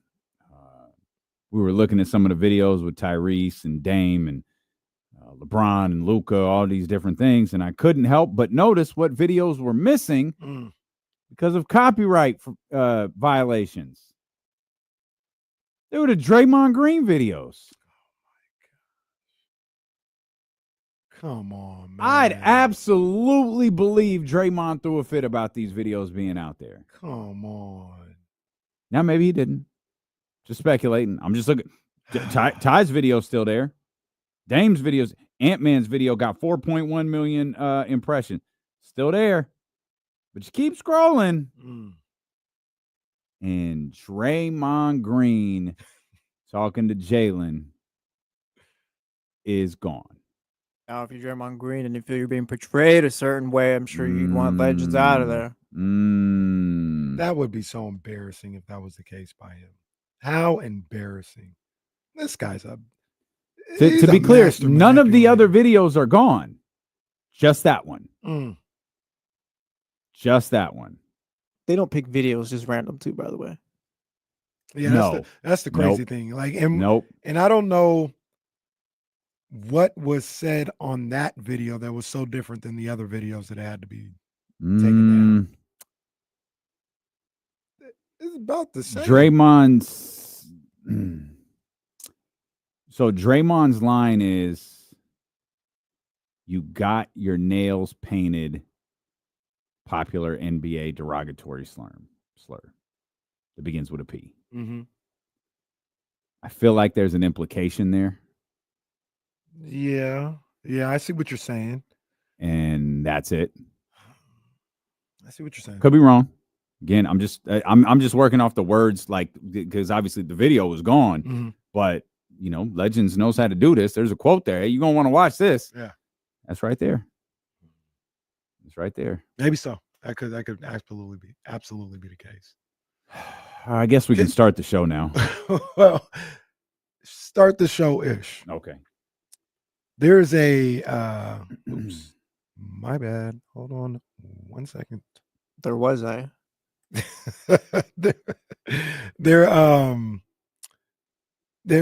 So there's a bump it or dump it topic that I've been saving in the tuck for a few days or whatever. But remember the other day when I was like, I could use this one, but I think this is going to take some time. And I know you'll want to bump the topic, Okay. but I don't want to rush through it. Okay. First of all, can we do that topic? You want to do it right now? Because Sean Cunningham's going to Yeah, join yeah. us at the top of the It's 2 not o'clock going to hour. be more than Okay. 8 minutes, but we'll do bump it or dump it within the topic. How about this? Okay. The topic is wrestlers who have a regular job after wrestling. Okay. And there's a number of different wrestlers here, and I'll just say a name and you say if you want to hear what their job is or not. Okay. Tito Santana. Tito's a school teacher. Oh, look, that's good knowledge. Wait, is he Good really? knowledge, yeah. Okay. Okay. I get Tito. I just remember Tito was hella smart. He is teaching and coaching at a middle school before recently retiring in June of 2023. Okay. All right. Barry Darsow. Barry Dorso. Yeah, bump it. He was the repo man. Yeah. And he was it's demolition. He pursued a career as a real estate agent after his full-time wrestling days. Additionally, Darsow owned and operated a printing business for a significant period, showcasing his entrepreneurial spirit beyond wrestling. Why Okay. not just be a repo man? Huh? Good. I mean, it's right there for him. Haku, Oh yeah. known He's as beating someone's ass somewhere. known as one of the toughest men in professional wrestling. Bouncer at a Haku, nightclub. He's a bouncer at a nightclub. He transitioned into working into the automotive industry after a wrestling career. He went on to manage a detail shop at a Toyota dealership in Kissimmee, Florida. Okay. Didn't have the payoff I was hoping. Let's see. Scotty Too Hottie. Yeah. No, I don't care. No, dump it. I don't think you want to know this one. Yeah, anyway. dump it. Steve Blackman. Sure. He's like a martial arts teacher Yeah. or something. He's like a fitness trainer. Teaches taekwondo at the local YMCA. 1,000%. Here we go. The legitimately tough, quote unquote, lethal weapon, Steve Yep. Blackman, known for his martial arts background and hardcore championship reigns in WWE, moved into the bail bonds business. Okay. After his wrestling career. He opened and operates a bail bonds agency in Pennsylvania. Nice. Good for the lethal weapon. Let's see. Bart Gunn. Oh dear. This was no. the boxer guy, right? That's brawl for Yeah. all. Yeah, he's not teaching boxing. So dump that. The man's not. No one cares what the smoking guns are doing right now. He was sabotaged. Spike Dudley. Bump it. He was a teacher. He was a substitute teacher, I think, before going to ECW. I don't know what he is now. Okay. The quote unquote little Spike Dudley known for his fearless bumps and hardcore style in ECW and WWE, where he won multiple titles, transitioned into financial sector. He became a financial planner. Spike uses his knowledge of finance to help individuals and families manage their money and plan for their financial futures. Okay. Could you imagine if, hey, I got this guy I want you to meet. You got a new house, Damien. Let's go over your financial plan. I got a guy I want you to meet. And Spike Dudley. Wait, are you Spike Dudley? Are you the guy they power bombed to the floor and missed the table? Here's another one real quick. Ivory. No, I don't like any of these. Just dump it. Give me another wrestler. Headbanger Mosh. Absolutely dump it. I do not care. Rick Steiner. Okay, I'll do that one. A multiple-time tag team champion as one half of the legendary Steiner brothers. That's Braun's dad. Rick is Braun's dad. Yeah, okay. Rick Steiner has pursued a career in real estate. He is a successful real estate agent in Georgia. All right. Additionally, Steiner has been actively involved in local politics, serving on the Cherokee County School District Board. On the school district board, Rick Steiner. You imagine Rick Steiner being in charge of your kids TK program. All right, one more. Let's see. I think you'll pass this one too, though. But hey, Headbanger Thrasher. Yeah, dump that too. I don't care about the headbang. What are we doing? These other people I don't know. I kind of know Maven. Maven's making videos about the secrets of pro wrestling. Well, yeah, that's Maven was the guy who won, I think, the first ever Tough Enough. Yeah, he won Tough Enough, and they threw him in the Royal Rumble with Taker, and then he eliminated Taker. Yeah, Taker beat his ass after that. But he eliminated the American Badass version of the Undertaker, so it doesn't really count. Paul Burchill, Ripper. This is awful. No, I don't want to know what any of these guys are doing. Absolutely none of them. I don't know who this other guy Burchill. is. Yeah, work in the Indies. The only people I know are they're done. We've spent more time on wrestling than the Knicks and Pacers tonight. That's because we're your official blue and orange pregame show. Starting at 3:00. Well, that's also that's a wrestling angle right there. It is. It is. I just looked up a few minutes ago when we still had, and it's going really bad for the Giants. When we still had ESPN on, and they were showing the clip of those guys in the ring together at Madison Square Garden. Yeah. Apparently, I got Kissimmee, Florida wrong. It's Kissimmee. Sure. I don't know. I don't want to be in Florida. Yeah, so I don't know. You can call it whatever. Get you it want right to. if you want to. I've never heard of the place. With Kissimmee Kate, Bandit, I believe. What? Kissimmee Kate. Who's that? What is that? Oh, you missed the Office. You missed the Office reference. Isn't that the lady from the murder game that they were playing when they're shutting down the branch? That's one of the that's who am I thinking of? Katie Burchill. That's Savannah. Savannah? Who am I thinking of? I have no idea. I do not know what you're talking about. Is that from a movie? I don't know. It's Savannah. It's Savannah, Georgia, right? Yeah, the game. But I thought that was one of the characters. No, I feel like is it Katie Burchill is one of the characters? Yeah, like her name was that though. Will you shut up? Oh, she's from Holes the movie. Okay. She's from what? Zabo says I'm talking about Holes. Hey, hell no. What? Hell no. Hey, don't do that. Hey.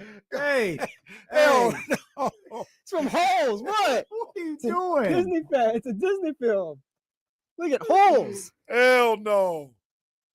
Oh no, man! They could Kissing Kate. What's wrong with the movie Holes? I don't know. They could have named that. Well, given the Kenny's explanation of the way he watches wrestling earlier, it's been a pretty sketchy show. Shout out Holes. That's a good movie. Jesse, what? What are we doing? I'm scared to. Shia LaBeouf was in Holes. What was? Shia LaBeouf. All right, man. He was where? He was in Holes. Come on, man. Hey, come on, man. Come Jesse, on. Hey. This is like when a player Jesse was having a bad day. Now he's trying to get thrown out. It's like Draymond when Steph gets injured, he tries to get tossed. Oh, don't worry. The show is going to grow up shortly. Sean Cunningham is supposed to join us. As soon as Sean joins us, we'll will grow up. Oh, brother. Goodness gracious. Well, it's SGA is the MVP, and his team beat the crap out. Come on, man. The people who fall asleep at baseball games are comedy. My man is knocked out. They just went to the stands, and bro was full on sleep. He was gone. He had seats behind him open, seats next to him open. By the That's way, not where you want to fall asleep, by the way. Bro. yo, if we haven't, F the Angels. Did you see that stuff they were talking about the Sacramento? Oh, And how it feels like they're like, oh, this is like a spring training game. This doesn't have a big league field. This doesn't have a major league field. It's like, bitch, you're the Angels. yeah, that's the Will you shut last up? team that Like, should be talking. Look, if it's the Dodgers, if it's the Astros, if it's the I think you're wrong, but Yeah. bro, you're the Angels. Nah. I didn't hear this. You're the team that lost Shohei Ohtani.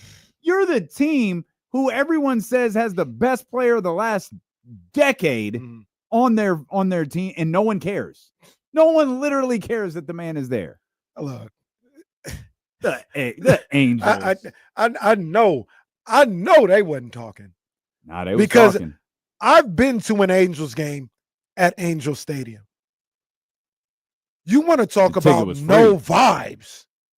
You want to talk about quite possibly the worst experience in Major League Baseball. There's no fans. There's no vibes. There's no noise. I'm big boy in ATL. I know that ain't who I think it is. I know that ain't who I think it is who's talking about the experience. Angel Stadium is dead last in Major League Baseball in vibes and experience. Just like their baseball team is. I can't believe they were talking. That's the worst experience in Major League Baseball. I've been there twice.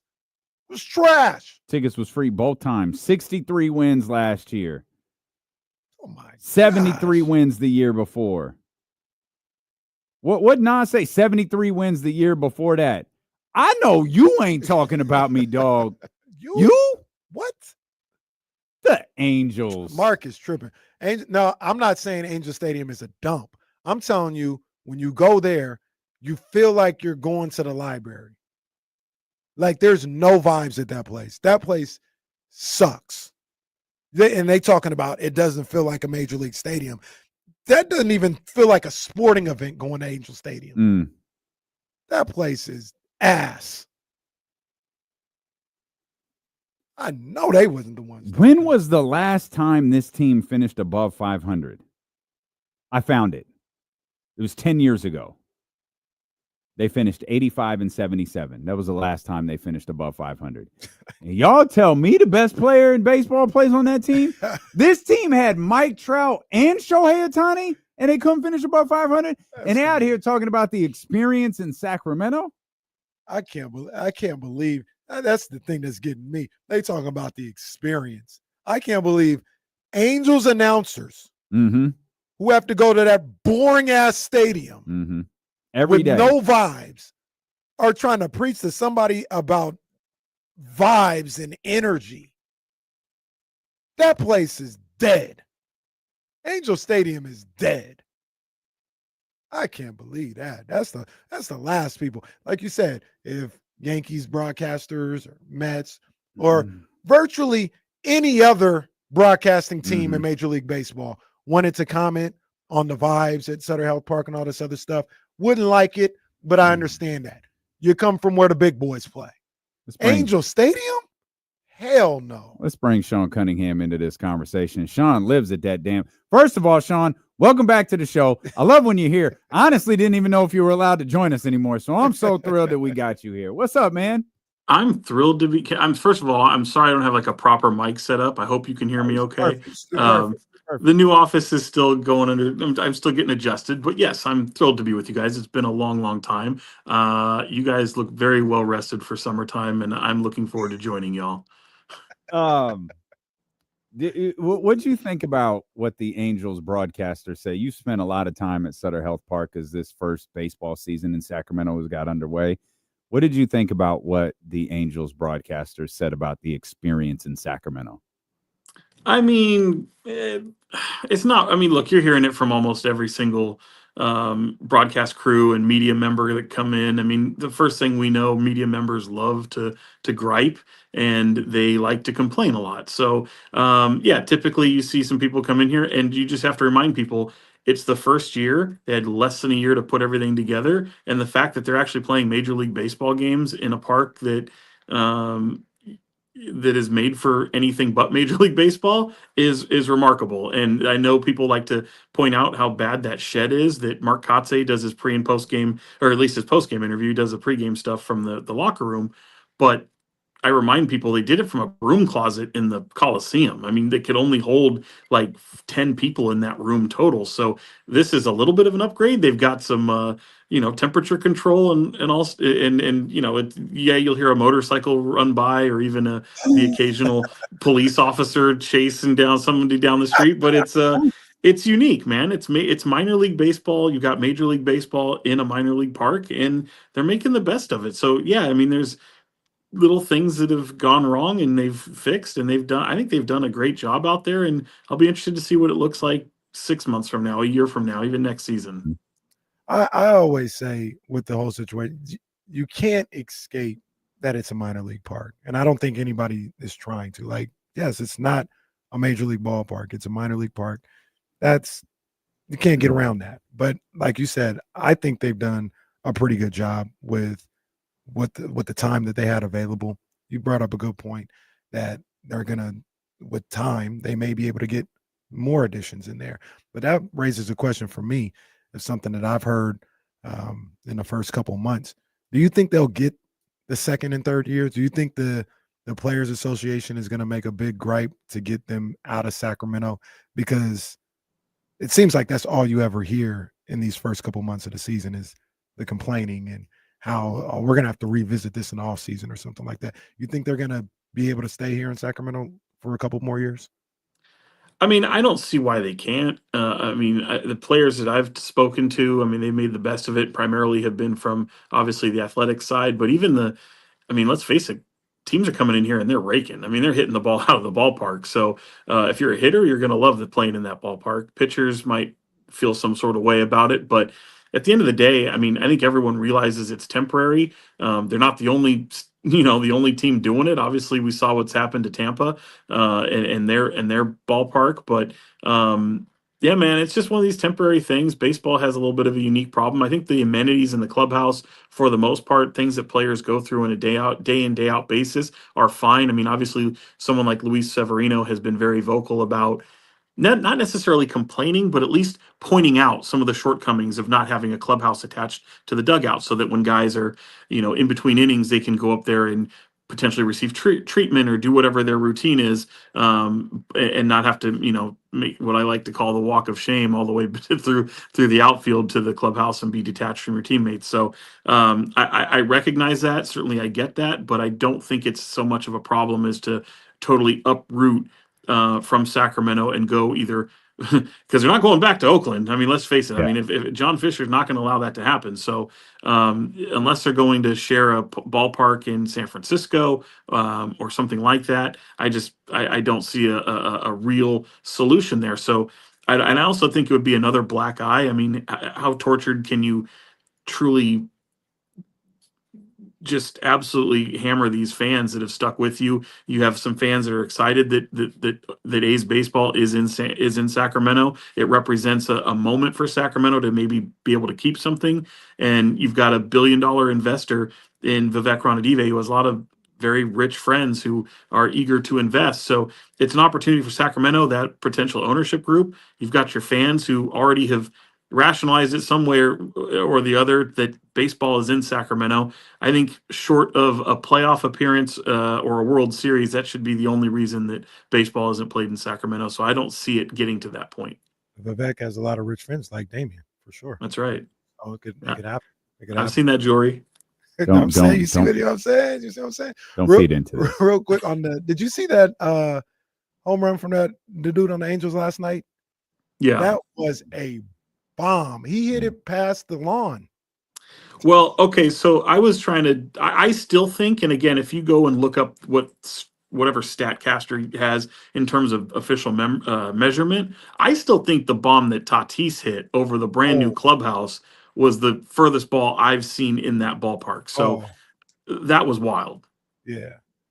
Do you think the A's were playing a little bit over their head the first 42 games of the season? I asked that question a lot. I mean, part of that had to do with Tyler Soderstrom, right? And he's kind of tapered off a little bit. And you've seen the likes of Jacob Wilson, who's certainly risen and been able to put up a league leading average up there with Aaron Judge at times. But yeah, I think maybe he kind of fell back down to earth a little bit. Lawrence Butler also, he's kind of trying to figure some things out. To me, it's never really been the hitting. Like they put up runs. To me, it's just been what this pitching staff can do and what the bullpen can do. And I think when you go in through, when you add some moments of concern like you've seen from the plate lately with a few guys, and you couple that with a shaky bullpen that's been really worked because, some of these starting pitchers haven't been able to go really deep into games. I think it's just a bad recipe for them. And let's not forget, like, not making an excuse for the A's, they've had some really tough opposition. I mean, that homestand that began with the Mariners, and you go to the Yankees, and you go to the Giants, or excuse me, on the road to the Dodgers, then the Giants. I mean, you're talking about the upper echelon of baseball. So you're hoping to get a couple, teams that you can kind of relax and breathe. But I think from their lineup guys, they're just relying on a lot of first year players, a lot of rookies on this team. Yeah, you talked about the schedule, and I thought, after watching them for a little while, if they're playing teams that are kind of on their level or below, I think they can handle them. They're fine. Yeah. But the upper echelons, like you mentioned, the Yankees, Dodgers, Giants, that the Mariners, that whole stretch, that's just a little too much for those guys at this particular time. Compete. To that point, I mean, the Angels here hoping, like, you're thinking, okay, yeah, you can let up a little bit, and they come in winning 5 straight.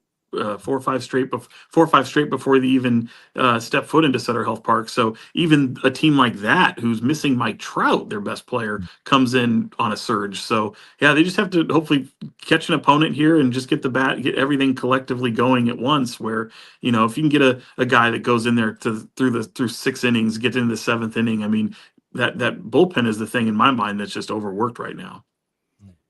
Feels like Sacramento was buzzing with sports right now. Obviously, we've had our Kings for many years. We've got professional baseball here, but man, Sac State is cooking. I know you were there yesterday looking at the well. A guy who you covered for so many years, Mike Bibby, is back. Shaq's name is attached to this. Sean Marion is doing incredible things with the football program. Man, what do you expect from Sac State, this year with this incredible collection of guys who are working to really build this university into a massive sports program?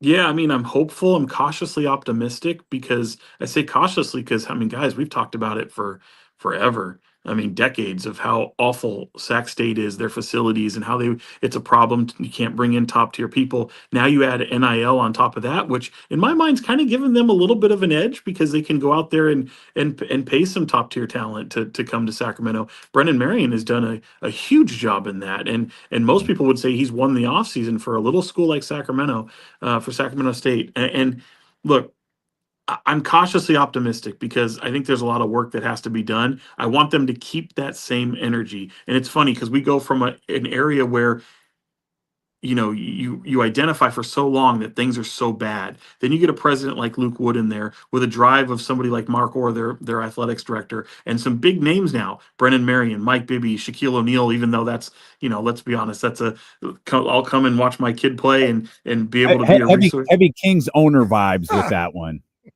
Yeah. You'll see him. Certainly, I think it coincides well with DJ Diesel having a couple appearances in the capital city during leading up to basketball season. But look, however he's involved, I mean, it's putting a spotlight on them. So, I mean, we all agree the well, while it's nice, and yeah, you're tripling the seat capacity from 1,000 to 3,200 to go into the well. It's still not a perfect world situation. It's very temporary. I call it maybe a step above a Band-Aid on a broken bone, because you still need an arena. And these are just, baby steps. They're big baby steps, though, to be able to get where they want to go. And look, baseball has had a tremendous year too. I was talking to Mike Bibby last night, and he's talking about how the recruitment class has gone, and he's hit the ground running, and now he's in search of a big, and things like, there's so much positive momentum for this program. So yeah, I love it. I'm hoping that some of the big dreams that they have to be able to compete in a different conference,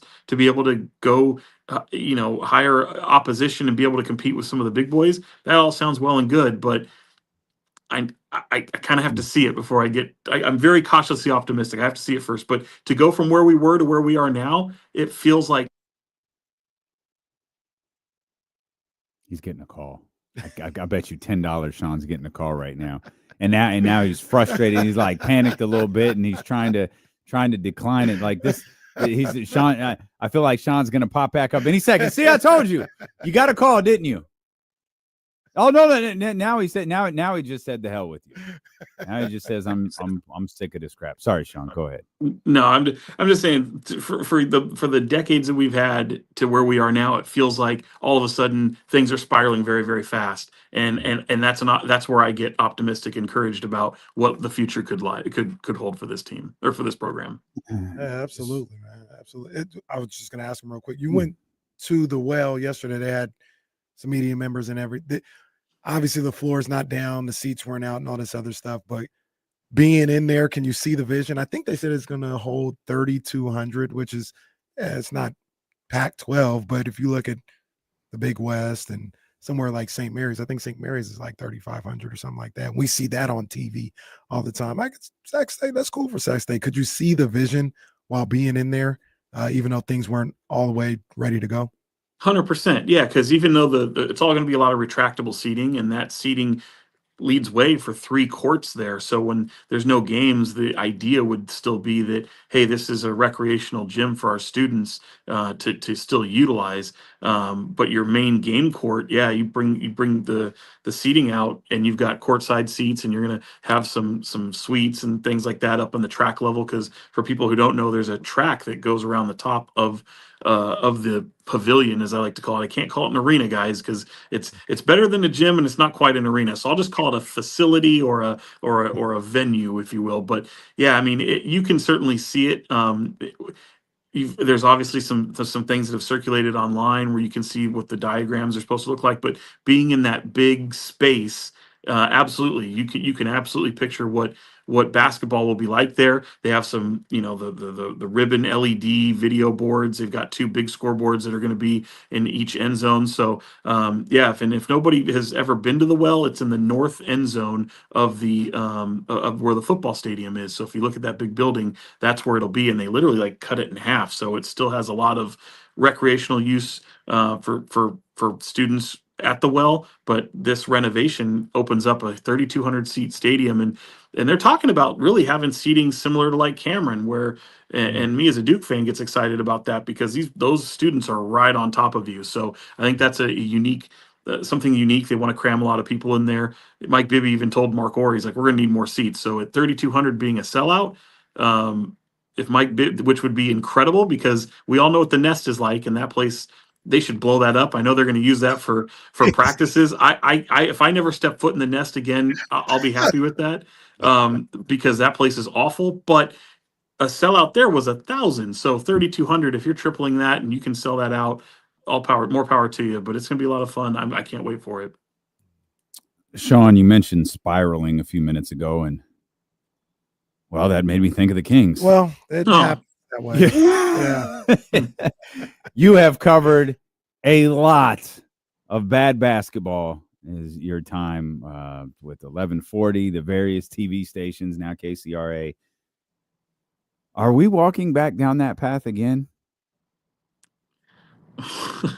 That's a tough question. I think it's in the eye of the beholder, man, because while I am critical of maybe the direction they are choosing to go, I respect the fact they don't want to do a hard reset, because I do kind of agree. I don't think the majority of the fan base would stomach a hard reset.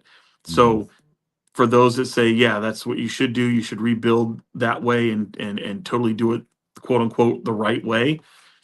I think a lot of people who say that are not people who go out and buy tickets and actually support this team. So it's easier to say that. And that being said, like I like a lot of the pieces that are on this team, but I do have concerns about building around this core of players. I think Scott Perry gets to come in here, and obviously there'll be a little bit of a grace period. He probably wouldn't call it that, but being able to come in here, look at this team, knowing you've got a cupboard full of assets, that's got to be exciting. Whether or not he should use them or not remains to be seen. But I keep looking at guys. I keep looking at 2027 because it seems like outside of maybe whatever extension they come up with Keegan Murray, should they not trade him, or Keon Ellis coming up here pretty soon. Most of these contracts, there's like a cliff right there at 2027. So whether you want to or not, maybe 2027, if it doesn't work out, ends up happening naturally at that point to where it is more of a full reset. And I can already hear people say, well, then why not do it now? Why wait till then? You've shown, the Kings have shown an ability to pay big contracts, and they're not choosing to necessarily be cheap about it.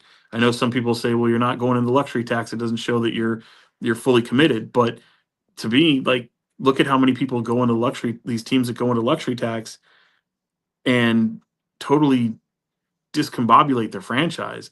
Like, it's one thing to do it, but it's another thing should you do it based off what you have. And I'd argue, since the Kings have been in this era, the Monty McNair era to now, I would say no. There wouldn't be a single thought in my mind that they should have gone into a luxury tax, because they weren't that good to begin with. So you have some pieces that you like. You have some pieces that hopefully can give you a competitive product, sustained playoff success.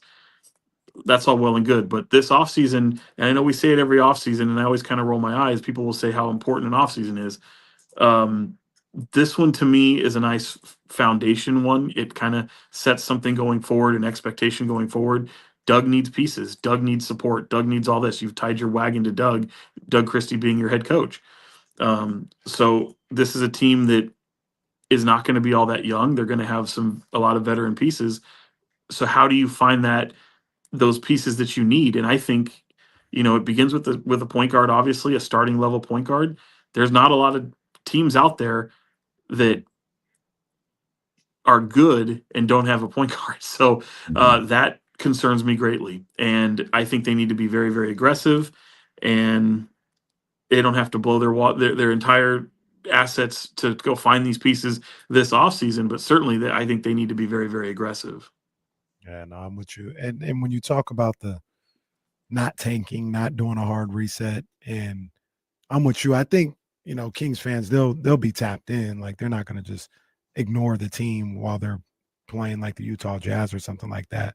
But I also look, it's not my money, it's not our money, but Vivek and whoever else ownership is, we're just going to tell them, like, no, it's okay for you to lose money. Like, we want you to lose money, and you should want to lose money yourself so you can do this thing that might work.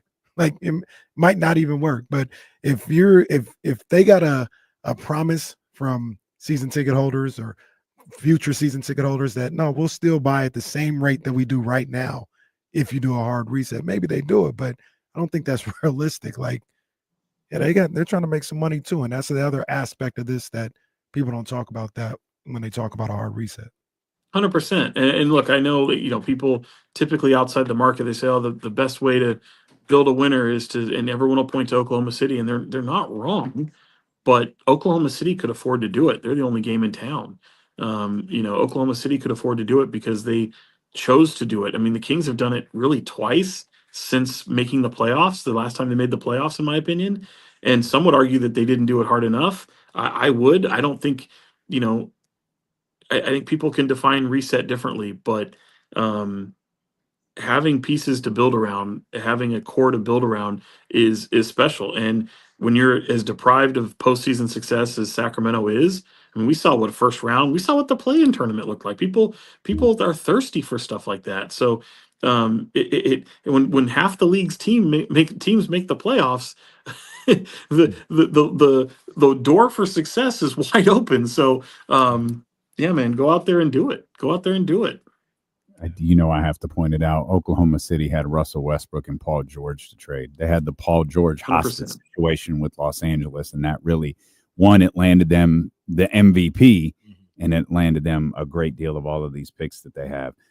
Sean, Kendrick and SZA are in LA this weekend. Bottle Rock is this weekend. You're at one of them. Which one is it? I will be at Bottle Rock. I don't care what the lineup is ever. I will always be at Bottle Rock all 3 days. That's my personal retreat, if you will. It's probably the biggest vacation that I allow myself to have. I find time for concerts, as you guys know, but Bottle Rock is my favorite, and I will be there all 3 days. I feel have like to you find go a to way. concerts and you find time for everything else.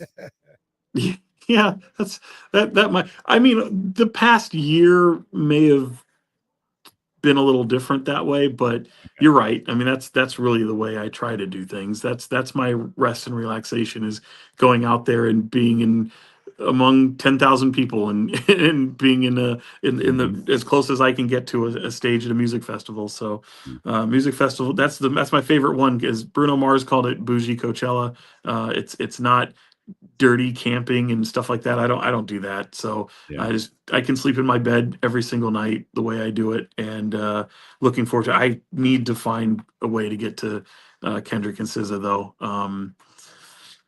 I just Meet don't me know in if it's gonna be Vegas, in the buddy. cards. It's not that hard to get. They're starting to sell a lot quicker. Vegas is one of the slower selling cities, and if you get on it quick enough, you can get a good seat at like not that Ticketmaster prices are good, but looking at the resales at Oracle Park, it was like, I can't do this one, so I'll just make the trip to Vegas and make a weekend out of it. But I figured the answer was Bottle Rock. I know that's your spot, which leads me to believe you're going to be talking to Ice Cube at some point in the next couple of days.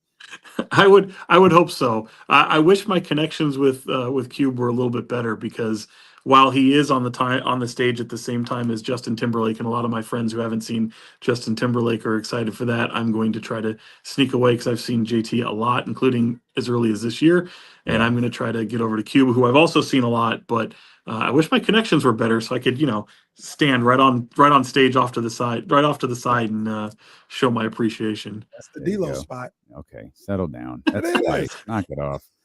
Sean, we appreciate you, man. We don't talk nearly enough on the show, but it's great to catch up with you. Thank you, my friend. Yeah, man, let's change that. Appreciate you guys. Yeah, Sure. absolutely. Take care, big dog. Absolutely. That's our man, Sean Cunningham, right there. KCRA, probably the most underrated talent, reporter, everything in this city. Like, Sean is the godfather of Sacramento sports media. He's a staple in this city. Yeah, he's the one, man. We will come back, and we'll just go back to our childish antics. Steeler and KC on ESPN 1320. That's great. All right, let's do something fun today. 13th round with your main man, Kenny Caraway. Big shout out to the dope ones. Big shout out to Jordan Brand. Big shout out to Cola Seamoss. You know what it is. I got to get a new shipment. For sure. We all locked in. I saw something yesterday that sparked a little conversation. Ring Magazine's Twitter account, they put up a hypothetical tale of the tape. Who would win this matchup? And it was Sugar Ray Leonard versus Floyd Mayweather Jr. And everybody knows I'm a big Floyd Mayweather fan. That's my favorite boxer of all time. But if there's one person that I would pick to beat Floyd, and there might just be one person, it's Sugar Ray Leonard.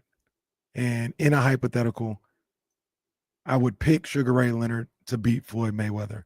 I wouldn't be rooting for him, but I'd pick him to beat him. I think Sugar Ray Leonard, the way I broke this down, I did it during the pandemic, actually. But I think Sugar Ray Leonard is the best fighter of all time. I think he's the number one fighter of all time, regardless of weight class.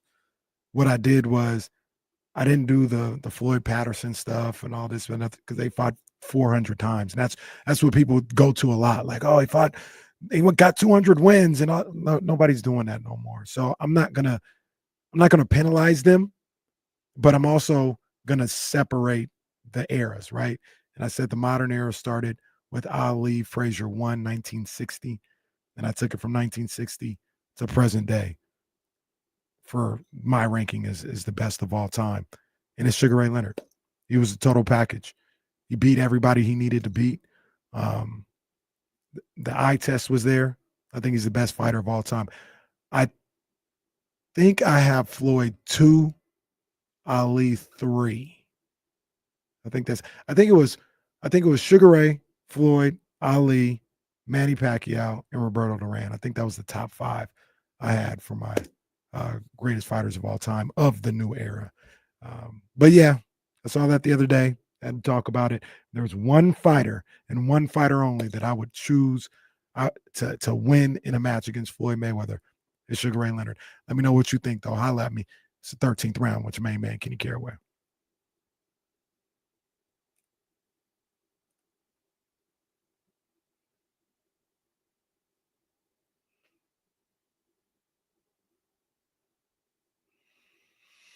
Hagler absolutely could have beaten Floyd. Tommy Hearns could have beaten Floyd. I would have picked Floyd in both of those fights, though.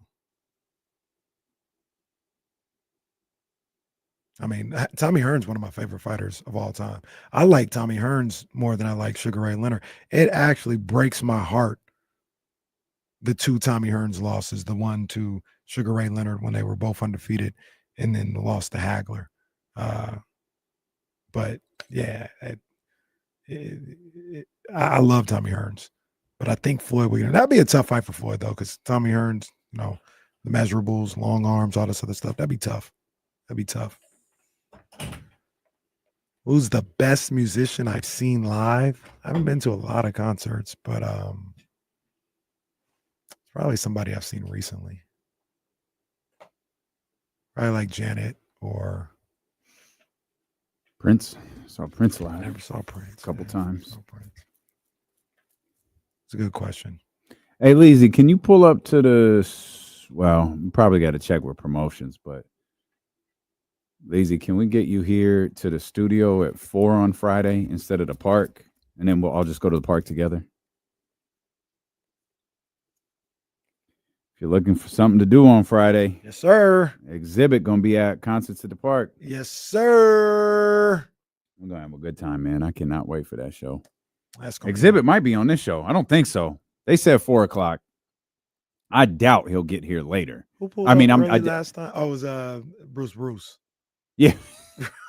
Bruce showed up before the show actually started. He's supposed to be here at like 1. He's supposed to be here at 1. He was like, I don't want to come in at 1. I'm gonna come in at 12. Yeah, X to the Z. Gonna be at Concerts in the Park. Free concert for those that are unfamiliar. Free concert. Just walk on up to Cesar Chavez Park on Friday. D-Lo and KC will be out there. That'll be our night to host. Yeah, man. And, it's the one night we got to host. Yeah, man. DJ Oasis gonna be on the 1s and 2s, so he always bringing the heat, man. It's gonna be fantastic. Yeah, man. We're gonna have a good time, and the weather is going to be terrific. Oh yeah. Opened up that 78 opened up the wardrobe a little bit. I was like, oh, I got some ideas now. Yeah. No, I like that weather. I like that weather right there. I like when it gets hot too, but for working purposes, I like that weather. Yeah, I don't mind the heat, but I do when we're standing in the middle of it at Cesar Chavez Park. I got a quick I wouldn't call it a rant. We're not going over wrestlers' occupations again, are we? No. Oh, okay. Quick. So the NFL voted against banning the Tush Push this morning. And first and foremost, I think that's the right decision.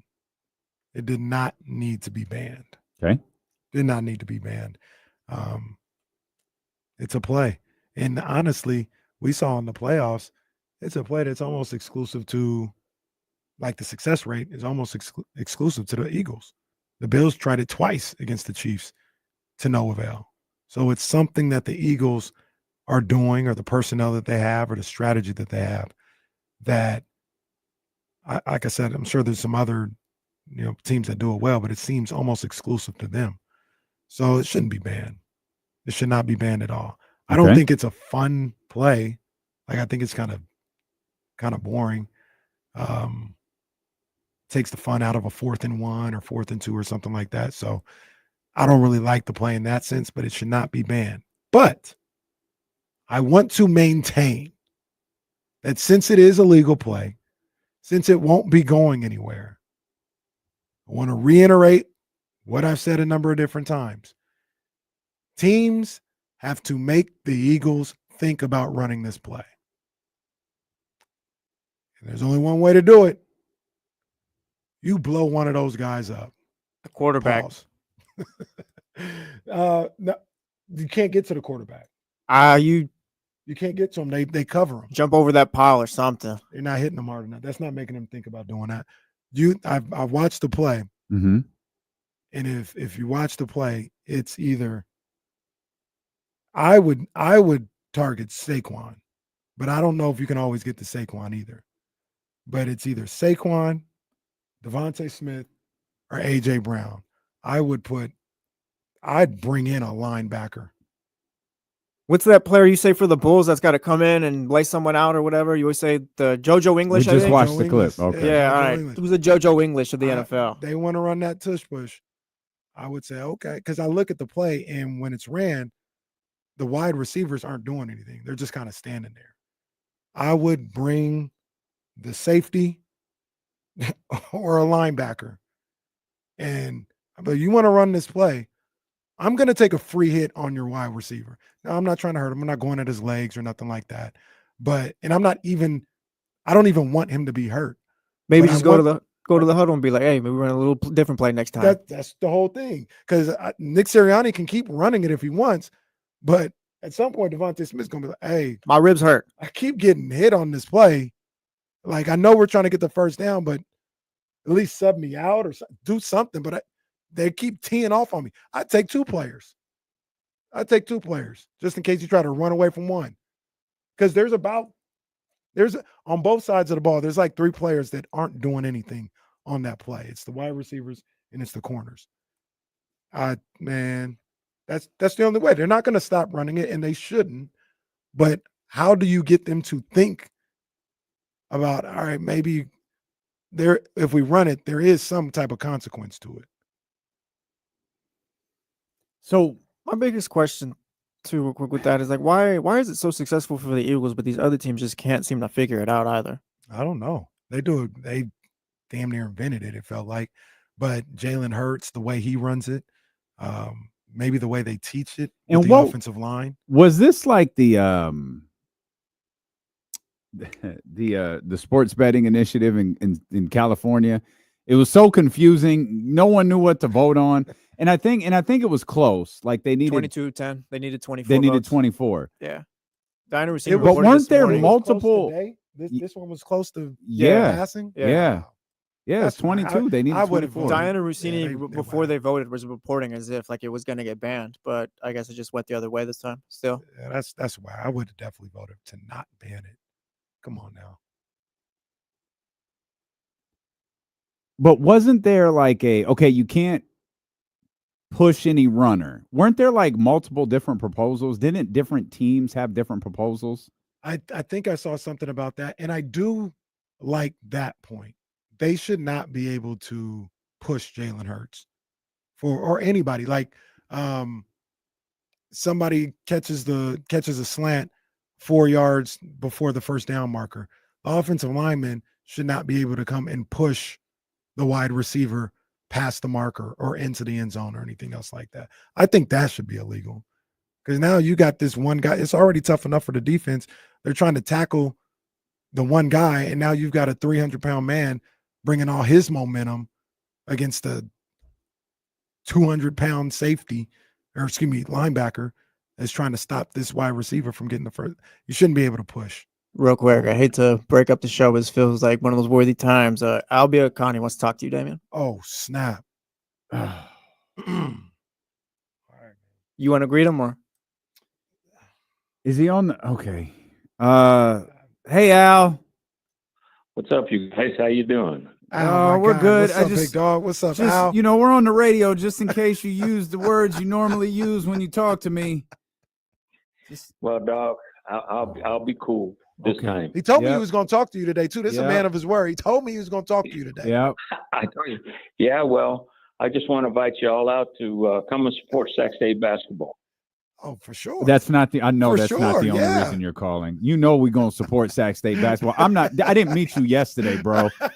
You know. I know this is not the only reason you're calling. Well, I just want to see if you still got them. Okay. All right, man. All right.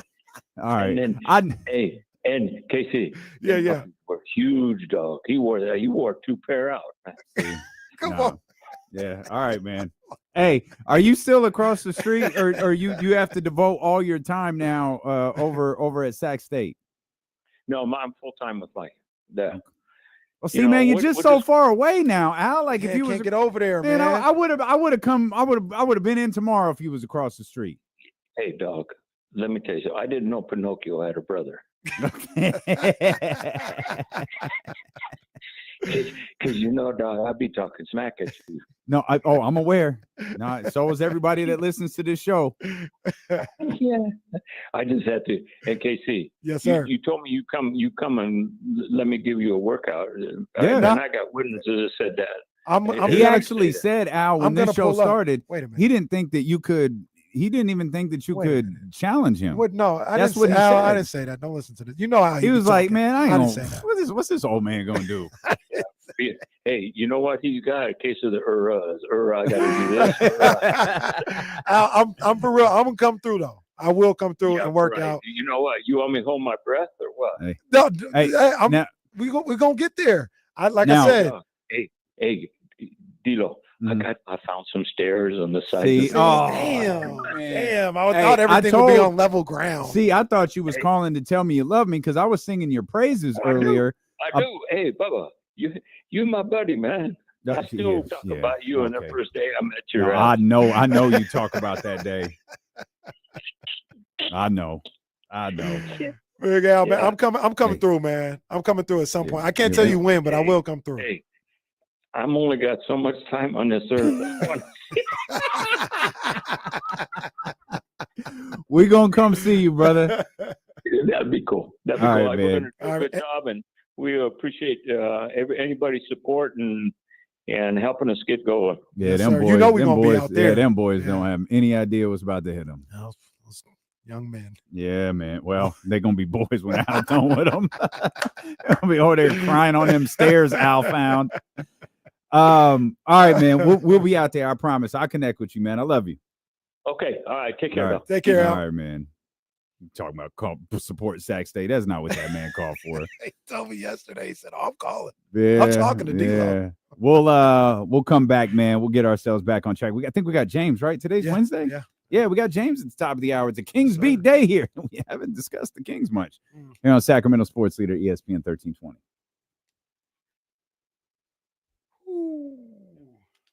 Oh, very good.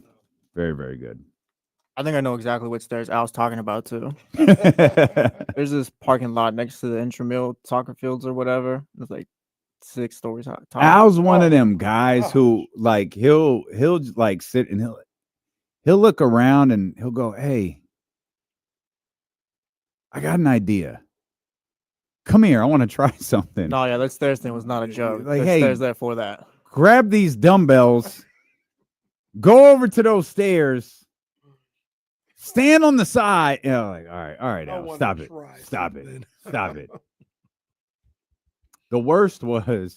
The absolute worst was when Mike skipped the workout. If we were scheduled to work out and Mike skipped it, Al would be pissed and he would take it out on me. Come on. So you guys mess up too. Like Al came in here that one time, told his stories, and never once was like, "Oh yeah, I got to get out there." Like no, like Dame told me what it was. So like, yeah, keep telling your stories. Al in case he's like, "Yeah, I'll be out there." You got to show up. You know that, try right? it once. I will. Yeah, you have to once. I will. I got to get out there one time, at least.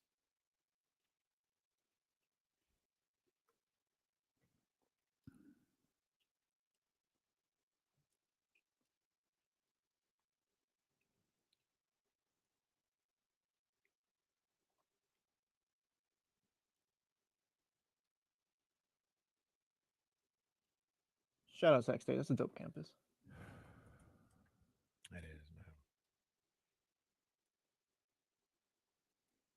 Running stairs is a hell of a workout. You're gonna need the compression sleeves after that.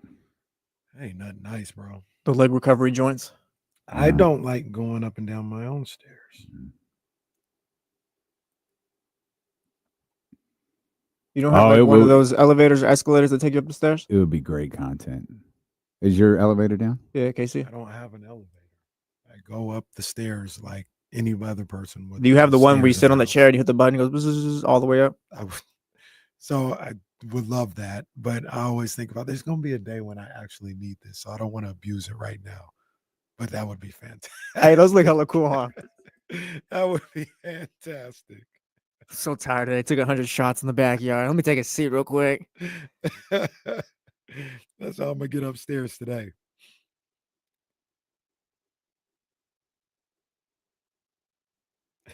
I see they got those for the little dogs that are old now. Oh, little doggies. Somebody should just carry them. Why they gotta have that? Dogs are heavy. Not the dogs I get. This is a funny post from Complex, the magazine, not the DJ. Every day for the next 10 days is going to be the same backwards. So like 525, 25 or something. Yeah, it's the same That's backwards. crazy. That's funny. Crazy.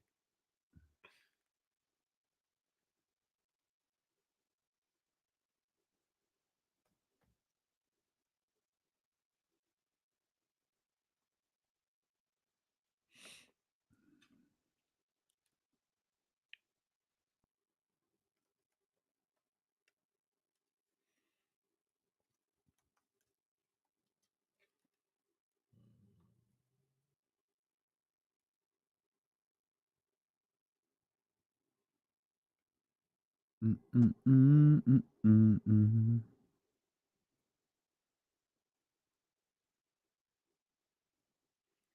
been raining the entire time in this Indy Guardians Twins game. Shout out to the Red Sox. Beat the Mets yesterday. Well, no, not shout out to the Red Sox. Umpire threw out Walker Buehler in the third inning for no reason. I saw that exchange. Shout out Juan Soto too. I hope you're happy one day, brother. Seems like he's going through it. It's a tough job. James Ham going to join us coming up here in just a few minutes. Was there anything else you had on the Tush Push? Somebody should just get lit up. That's if you want to get them to, they may not stop it. They may say, Devontae, yeah, you just going to have to take it for the team. We're going to get this first down. I was happy they pulled the reseeding rule. They didn't even vote on that. Yeah, that's dumb. They just be bringing stuff up for no reason. Yeah, winning your division should still count for something in the NFL. What was that? Detroit pushing? Yeah, Detroit. That, right? That's been their thing. Detroit, you just got to the good team part. Exactly. So, like, you guys just got here. Settle down. What about the flag football thing? Anybody care about that? That's dope. That's dope. I Justin Jefferson, I think, was really I guess Justin Jefferson's really involved in flag football across the country. Mm-hmm. And he was a big proponent of these guys being able to play in the upcoming Olympics. Yeah, care is a strong word for me. Like, I wouldn't care if they said no, but I think it's cool for them. I think we'll appreciate it more when the Olympics get here. I'm waiting for but if they said no, then I wouldn't have been like, I'm boycotting the Olympics because they don't have flag football. So, but it'll be cool to see, and it'll be cool to see the NFL players on that Olympic setting. So we're just assuming players like Saquon will be out there, or are they sending out the Isaac Guerendos of the world? Because Saquon's making $20 million this season, and if he tears his ACL in a well, it'd be a game, player's call, wouldn't it? Yeah. Like the NBA. The NBA it's a player's call. Yeah, but I'm sure insert NFL owners working with Team USA don't call my player or whatever. Like, I just wonder if how hands off they're going to be letting players go. Like, the NFL owners are about their money, all that stuff. I'd be pretty shocked if, like, yeah, go ahead, Justin Jefferson. Mm-hmm. Like, maybe Justin Jefferson's out there to flip the coin day one or something. Like it could be just I could be wrong too, but I'm just curious to see if they actually send out like top tier NFL players, if they actually let them play. The other thing about this, that's a good call too. I didn't even think about that. But the other thing about this that I'm not gonna say it's whack, but it doesn't have the same juice is I can't imagine the world is anywhere close to these American NFL players. Right. Playing. Yeah. Like this might be worse than 92. Like Tyreek Hill versus Germany. I'm sorry. Like, come on. I don't know why that was so funny to me. This might be worse than 92 when I talk about the dream team. But yeah, you got to start somewhere. Angola. You got to start somewhere. Maybe the thought is you started here and 20 years later, it will be like basketball in the Olympics. Okay. They got this one guy, Jesse, I know you've probably seen him, like the best flag football quarterback in the world. And they're like, should he be on the team? Should he be playing? Because, the thought is the NFL players are going to take all the spots. But this guy is like, I think they called him the Patrick Mahomes of flag football. Yeah, I've seen this person talk. I've never seen him play, but and they can't stop him. They can't stop him. It's like, too, if they send you out there, bro, they'll just treat it like breakdance. It'll be one and done. Oh. I don't even know. Like, I'm sure. Is it breakdancing? Is that's officially out? I don't breakdancing out of the Olympics. I'm sure the guy's great at flag football, but the whole point of this is like we want to see some NFL players. He's playing flag football. Yeah, I'm sure he is. Give me Will Levis instead. Oh gosh. No, this guy better than Will Levis. Will Levis is in the NFL. No, this guy's better than Will. Is it like a completely different strategic game? I mean, obviously there has to be some differences, It's but essentially 7-on-7-ish, I'm sure. Like just the same type of football you're playing. It's like, just- why is this guy so good at flag football? Hey, Turkey Bowl, he tore it up every year. He went crazy. And I could be wrong, but he looks like he's like 5'8". Do we know his name? I don't know. Maybe I could Flag football phenom. Let's see who well, that didn't work. I found a team named Phenom Flag Football. Found a 15-year-old quarterback. He's the Jaden Daniels of flag football. I got Daryl Doucette. Yeah, I think I it's searched Darryl. up flag Yeah. football quarterback legend. Yeah.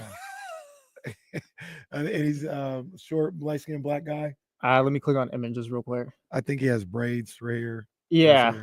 Yeah, it's skinny dude. Yeah. I found Does it have his height? How tall is he? Let me see. I found Makina Cook. I don't know Makina Cook. And so this video, YouTube, this flag football player is better than Patrick Mahomes. Oh my God. Brother, you're 5'7". Why don't you go sit your ass down next to me? He's 5'7". Yeah, no, come take a seat next to me, bro. We'll watch the games together. The highlights is crazy though. The highlights are great. I mean, for flag football, I don't know if All right. doing that in the NFL, but the highlights go crazy. You can't be like, nah, I need to be out there over Patrick Mahomes, and you're Jesse Tapia's height. He's unstoppable in the flag football Well, world. I'll be the one to take down Patrick Mahomes. And I'm assuming Patrick Mahomes is going to play Can you flag imagine football, but that'll be interesting. He becomes like a dual national, like soccer, and he's out there for Japan trying to take down the USA. Yeah, gets dual citizenship somewhere else. Plays for Japan. Joel Embiid playing for the USA. Becky Hammond did it. She you had go. dual citizenship for Russia. Yeah. She played for the Russian national team in They 2008. try to hate on him in America and go somewhere else. Shout out E-Biz. Lit me up in at the studio show in front of everybody. Damn, Jess, you short. Yeah, E-Biz, I am. Thanks. Shout out E-Biz. E-Biz is funny, man. Bro, I have no filter. Oh, man. Uh, 7-on-7 world is crazy, though. Like high school wise. I don't know about the adult. Well, flag football is actually pretty big for adults, too. But the 7-on-7 world is crazy. 7-on-7's like it's like more popular like on YouTube, that type of stuff, I feel. Yeah, like that's where you catch it more now. It'd probably be more popular than the UFL, which they It pulled is. off of TV to air the pregame show the other day. As they should. It was like it was 33-30 in the final seconds of the game, and they're like, "Let's go to Stephen A. Smith." Bro, what? Should. Y'all really cut this game off. As they should. Good job by them. Good job by them. 7-on-7 travel ball is definitely more popular than it. What is it? You said UFL, USFL? I think it's called the UFL. Okay. Dwayne's League. I think it's called the UFL. As Tilo would say.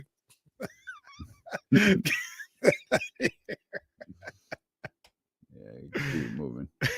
Giants are getting their ass beat, man. 8-2. Royals are a good team. Royals in the AL Central, I think they're the only other division that has 4 teams over 500. AL Central's got 4. NL West, obviously, I think has 4 as well. But the Royals are like they came into the series, I think, about maybe 5-6 games over 500, playing good baseball. Playing good baseball. What's it look like tonight for your Knicks and the Pacers? So I think the Knicks are going to win. I said yesterday, I think the Knicks are going to win the NBA championship. But don't mistake that as me thinking like Indiana has no chance or they're not formidable or it's just a wrap. Indiana can easily win this series. I think they're a really good team. They're playing great too. And one of the things that I love about this Pacers team is their guard play. And the guards that they have are the epitome of tougher than a $2 steak, in my opinion. You got Halliburton, who you would think is probably maybe the most finesse of the guards. He's still tough too. Like, he ain't no punk, but you got Halliburton playing at a high level. Nembhard is the truth. He makes big time shots. You got TJ McConnell coming off the bench. He's literally tougher than a $2 steak. Same with Mathurin. And then TJ McConnell will bust your ass. Man, that dude is a problem. And then you got Aaron Nesmith, who that's his job, is to try to be the toughest person. All he does is attack the basket at 1,000 miles per hour, defend at 1,000 miles per hour, and try to get rebounds at 1,000 miles per hour. And I think that could be a potential problem for the Knicks, having to deal with that, and having to deal with those guys. I think they spearhead everything. Miles Turner's been playing great. Pascal Siakam obviously has been playing great as well. And who's the other guy I'm thinking about? Obi Toppin coming off the bench. He does a good job as well. But I really think it's going to lie in what those guards can do for the Pacers. Those 5 guys that I mentioned, if they can play the game at their pace, play it with their level of physicality, and kind of stall what Jalen Brunson does and maybe outplay Michael and OG and Josh Hart, it's going to be a long, long night for the New York Knicks. I think those guys for the Knicks are going to be able to play at a high enough level to get them to win tonight specifically. But Indiana's the truth, man. Indiana, that's a really good team. That's a really good team. I think the first game of the series is always kind of weird. I mean, last night's game was weird. Like, it was a real ugly first half. Like, oh, these guys were playing defense in the first half. Like, no, they weren't. They hit a bunch of shots. Like, Minnesota hit a bunch of shots to start the game. Oklahoma City hit a bunch of shots right after that.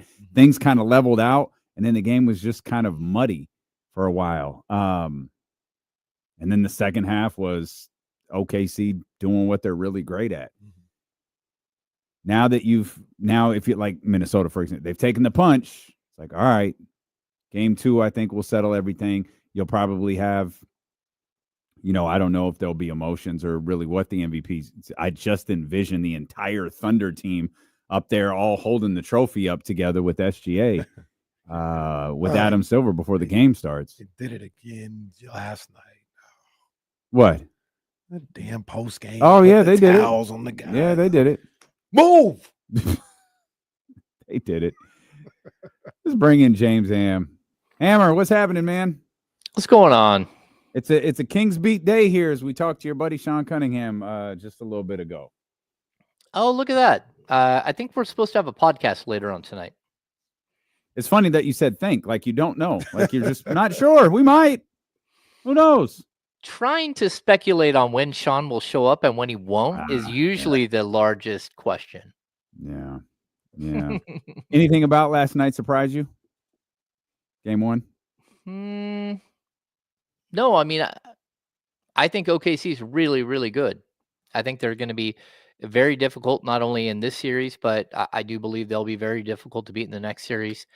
And I think they're the likely champs. Now, that might not be the case, but that's just my opinion. And they look really good. And, I think players get foul calls and stuff like that. The game will probably be officiated differently in the next one, but maybe not because Shea's now winning the MVP and he'll probably get a little bump from that. I think I picked Minnesota to win this series, but I think it is vital. And I thought this going into yesterday, so now it's even more of a vital situation to win one of these first 2 games.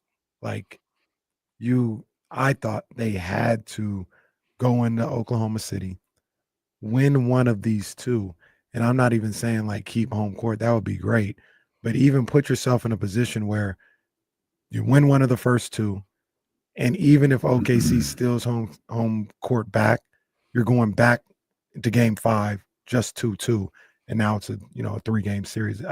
Just the way series plays out, I thought, and I still think it's very important for them to win one of these first 2 games. Because if you go down 0-2, now you got to win 4 out of 5 against OKC. It's a tall ask, man. That's a tall ask. So game 2 is pretty vital for those guys.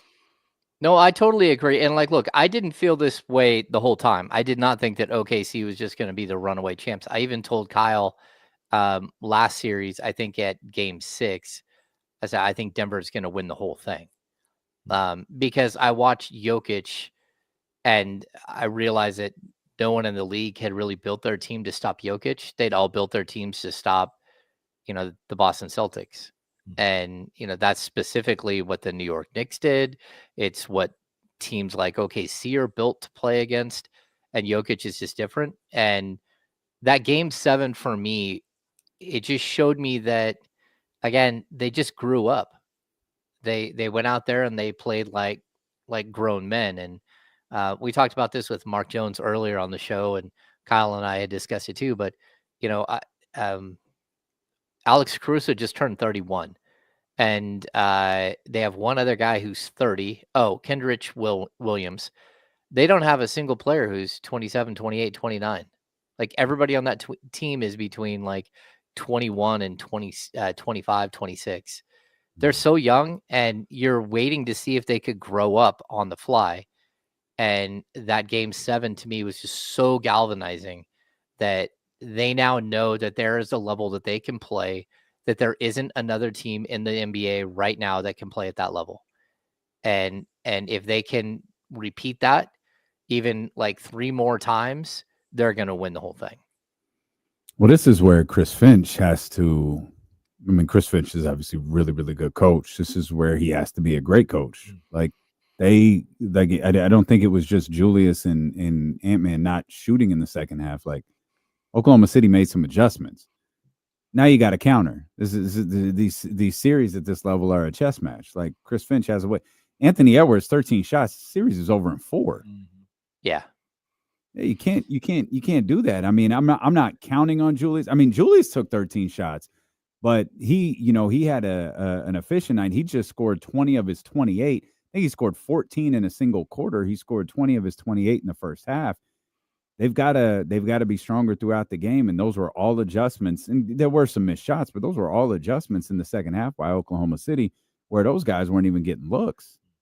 It's funny, when we were talking to Mark earlier, he said just by the eye test, it felt like OKC missed a lot of wide open shots and wide open threes. So Kyle looked it up while we were there. They shot 14 of 48 on wide open threes.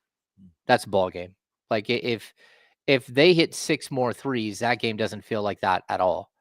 And I'm not saying they need to hit 6 threes, but those are just the wide open looks. Those were wide open, nobody in front of you. There were guys who were 1 for 9s and 1 for 6s or 0 for 5s. It was just a mess. So that's where if I'm Minnesota, I'm saying, hey, look, we can beat them if we hit our shots. Like we're not going to be cold the whole series, but if we just hit our shots, we'll be okay. And that's where I think OKC's just kind of waiting in the wings and saying, yeah, that's fine. You start hitting shots, we'll make our adjustment as well, which is what we saw in the second half. And, again, look at Mark Daigneault is just proven to be a very, very incredible coach. Just really, really good coach. And the changes that they made in the second half to take away guys like Julius Randle, to limit Anthony Edwards, were just really impressive. Saw this earlier. I had seen it before the show, but I think Security Bagley mentioned it as well. Dante DiVincenzo, Nikhil Alexander-Walker, Naz Reid, 5 for 28 from beyond the arc. First of all, 28 threes from those three. That's a lot. That's a lot. Those guys are all bench guys.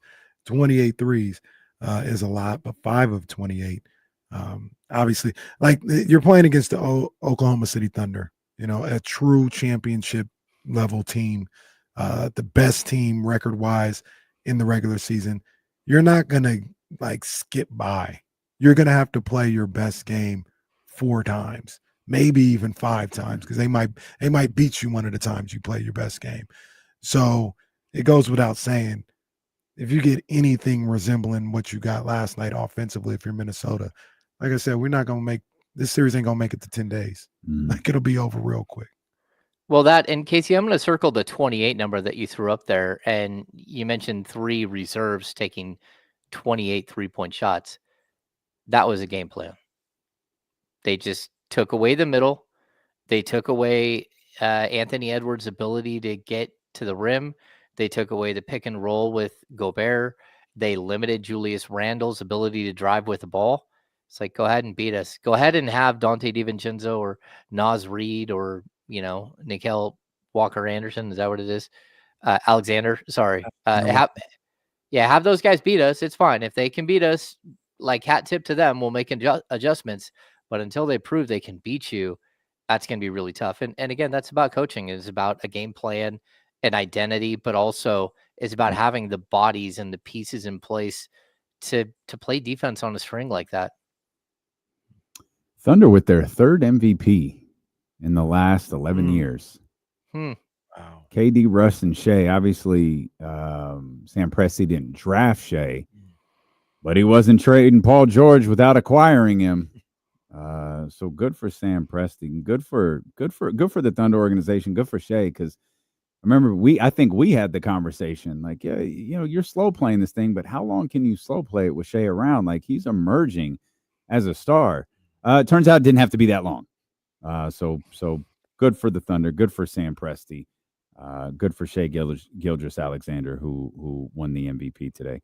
I'll be really anxious to see when the voting comes out how close it was between him, Jokic, and I feel like Giannis was just a cursory. I think it's going to be a 2-man race, and it's going to. I think so too. It's probably going to be Shea with, I'd say, probably twice as many votes as Jokic. I don't think it'll be all that close. I think it'll be pretty lopsided, with a whole lot of second place votes if they give second place votes to Jokic. I don't think it'll be all that close.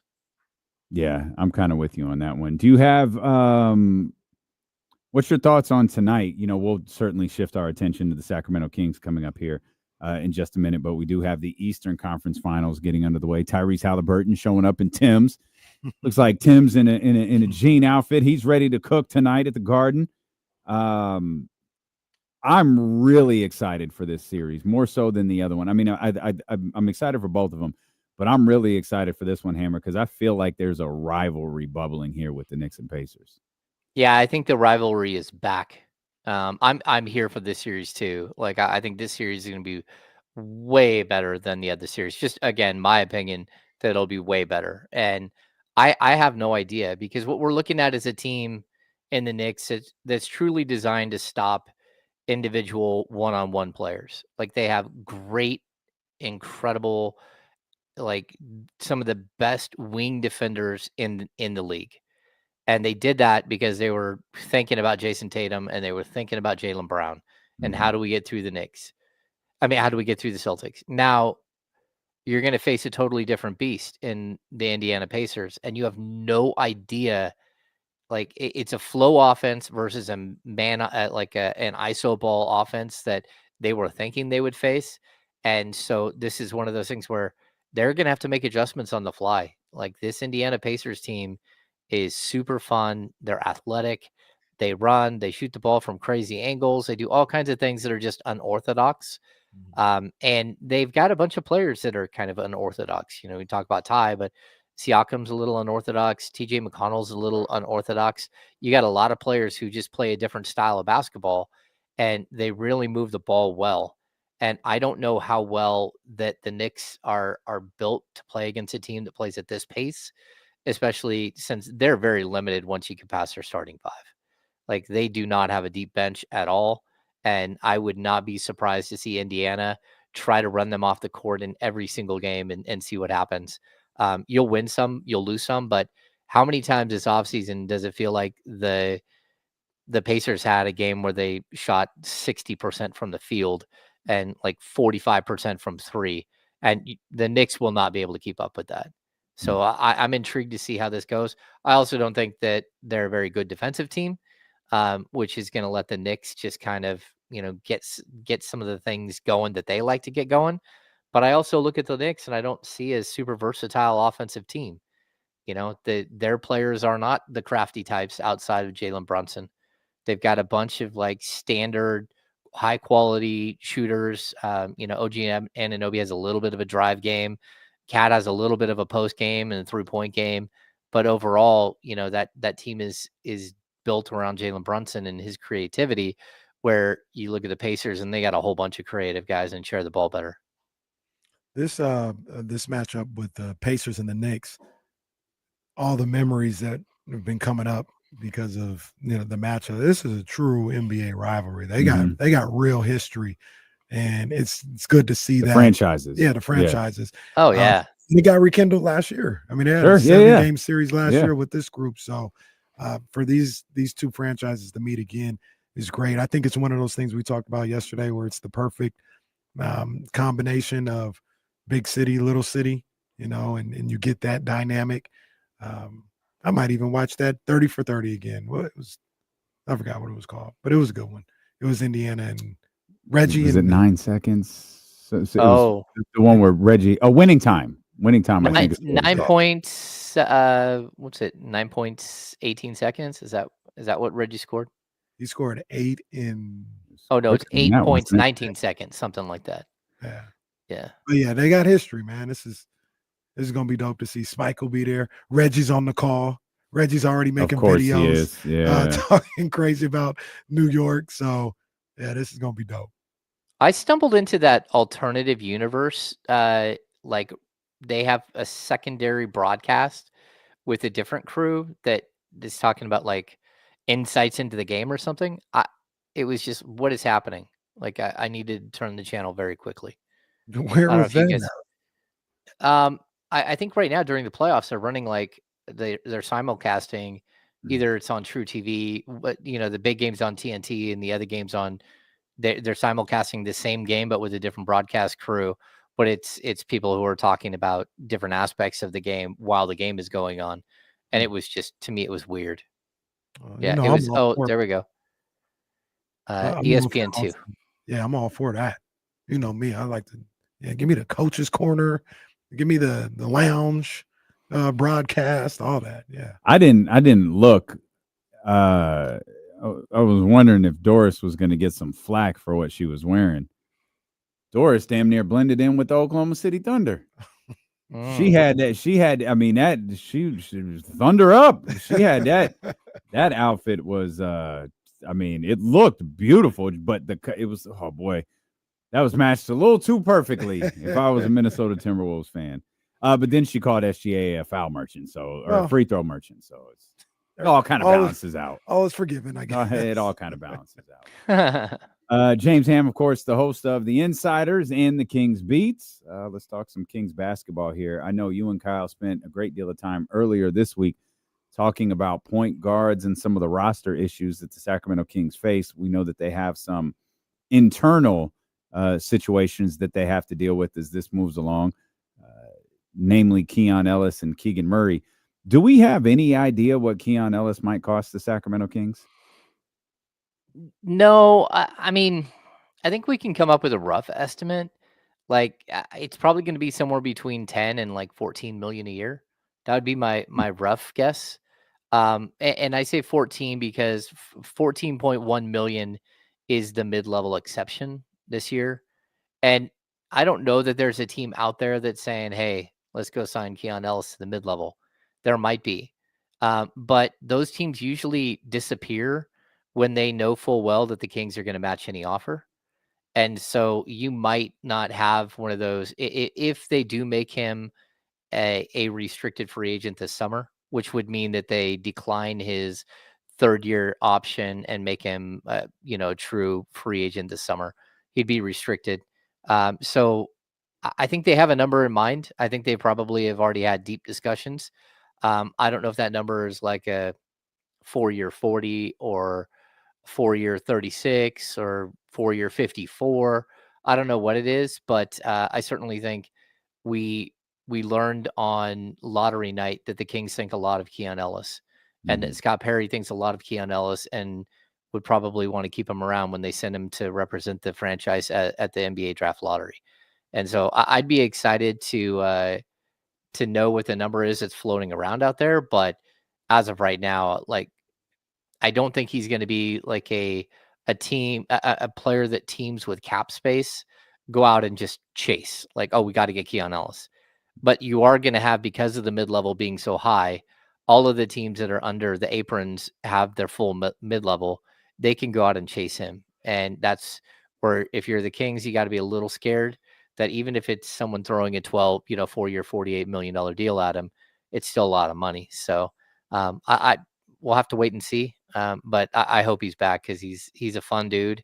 And he's very, very good at what he does. And the Kings need more players like him. Agreed. I'm a big Keon Ellis believer. I asked you something during the handoff. Keon Truthers, I think, is what they're Keon Truthers. That's right. He was. They were undefeated when he was starting. That's right. 8-0 to start, right? Yeah. I asked you a question on the handoff that wanted you to marinate on a little bit, and I know you probably had already thought about it, but just an actual way to get it done. And I was going to ask you, is there any way for the Kings to get, one of these big time players, a 35, 40, $45 million player, onto the roster without giving up Sabonis or Levine? Yeah, I mean, there's a way to do it. I think with the other question is, can you do it without giving up Keegan Murray as well? Yeah, there's a way to do it for sure.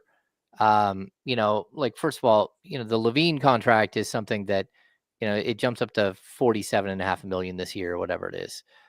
It's a lot of money, right? But DeRozan's contract is at 24.5. On top of that, we've got Malik Monk at 18.8, Jonas Valanciunas at 10.4, Devin Carter at $5 million.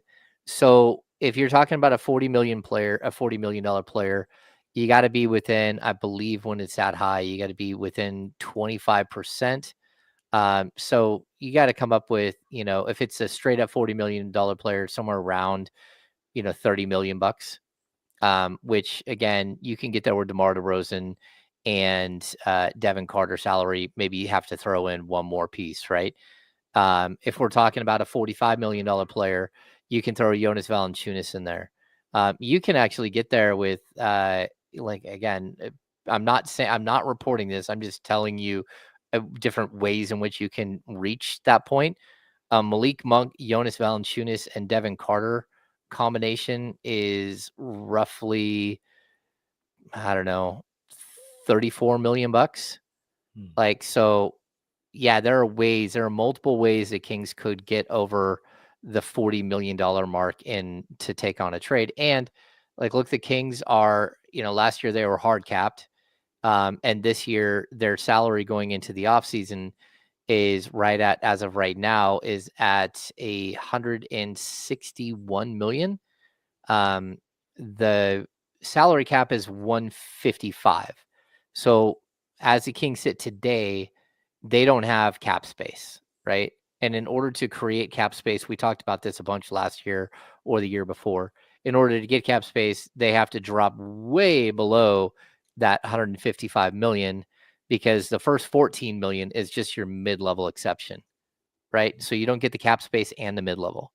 So as of right now, the Kings, because they're sitting at, what do we say, 161 million, they're about 6 million over the salary cap. But the luxury taxes here, last year was 172. It's going to be closer to 190. So the Kings are going to have like a bunch of wiggle room underneath the luxury tax.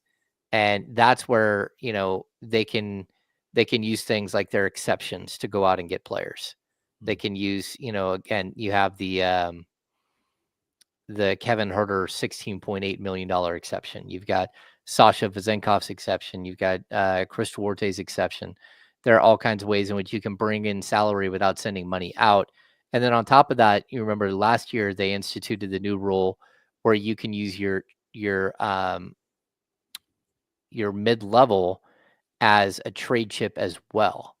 You can take back up to 14.1 million in a trade back. You don't necessarily have to go out and sign a player with that. So all of these things help, but what they can't do is they can't be aggregated. So that's where, Kenny, I think you were asking earlier about, can you take your big $16 million trade exception and DeMar DeRozan, and next thing you know, you're up to $40 million, right? Mm-hmm. Technically, you can't do that, but there is a way to do that. So if you involve a third team in the same trade and you send your trade exception to a different team for a $16 million player, and that $16 million player goes to another team that also, DeMar DeRozan goes to, now you can actually do that. So you can, there are ways around the fact that, you're the way you trade players, but even look at how the Bulls and the Kings and San Antonio pulled off the De'Aaron Fox, Zach LaVine trade. They made it work where enough salary went to the Bulls to cover a good portion of LaVine's salary, and then with Huerter's salary going there, that covered another portion.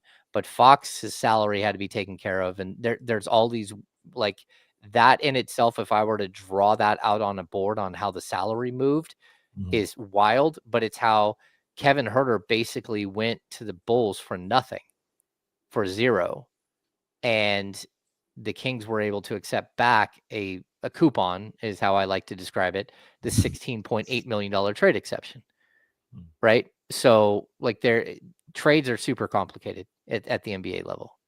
I asked that because first person that came to my mind was like Trae Young. Like, how do you get Trae Young without giving up LaVine, Sabonis, or Keegan? Mm-hmm. And I wondered if there was a way. And then you think about different guys like Drew Holiday. That's a lot of money. Can you get – the whole point of it all was you want one of those guys that are super impactful, starters, preferably a point guard. How do you get them while not creating another hole in on your roster? And yeah, I wanted to know if it was possible. No, it's totally possible. And, I don't know what Atlanta's going to do right now. They just switched their entire front office. Well, at least the main guy in their front office. Trae Young is a $46 million contract next year, and he has a player option at $49 million the year after. If you were to trade for Trae, you'd want to lock him up long term.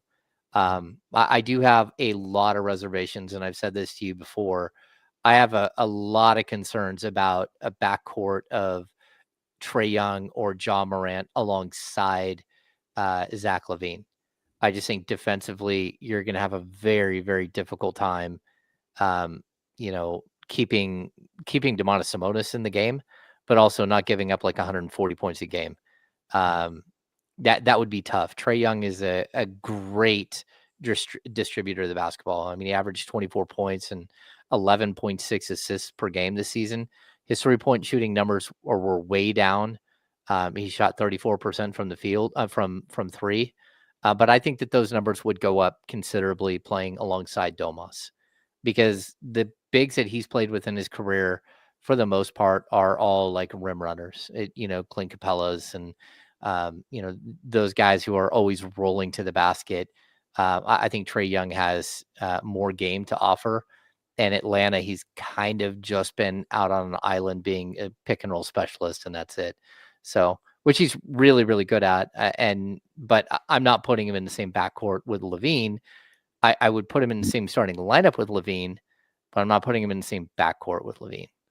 So, you know what I'm saying? Like, I would, if you started Keon Ellis and Keegan Murray, that could, create a little bit of defense. And maybe cover for the LaVine and Trae Young, like, deficiencies on the defensive end. But I'm just really leery on the same thing with Ja. Ja's just not a good defender. And some of these guys, they don't even care. They don't play defense. That's not who they are. And I know that sounds really weird, and people were always upset because De'Aaron Fox was great defensively some nights and he was okay other nights. Well, that's not what you're going to get from Trae Young or Ja Morant. They're never great defensively. They never have moments where you're like, oh my gosh. No, they can get a steal and a dunk, but like, just overall, they're not good defenders. Okay. I have a follow-up question to this whole idea that Kenny just presented, and I'll ask that to both of you when D'Lo and Casey return here on Sacramento Sports Leader, ESPN 1320.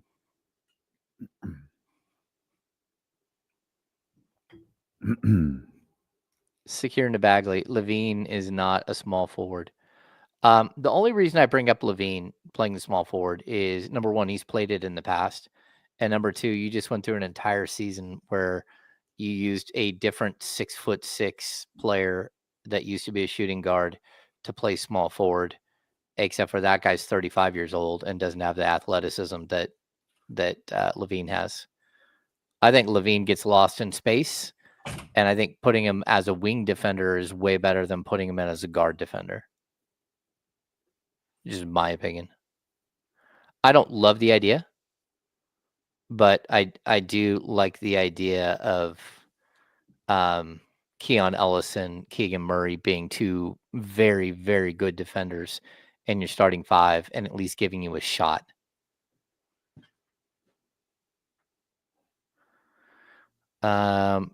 Pray for Mojo. Does visiting a chiropractor make you organic? No. No. That is funny. No, it just, like, I grew up going to a chiropractor because I've had back problems since I was young. I don't go to one anymore. At the final ESPN LA Sports Center. I completely forgot that was ending. Leezy, what's easier, getting a defensive point guard or rim protector? Like, can I add some complexity to that? I think it's easier to find a defensive point guard because there are guys in the league who just aren't very good offensively, and who you can, like Chris Dunn or Dante Exum. There are guys out there that you can find to play point guard. Now, whether they're that impactful or not I don't know, because playing point guard at the NBA level is nuts. Like, the guards you're playing against every single night are so incredible. Finding the reason I say there's a nuance to your question is because finding a rim protector isn't that difficult. Finding a rim protector that can play with Domantas Sabonis is.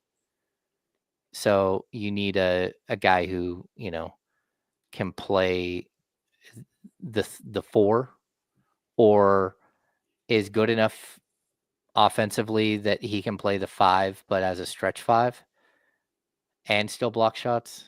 It's sort of complex. And he ain't talking about the DJ. Nope. Trying to think, there was someone I was looking at earlier if the Kings were going to go trade for that averaged like a block a game, and It was like a good fit, but it was going to be really expensive, and I can't remember who that player was now.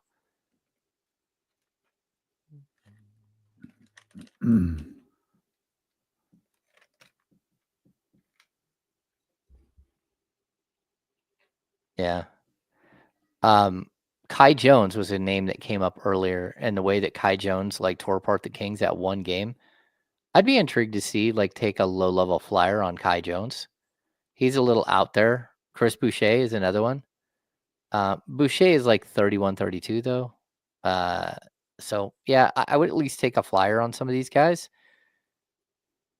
What do you guys think of Emmanuel Quickly? Love Emmanuel Quickly. I had someone in the Kings organization that year tell me they absolutely adored Emmanuel Quickly, but the Kings had like a early second round pick and they were hoping he would fall, and that did not happen.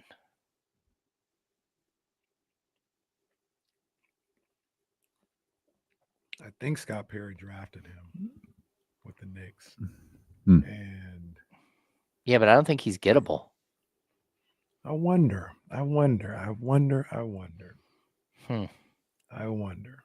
Backwards hat, pendant. Oh yeah. Ty was ready. Wake that boy up tonight.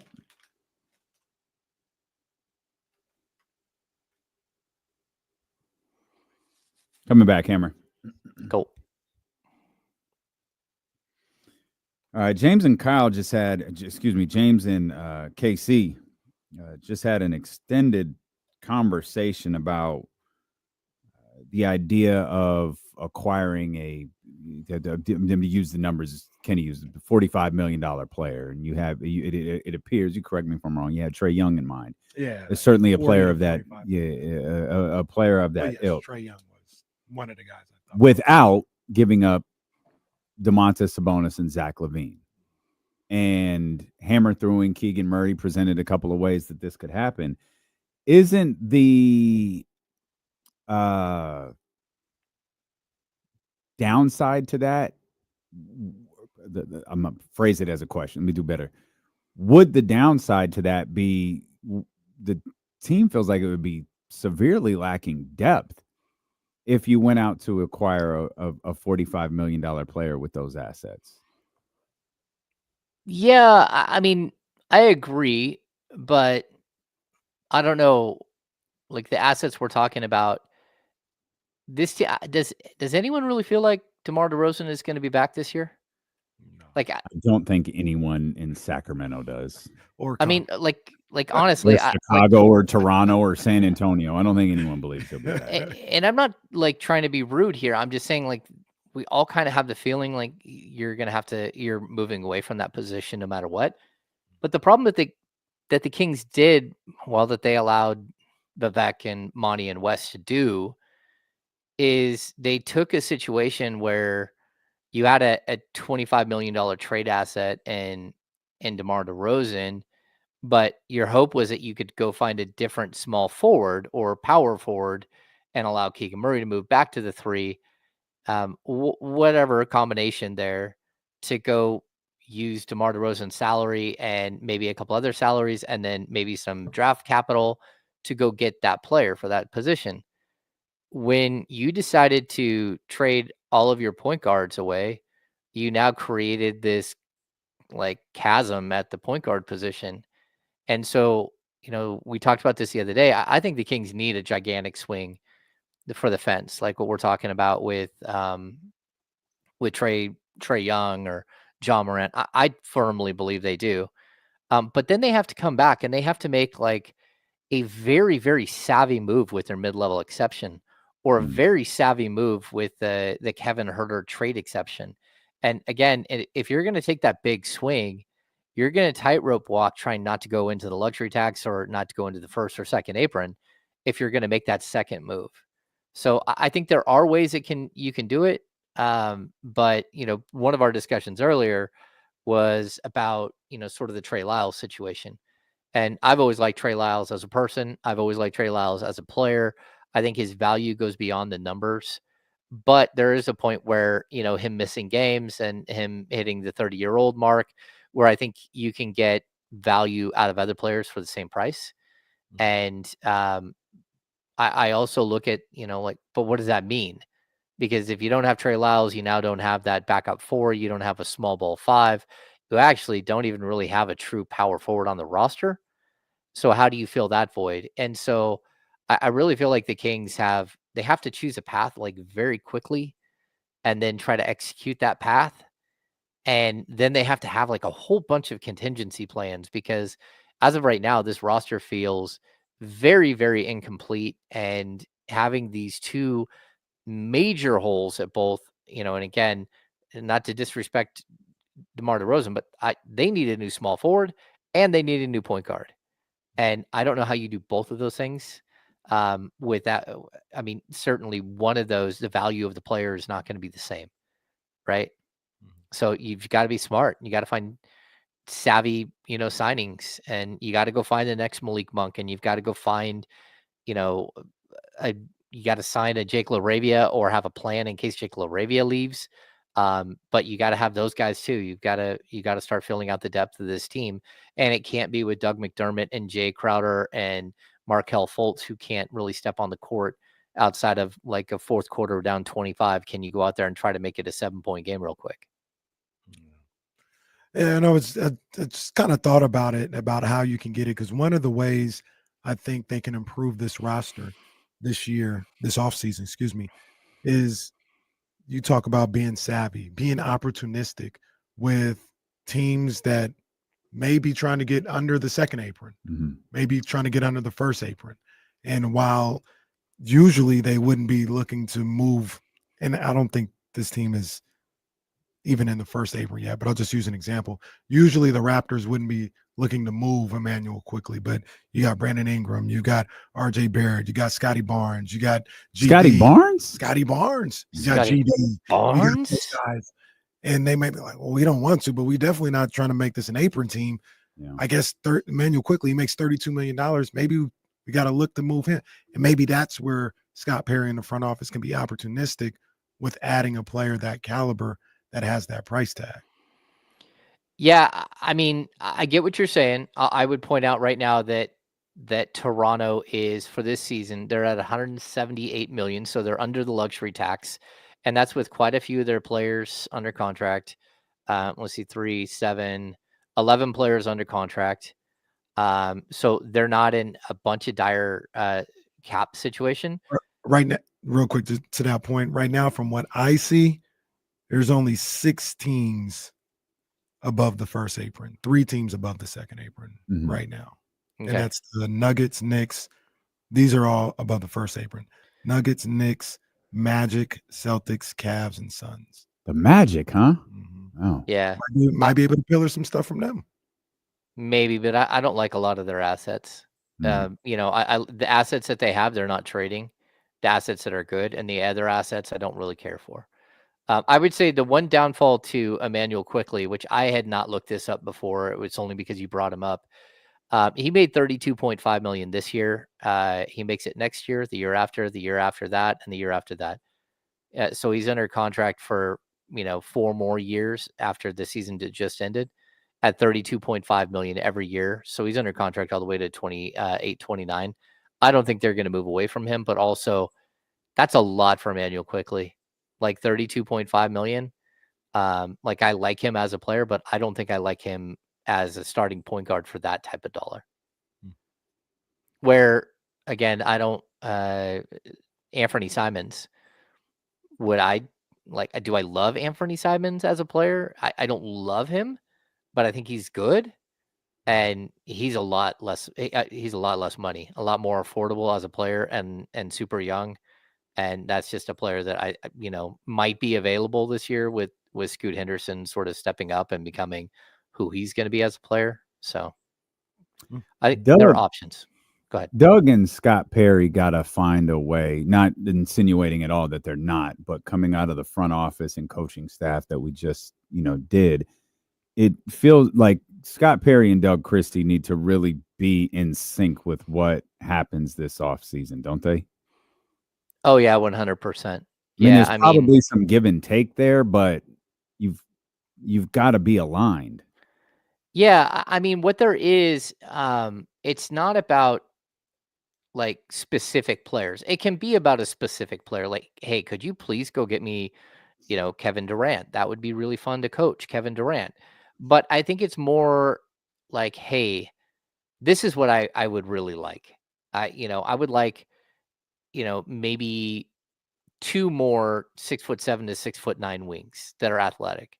Like give me some players that I can work with. And Scott can say, hey, look, we have this list of players, point guards that we're going to go, kick the tires on. What do you think of this, this, and this? And, you want like a really like tight knit, but a symbiotic relationship where they're supporting each other the right way, because that's the only way this whole thing works. I think, the best version of this in Sacramento has always been the Rick Adelman, Jeff Petrie relationship. And I think, Jeff put together a squad that Rick could coach, but then he kept making tweaks to it the whole time. And, as a coach and as a general manager, it's tough because you get attached to some of your players. But, I don't think there's any question that the Kings got better when they traded Corliss Williamson for Doug Christie, or when they traded, Jason Williams and Nick Anderson for Mike Bibby. Like you got better. Like each of these steps, you got better. And so I think that it's tough, but you have to make calculated decisions, and you got to be on the same page. Like we hear a lot of stuff, and people, it's been floated out there. Well, Mike Brown said no to John Collins. It's like Mike Brown didn't say no to John Collins. He said, I'm not a fan. That's possible. But he didn't say, if you do that, I quit. That's a big difference. So like you have to have relationships with your coach and your GM where they're moving the same way. But also you need to sometimes go to your coach and say, hey, look, what is it that's going to make your team better from your angle? Because we can see the analytics and we can see the feel that we have as people in a front office, but that's different than somebody who's on the court who keeps running into the same glaring weakness in their roster. And, again, I bring up like linked athleticism and all that all the time, but there are nuanced things that coaches go out and ask for. I remember Dave Yeager a few years ago said, please get me a stretch four. He's like, I don't even care who it is. I just need one of them. And it doesn't matter if they can play 40 minutes or they can play 15. I just need one. So they went out and they got Anthony Tolliver. And you should have seen the offensive numbers when Anthony Tolliver was on the court versus when he wasn't. Like the Kings were 500 times better offensively when Anthony Tolliver, who didn't even score, but the fear of a three-point shooting power forward at that point in the NBA, where now there's like 500 of these dudes, but at that point, it changed everything. And that's where I'm talking about, like where this relationship has to be more nuanced than, hey, go get me Trey Young, or go get me a better player. That doesn't help. What they need to be is on the same page. Yeah, they got their work cut out for them, man. And you said the perfect word, Hammer. There's a level of savviness that they're going to have, and being opportunistic and just having your eyes. Not that I'm saying anything that's groundbreaking, but having your eyes on every little situation that's going on around the NBA. Here's where a Scott Perry and him being in that front office may benefit you. Being able to know right now what some of the agents are talking about, what some of the disgruntled or, hey, this player might look to be on the move, like having an inside track on all of that. They don't have to be on it. I think they will be, but this is something, and no disrespect to the guys, but this is something that Monty and West, maybe that wasn't their strong suit, having ties to everything, every little intricate thing going on in the back channels of the NBA. Well, that and I think at some point too, if you're a new GM in a situation, what you don't want to do is just like hamstring the franchise forever. But you also, the path here is pretty clear. I don't think Vivek Ranadive hired Doug Christie or Scott Perry to be bad for the next 3 years and rebuild and go become the Oklahoma City Thunder all over again. That's not what the idea is here. So that means that, like, we talk about what does it take to get Trey Young, the dollars and cents is one thing. So we're talking about, again, you're going to have to give up. He makes 45, 46 million. You're going to have to at least give up 36, 37, 38 million dollars in player. But on top of that, what's a draft capital what's a draft status? How much do you have to give up? Do you have to give up 3 first-round picks? Do you have to give up 2 first-round picks? Like, all of these things matter because, the Kings got to a point where they had no second-round picks, and they also had limited access to any of their first-round picks because of the Kevin Huerter trade hanging over them. And I'm not talking about this summer or even last summer, like the summer before that, where you didn't know you couldn't really trade picks for 3.5 or 4 years. Like, that's a problem when you're way out in front of it. So I think we're going to see how much of like leeway that Scott Perry has with how aggressive he is with the 9 first-round picks that he now has. And, we'll know right away, like July 1st, if you start hearing buzz of some big, gigantic trade, that's because Scott Perry has full power to go out and use those picks to make this team better. And if you miss, now you're in a bunch of trouble. Now you're the Phoenix Suns. I feel like we do this a lot. We set the bar high for the Sacramento Kings off season, and winds up happening. Tyus and Trey Jones signed together. The Jones brothers are your point guards. Like, yay. You laugh now. Yeah, I know. Yeah. But and I don't hate either one of them, and I don't hate the idea of either one of them, but like, there has to be something else down the pipeline, like go out and get it. Dennis Schroeder. Okay. He's okay. He's a good, solid point guard. He's at least, he can play the position, right? But what's next? Go get me a Trey Mann on top of that. So at least you have someone who might is a swing for the fence guy who might develop and become something special. But as of right now, the Kings don't have that pipeline at multiple positions, and that's trouble. All right. Well, it's always fun to think about, and it's starting to happen. Now we're down to 4 teams. Now we're approaching the finals, and I think Kings fans' moods starting to shift a little bit. Now, again, I think expectations are going way too high right now. Let's all calm down. Let's just see what happens. Let's just sit back and observe. Let's not be the general manager for Scott Perry. Let's let Scott Perry generally manage this team. Probably the wrong way to phrase that, but you know what I'm saying. I also think expectations are way too low. What do you mean? In some cases, like people think this team's just trash. Oh, this team is not trash. This team's not trash. I still think they underachieved last year. They're better than their record was last year. I don't know what that means for this year, though. I have no idea what that means for this year. I mean, I know last year they had no business at any point in the season being 5 games under 500. They just didn't. I wonder how much some stability, some organizational stability, and something like that might help.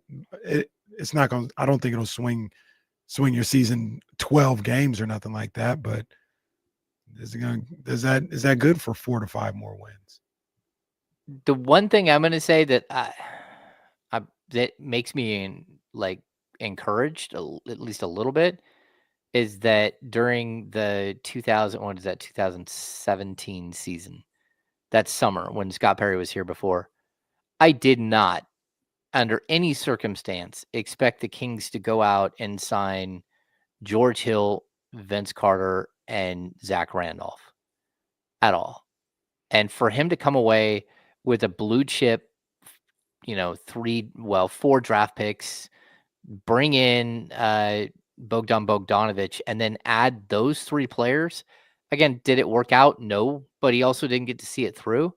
So I'm intrigued to see what happens on, what is it, June 30th now? It used to be July 1st but that first night of free agency, like Scott showed me that he can go out there and swing for the fences.